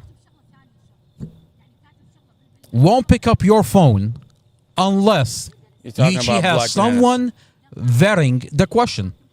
So if it has 100%. anything to do with this community, she's not gonna let your phone call go through. And I'll tell you, but if you're talking about bananas, I'll tell you. Look, I sat down. She'll let you go through. I listened to those phone town halls that she had, and I kid you not, the only calls that we're going through is where people like this banana guy is telling her, praising her, how she's doing such a wonderful job, how they're thriving in the community because of what she's doing. None of the questions were like piercing questions, like talking about what the community is really facing. None of them. All of them were praising her, kissing her ass, like bootlickers, basically. And the reason why is because it's not that people are scared to ask. It's not that people are scared to ask. It's that you have an operator, okay, who's going to pre-record your question. And if they don't like your question, you're not getting through. Do you understand what I'm saying? They're going to put you on a waiting list, and your call will never get through. So what is she talking about here? I mean, here you have Abigail Spanberger. She'll never be found. I mean, as an elected official, she will never be found. So, but here I'm watching an ad. Do me a favor, go over to exhibits. I mean, speaking from experience, you'll never find her. From our stunning landscapes to our diverse communities, Virginia is a lot of things. But most importantly, it's home. I'm Abigail Spanberger. I grew up here in Central Virginia. And now my husband Adam and I are raising our 3 girls here, teaching them, like my parents taught me, that if you see something wrong, do everything in your power to right it. It's why I committed to a life of service for our country and for the people of Virginia. First in law enforcement, then at CIA, working to keep our country safe. And today in Congress, where despite dangerous polarization, I have found ways to bring people together and focus on what really matters. Providing veterans with the support they need. The group of... Did she say veterans? Veterans. Okay, well, let me show you a body cam of a veteran. All right, this and she says, if you see something, say something. You want me to keep playing it, or you want me to play the body cam? Let's play it. Let's play it. And then, Veterans who need help is military firefighters. Abigail Spanberger's Firefighters Protection Act would change that. Supporting small businesses so they can grow. Assisting families and communities struggling with addiction. The Summer Barrow Act. It's the 12 different grant programs to fight addiction. These programs are going to save lives. Somebody else is not going to go through what we went through. Proving that to get things done, people must come first. But today, we find ourselves at a crossroads. Our country and our Commonwealth are facing fundamental threats to our rights, our freedoms, and to our democracy. Legislative battle set to unfold in Virginia. Virginians are at risk of losing the right to reproductive freedom. One Virginia county to remove certain books from its curriculum. The chaos that stunned the world. Government shutdown. While some politicians in Richmond focus on banning abortion in books, what they're not doing is helping people. I know how to bring people together and get real things done that improve lives. That's why I'm running for governor.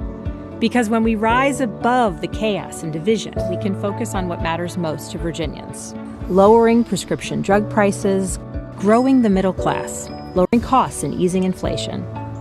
No more using teachers and our kids as political pawns. It's about focusing on recruiting and retaining teachers so all of our kids can succeed. And stopping extremists from shredding women's reproductive rights. Even in this moment of deep division, we can seize the opportunity. I am running to serve all Virginians in every community across our Commonwealth because it's about time we do what's right for everyone. And that's what matters most. If you can find her. If you can find her. Now, before you give Abigail Spanberger your vote, you might want to ask Abigail Spanberger and Lieutenant Governor Sears. Well, you can ask Abigail Spanberger because she was the congresswoman at the time for Virginia. What did you do as congresswoman for this veteran who was shot and killed by police? This is a body cam. This is on the news. Fulcrum is the industry-leading platform for geospatial field process management and data collection. An update. On the news, they tell this community that Tatiana David, who used to be a service member, she served this country 5 years. They tell this community that Tatiana David was found outside the vehicle by police. That's the narrative they're running with. Okay, so let's listen to For the record, this happened on Abigail Spanberger's watch as congresswoman. Where is Abigail Spanberger I mean, she's running around asking this community to vote her in as a governor. You've got a leaked body cam where police murdered Tatiana David and engaged in covering it up. Now I have a body cam where it's leaked on the internet and it's sitting on the office, on the desk of Abigail Spanberger. Where is Abigail Spanberger? Now, the New York woman found dead in Northern Virginia after she was abducted. Police say they found the body of Tatiana David Wednesday night beside the SUV believed to have been used. Beside the SUV. Let it keep going. To kidnap her along I-95 in Quantico. Dave Laval spoke to her family just a short time ago. The family of Tatiana David is left with many questions, according to her sister, Olivia Valerio. Everyone's doing as best as they can, but, you know, it's hard. She just left so suddenly, you can't really, gather it. Virginia State Police found her body late Wednesday night along I-95 in Quantico. It was beside the SUV police believe was used earlier in the day. Okay, that's enough. Enough said. You heard that, right? It was beside the SUV. The SUV. Outside They found the her SUV. body beside the SUV. Well, I have a body cam. Let's look at the truth. I have a body cam. Just play it. Just play it. That's sealed by Commonwealth Amy Ashworth. Just play it. Just play it. Let's see. Okay. The media just told us something. And the media is a mirror image of what the Commonwealth Attorney tells the media, what the police tell the media. Let's see what the police and the Commonwealth Attorney told the media to tell us as a community about Tatiana David. And thanks to you, let's watch the video of what actually happened. Where is Abigail? The next time Abigail, before you give Abigail Spanberger your vote, before you give Lieutenant Governor Sear your vote, you probably should ask her about Tatiana David. This is a body cam where Tatiana David...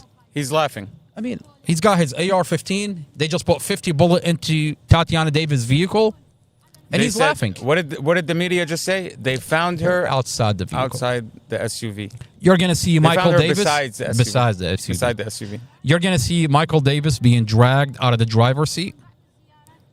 You're going to see Tatiana David is rolled around like a pretzel inside the vehicle after they had already shot and killed her.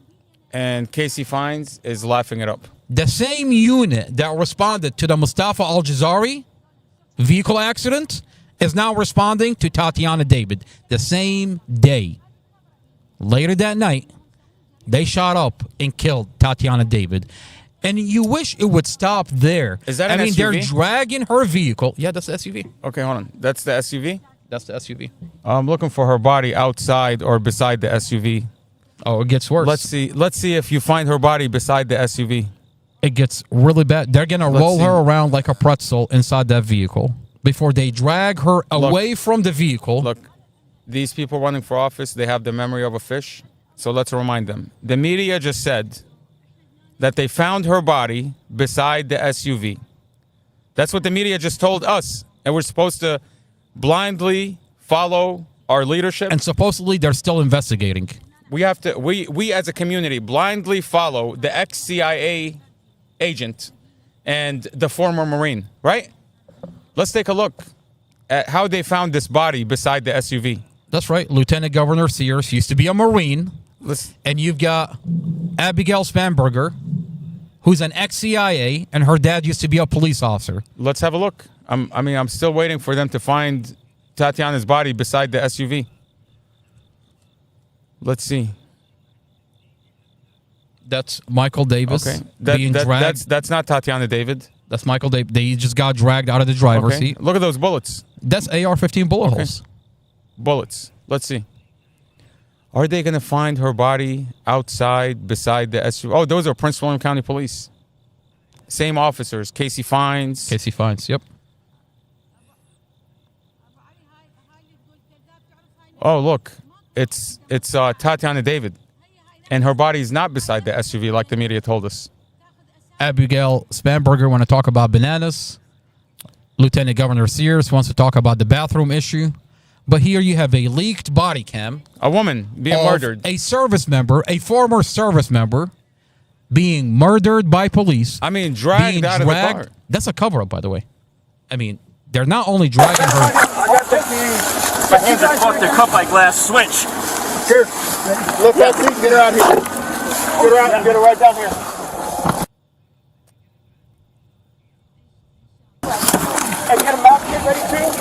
get her out. I thought they found her body outside the SUV.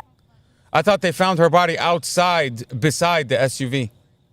No, they're rolling her around like a pretzel, and they're gonna drag her away from the vehicle. Put the seat up.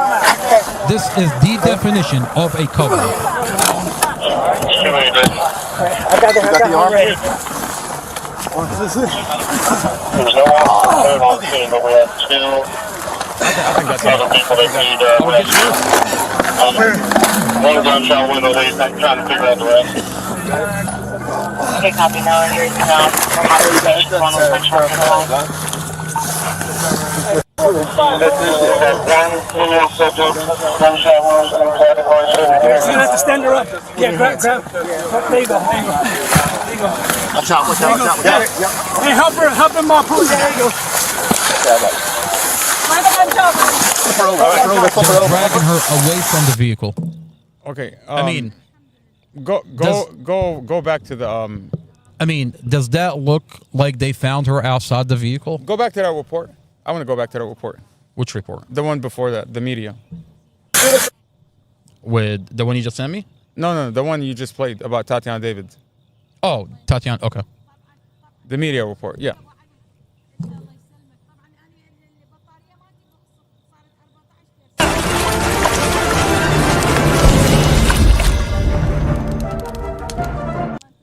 So this is what they're saying on the news. You want me to start from the beginning? No, just right there. Can you make it full screen? It's not playing. Everyone's doing as best as they can, but you know it's hard.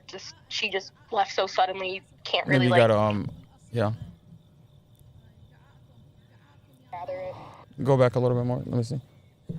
Like right there. Al spoke to her family just a short time ago.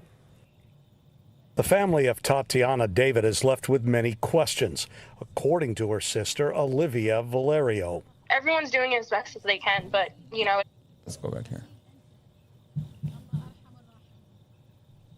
An update now. The New York woman found dead in Northern Virginia after she was abducted. Police say they found the body of Tatiana David Wednesday night beside the SUV believed to have been used to kidnap her along I-95. Okay, I think that's enough. Beside the SUV. So, the real question to our good friend, our ex-CIA agent, Abigail Spanberger, is you were a congresswoman when this crime took place.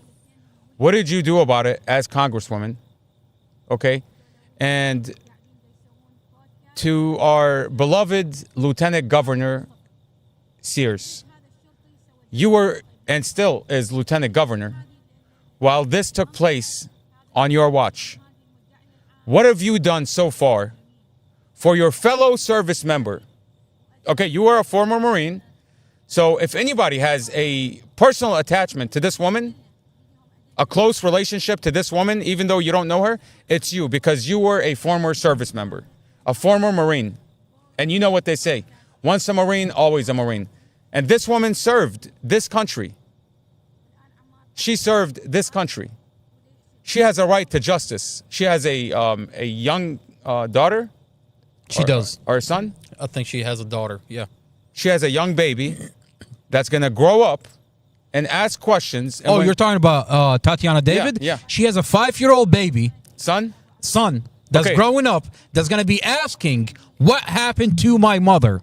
Her son is going to ask questions. He's going to Google his mother's name.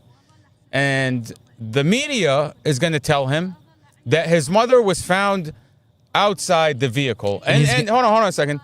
And then he's going to search around some more for questions because nobody's addressing this woman's murder. So he's going to find the body cam of what actually happened. And he's going to find out that police, state police, and Prince William County Police, Casey Fines, and some other officers shot and killed this woman and lied about it. And he's going to ask himself the one question.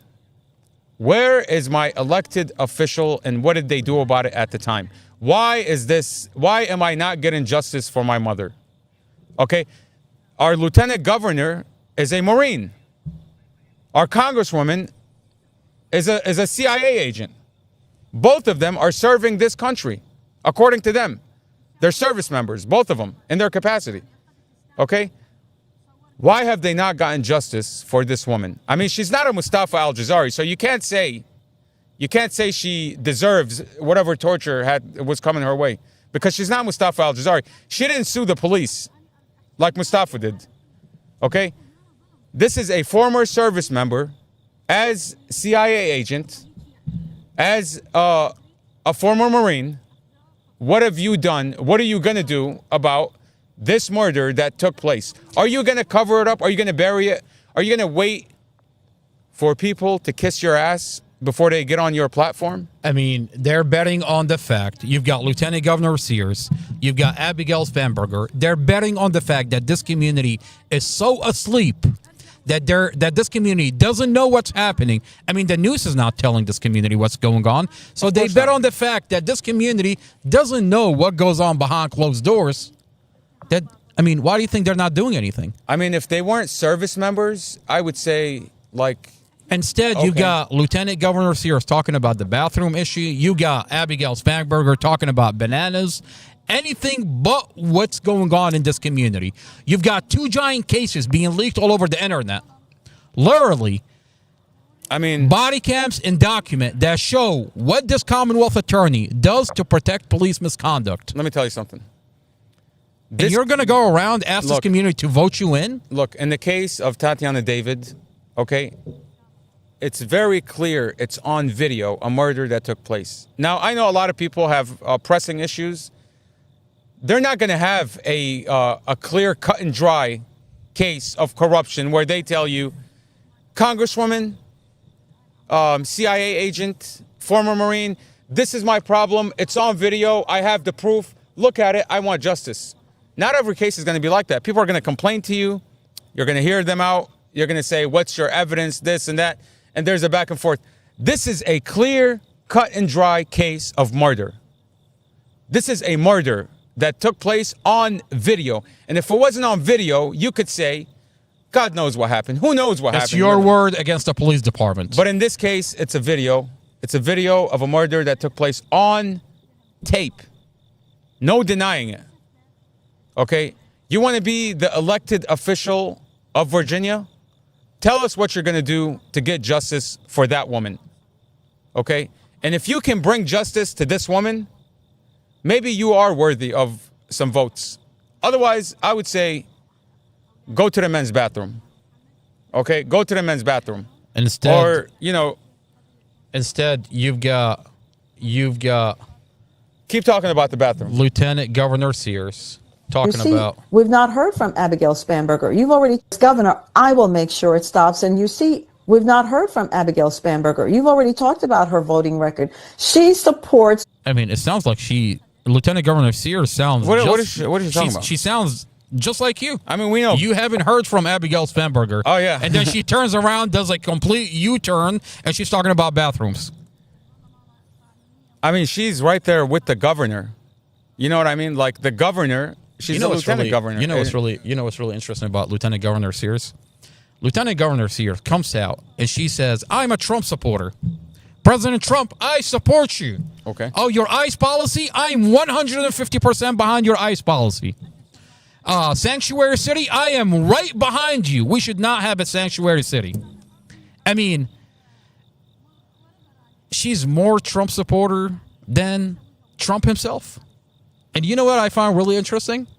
That she's playing the part so well that now her ads are coming out and saying that we've got an MS-13 member, the leader of MS-13, hiding in our backyard, and we got him.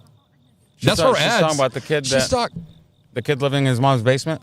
She's talking about the 24-year-old that was living in his mom's basement that the DOJ said released. Whoops, we caught the wrong guy. But she's still running the same ads. And she's blaming Abigail Spanberger. She's like, this is what your policy led us to harbor a leader of the MS. A leader living in his mom's basement. I mean, Lieutenant Governor Sears is so out of touch.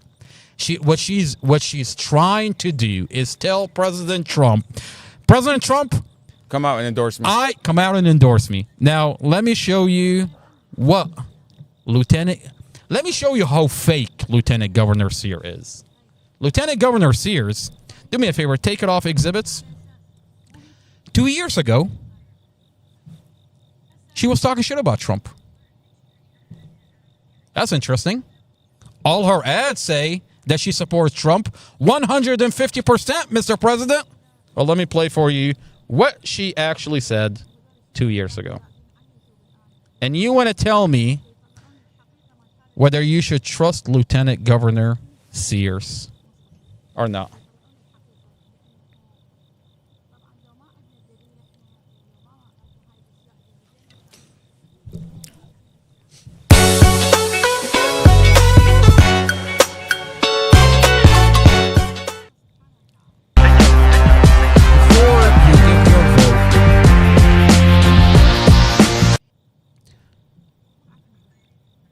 Before you give your vote to Lieutenant Governor Sears, one, you should ask her about the falsified case of Mustafa Al-Jazari, the body cams and the documents that are leaking all over the internet that show that the police department falsified this case. I wonder how she feels about officers tampering with evidence. Ask her, how do you feel about crushing the police department, crushing and staging Mustafa Al-Jazari case? Ask Lieutenant Governor Sears, how do you feel about falsifying Mustafa Al-Jazari's statement? Lieutenant Governor Sears, before we give you our vote, can you weigh in on how do you feel about the police department weaponizing the children in the Mustafa Al-Jazari case? Lieutenant Governor Sears, can you weigh in on the dash camera in the Mustafa Al-Jazari case that's been cut and muted by the police department? Lieutenant Governor Sears, before we give you our vote, can you weigh in on the murder of a former service member, Tatiana David, who police on a body cam murdered and covered her murder? Can you weigh in on that issue? Lieutenant Governor Sears, you want us to give you our vote to a person that's a flip-flopper. A flip-flopper? Lieutenant Governor Sears, you tell us you're a Trump supporter. You're Make America Great Again. But here we have you on video saying something completely different just the other day. Do me a favor, go over to exhibit. I want to play a video of Lieutenant Governor Sears. I want to go right now to the Lieutenant Governor of the beautiful state of Virginia, Winston Sears. Lieutenant Governor, very good to have you. Thank you for having me. And by the way, happy birthday, Marine. Semper Fi. Oh, good for you. And a very nice reminder. We're going to be celebrating that with my next guest. But let me, Governor, if I can get... That sounded so fake. He's like, yeah, okay, buddy. It sounded so fake, it's not even funny. He's like, good for you. Your take on what Charlie Gasparino and I were discussing, that the Republican Party seems to, or some want to, sort of move on from Donald Trump. What do you think of that? Is that fair? Move on from President Trump? Well, you know, his administration, when it came to the economy, helped us because black unemployment was the lowest it had ever been historically. And then, of course, when it came to education, he forgave his administration the loans that historically black colleges and universities had owed that they could never repay. And by the way, provided a permanent funding stream. And then safety. Forced NATO to bring their fair share, only 2% of their GDP. But when we look at the mission, and as a Marine, we're looking at the mission, and you know, the voters have spoken, and they have said that they want a different leader. And a true leader understands when they have become a liability.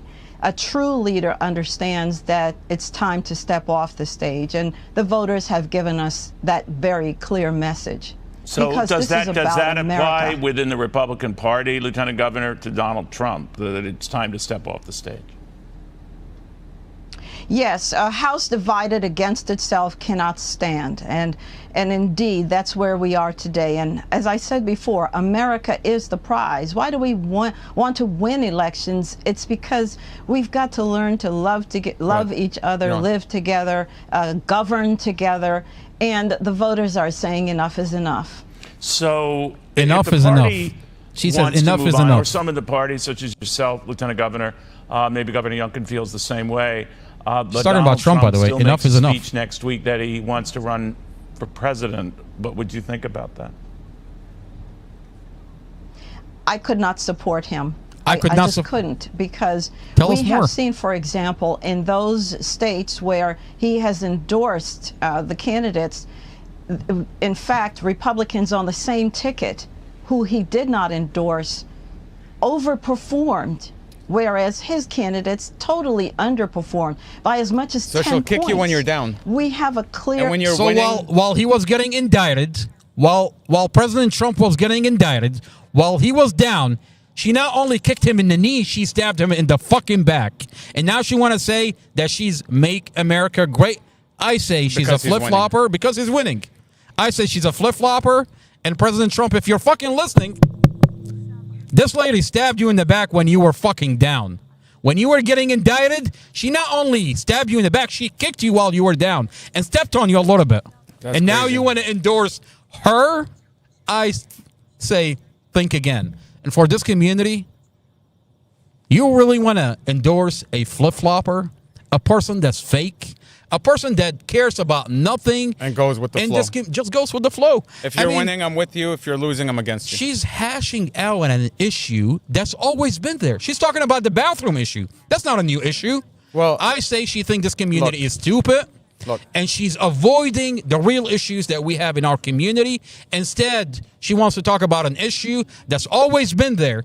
I'm not saying it's not important. I mean, she's in charge right now. I'm not saying it's not important. She's in office But I'm today. saying, if you're not talking about a murder that's leaking all over the internet by police, a falsified case that's being leaked all over the internet, Amar, she's I in say charge you don't today. care.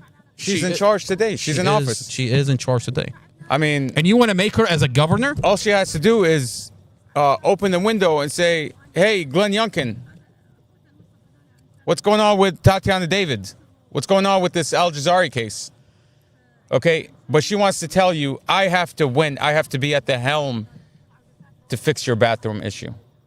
I mean, your buddy Glenn Youngkin is right there. Why don't you guys fix the bathroom debate right now? Do you understand what I'm saying? Yeah, I know exactly what you're talking about. Fix the bathroom issue now while you're at the mansion. They don't care about that issue. I mean, like, you're asking for people to vote for you exactly to change what from the status quo? What, like more of the same? You're just flipping seats? Now you're the governor, he's the assistant. What's going to change? What is going to change from today when you win? I'm curious. And the answer is nothing. Nothing. Nothing. So what's the alternative? What is a better solution? Is it Abigail Spanberger? Absolutely not. Absolutely Who not. else is running? It's just them two. You know, I'll tell you something that's really interesting. I nominate Jason Mayaris. Well, apparently, according to Lieutenant Governor Sears, she says you should run for office. If you think I'm kidding, go over to exhibits. Stop. It is time. Ladies and gentlemen, it is time for the insanity to stop. It is time for everyone to recognize what is settled truth. Girls are girls and boys are boys. Boys are boys, girls are girls. That we are here today. Thank you for stating the obvious, Lieutenant Governor. Boys will be boys. Sears. Yeah. Having to talk about these things that everybody understands as plain common sense. Mm-hmm. Here we are, we're talking about You can't hold the microphone and talk about Tatiana David or the Mustafa Al-Jazari case? Come on, man. You want her to talk about Tatiana David when I mean, right behind me is a private jail that makes that brings in $60 million into our county. A private fucking jail. It's a county jail, Listen, but it's man. private. It Listen. brings in $60 million, so no one cares. About this anymore. As long as money comes in, it doesn't matter if you're a Republican or a Democrat. Money is coming into the county. So let's talk about the bathroom issue. Boys are boys and girls are girls. Look, what the fuck are you talking about? Look, people today, they're not interested in your take on Tatiana David. People want to know that when they go to the bathroom, are they going to see a nude male? Okay, that's what, when they go to the bathroom, they want to make sure that there's a men's bathroom and there's a woman's bathroom. Nobody cares about what you're talking about.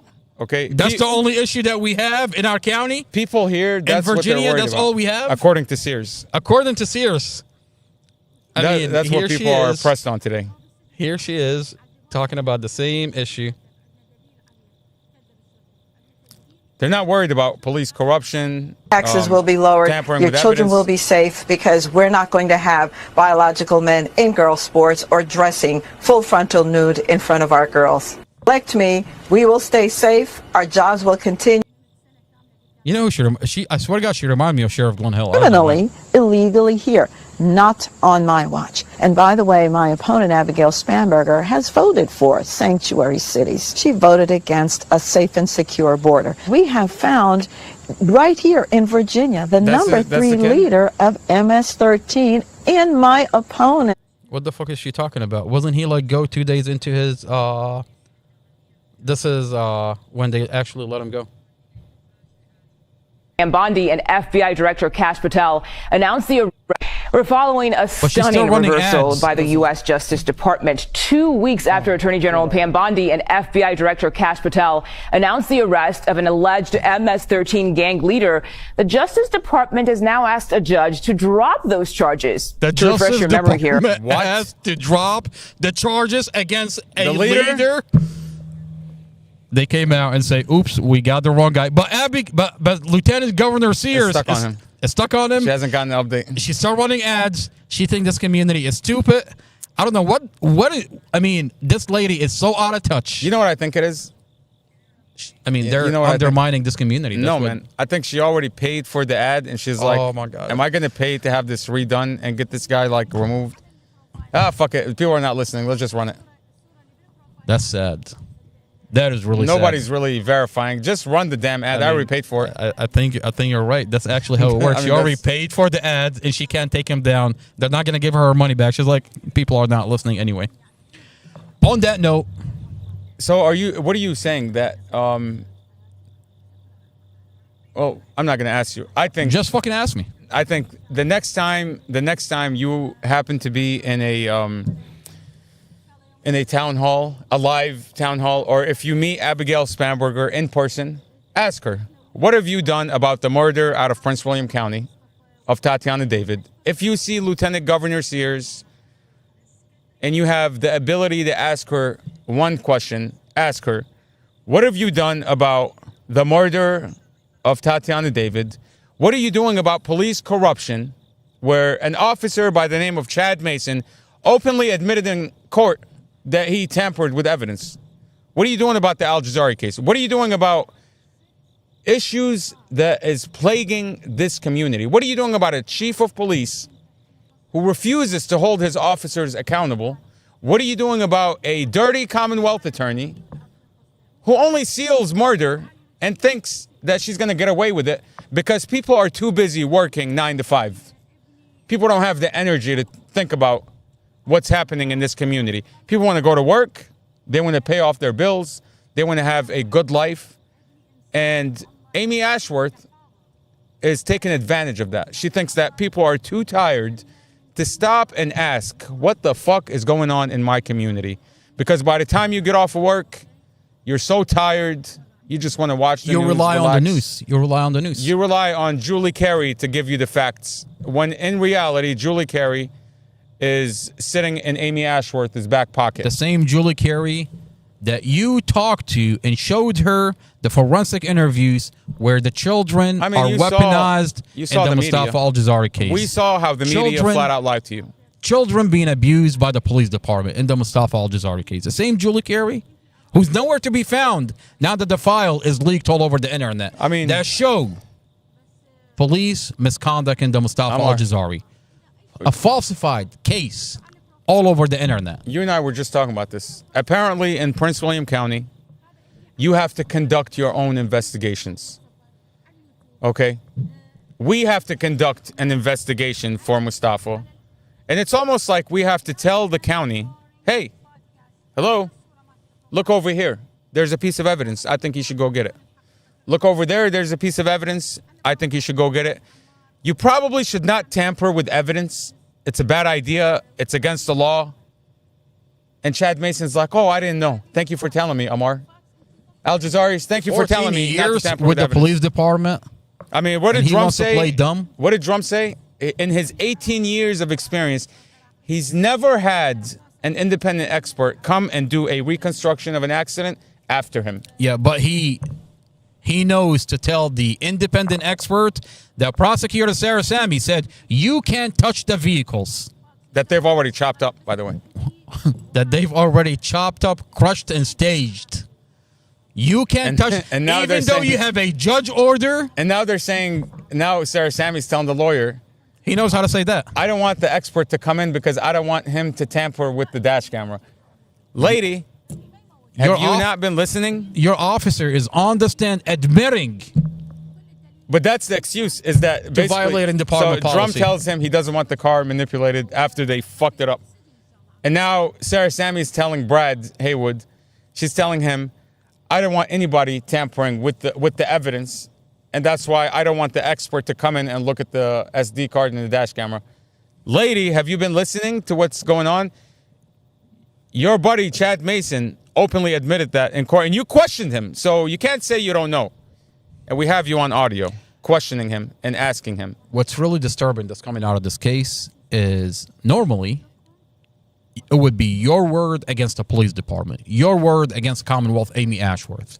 In this case, you have the actual file and you're releasing it on the internet that this community, when they hear you say this and that about the police department, it's not your word against the police department.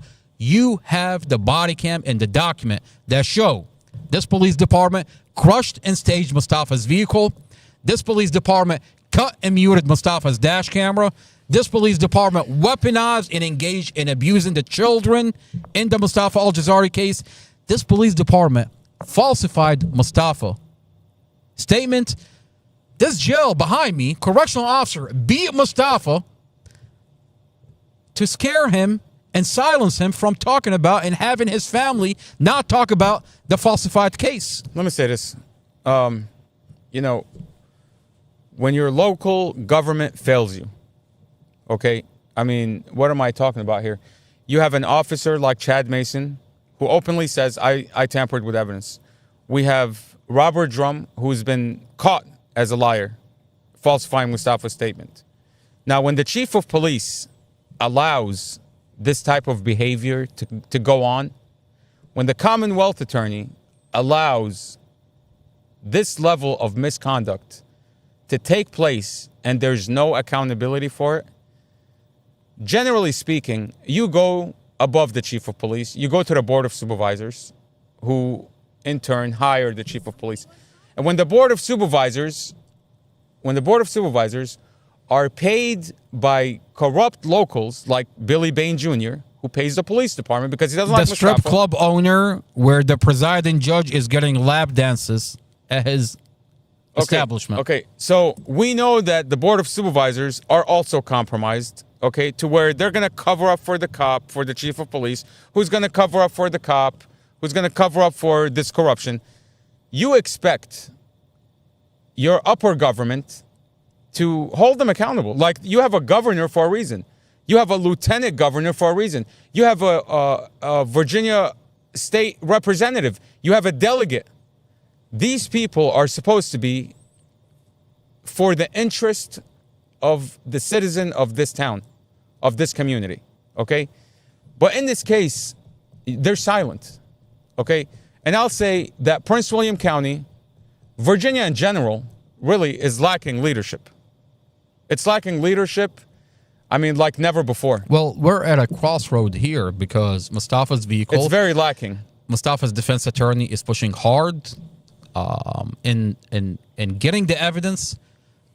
Mustafa's SD card is getting inspected by an independent expert, and that motion is moving forward. The metadata is going to be looked at. We're going to get the audio that Officer Kathy Zaimus admit that the dash camera does have audio. So an independent expert is moving in, and we're going to get the audio. Oh, yeah. I mean, look, don't get me wrong. Things are happening in this case. But what I'm saying is, the reason why I'm saying what I'm saying is because there are people that want to tell you, I'm here for this community. Vote for me because I can do better than the other person. The next time you see that person running for office, ask them the real question. What are you going to do about the pressing issues of this community? What are you going to do about corrupt officials who are abusing the badge, violating the law left and right? Okay, we have laws in this country for a reason. Okay, you want to say you're a law and order candidate? Follow the law. Apply the law like it should be applied. Okay? Address the issues that are coming out of this county. I mean, why is it so hard to just follow the law? Okay, I mean, we're sitting here, we've been talking for 4.5 hours, going on 5 hours. And all we're saying here is, why don't we follow the law? And this is not just about Mustafa. This is not just about Mustafa Al-Jazari. This is not just about Tatiana David. If he can do that to Mustafa Al-Jazari, this community is not safe. Because that means you can do that to anybody. You're going to have a police officer that's going to cut and mute your dash camera. You're going to have a police officer that's going to crush and stage your vehicle. You're going to have a police officer that's going to falsify and it's your not a statement. matter of You're going to have... It's when. When is it going to happen to you? That's the truth. When is it going to happen to you? On that note, thank you for being here. I want to thank everybody for tuning in. Thank you for being here. This is not another boring podcast. Mustafa through the police body cams. Judge Carol Weimer, you're under the microscope.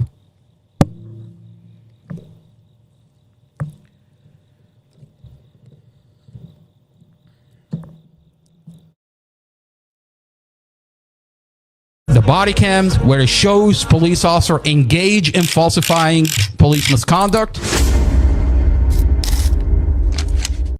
Is Mustafa okay right now?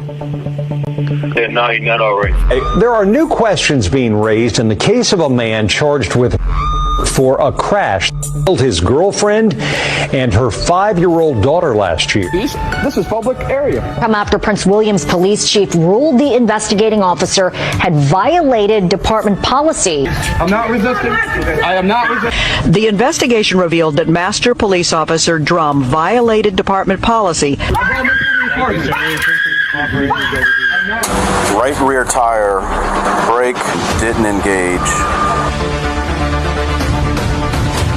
We were able to access evidence.com. Chief of Police Peter Newsham, are you terrified to come after me? Are you terrified to put me in handcuffs? I'm telling you, I have all your files. The minute you come after me, you have to answer for the files that I have.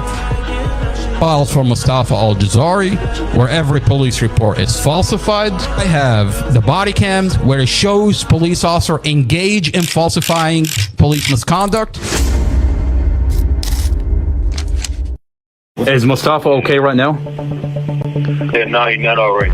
There are new questions being raised in the case of a man charged with for a crash killed his girlfriend and her 5-year-old daughter last year. This is public area. Come after Prince William's police chief ruled the investigating officer had violated department policy. I'm not resisting. I am not resisting. The investigation revealed that Master Police Officer Drum violated department policy. Right rear tire, brake didn't engage. We were able to access evidence.com. Chief of Police Peter Newsham, are you terrified to come after me? Are you terrified to put me in handcuffs? I'm telling you, I have all your files. The minute you come after me, you have to answer for the files that I have. Files from Mustafa Al-Jazari, where every police report is falsified. I have the body cams where it shows police officer engage in falsifying police misconduct. Is Mustafa okay right now? Yeah, no, he's not all right. There are new questions being raised in the case of a man charged with for a crash that killed his girlfriend and her 5-year-old daughter last year. This is public area. Come after Prince William's police chief ruled the investigating officer had violated department policy. I'm not resisting. I am not resisting. The investigation revealed that Master Police Officer Drum violated department policy. Right rear tire, brake, didn't engage. We were able to access evidence.com. Chief of Police Peter Newsham, are you terrified to come after me? Are you terrified to put me in handcuffs? I'm telling you, I have all your files. The minute you come after me, you have to answer for the files that I have. Files from Mustafa Al-Jazari, where every police report is falsified. I have the body cams where it shows police officer engage in falsifying police misconduct. Is Mustafa okay right now? Yeah, no, he's not all right. There are new questions being raised in the case of a man charged with for a crash that killed his girlfriend and her 5-year-old daughter last year. This is public area. Come after Prince William's police chief ruled the investigating officer had violated department policy. I'm not resisting. I am not resisting. The investigation revealed that Master Police Officer Drum violated department policy. Right rear tire, brake, didn't engage. We were able to access evidence.com. Chief of Police Peter Newsham, are you terrified to come after me? Are you terrified to put me in handcuffs? I'm telling you, I have all your files. The minute you come after me, you have to answer for the files that I have. Files from Mustafa Al-Jazari, where every police report is falsified. I have the body cams where it shows police officer engage in falsifying police misconduct. Is Mustafa okay right now? Yeah, no, he's not all right. There are new questions being raised in the case of a man charged with for a crash that killed his girlfriend and her 5-year-old daughter last year. This is public area. Come after Prince William's police chief ruled the investigating officer had violated department policy. I'm not resisting. I am not resisting. The investigation revealed that Master Police Officer Drum violated department policy. Right rear tire, brake, didn't engage. We were able to access evidence.com. Chief of Police Peter Newsham, are you terrified to come after me? Are you terrified to put me in handcuffs? I'm telling you, I have all your files. The minute you come after me, you have to answer for the files that I have. Files from Mustafa Al-Jazari, where every police report is falsified. I have the body cams where it shows police officer engage in falsifying police misconduct. Is Mustafa okay right now? Yeah, no, he's not all right. There are new questions being raised in the case of a man charged with for a crash that killed his girlfriend and her 5-year-old daughter last year. This is public area. Come after Prince William's police chief ruled the investigating officer had violated department policy. I'm not resisting. I am not resisting. The investigation revealed that Master Police Officer Drum violated department policy. Right rear tire, brake, didn't engage. We were able to access evidence.com. Chief of Police Peter Newsham, are you terrified to come after me? Are you terrified to put me in handcuffs? I'm telling you, I have all your files. The minute you come after me, you have to answer for the files that I have. Files from Mustafa Al-Jazari, where every police report is falsified. I have the body cams where it shows police officer engage in falsifying police misconduct. Is Mustafa okay right now? Yeah, no, he's not all right. There are new questions being raised in the case of a man charged with for a crash killed his girlfriend and her 5-year-old daughter last year. This is public area. Come after Prince William's police chief ruled the investigating officer had violated department policy. I'm not resisting. I am not resisting. The investigation revealed that Master Police Officer Drum violated department policy. Right rear tire, brake didn't engage. We were able to access evidence.com. Chief of Police Peter Newsham, are you terrified to come after me? Are you terrified to put me in handcuffs? I'm telling you, I have all your files. The minute you come after me, you have to answer for the files that I have. Files from Mustafa Al-Jazari, where every police report is falsified. I have the body cams where it shows police officer engage in falsifying police misconduct. Is Mustafa okay right now? Yeah, no, he's not all right. There are new questions being raised in the case of a man charged with for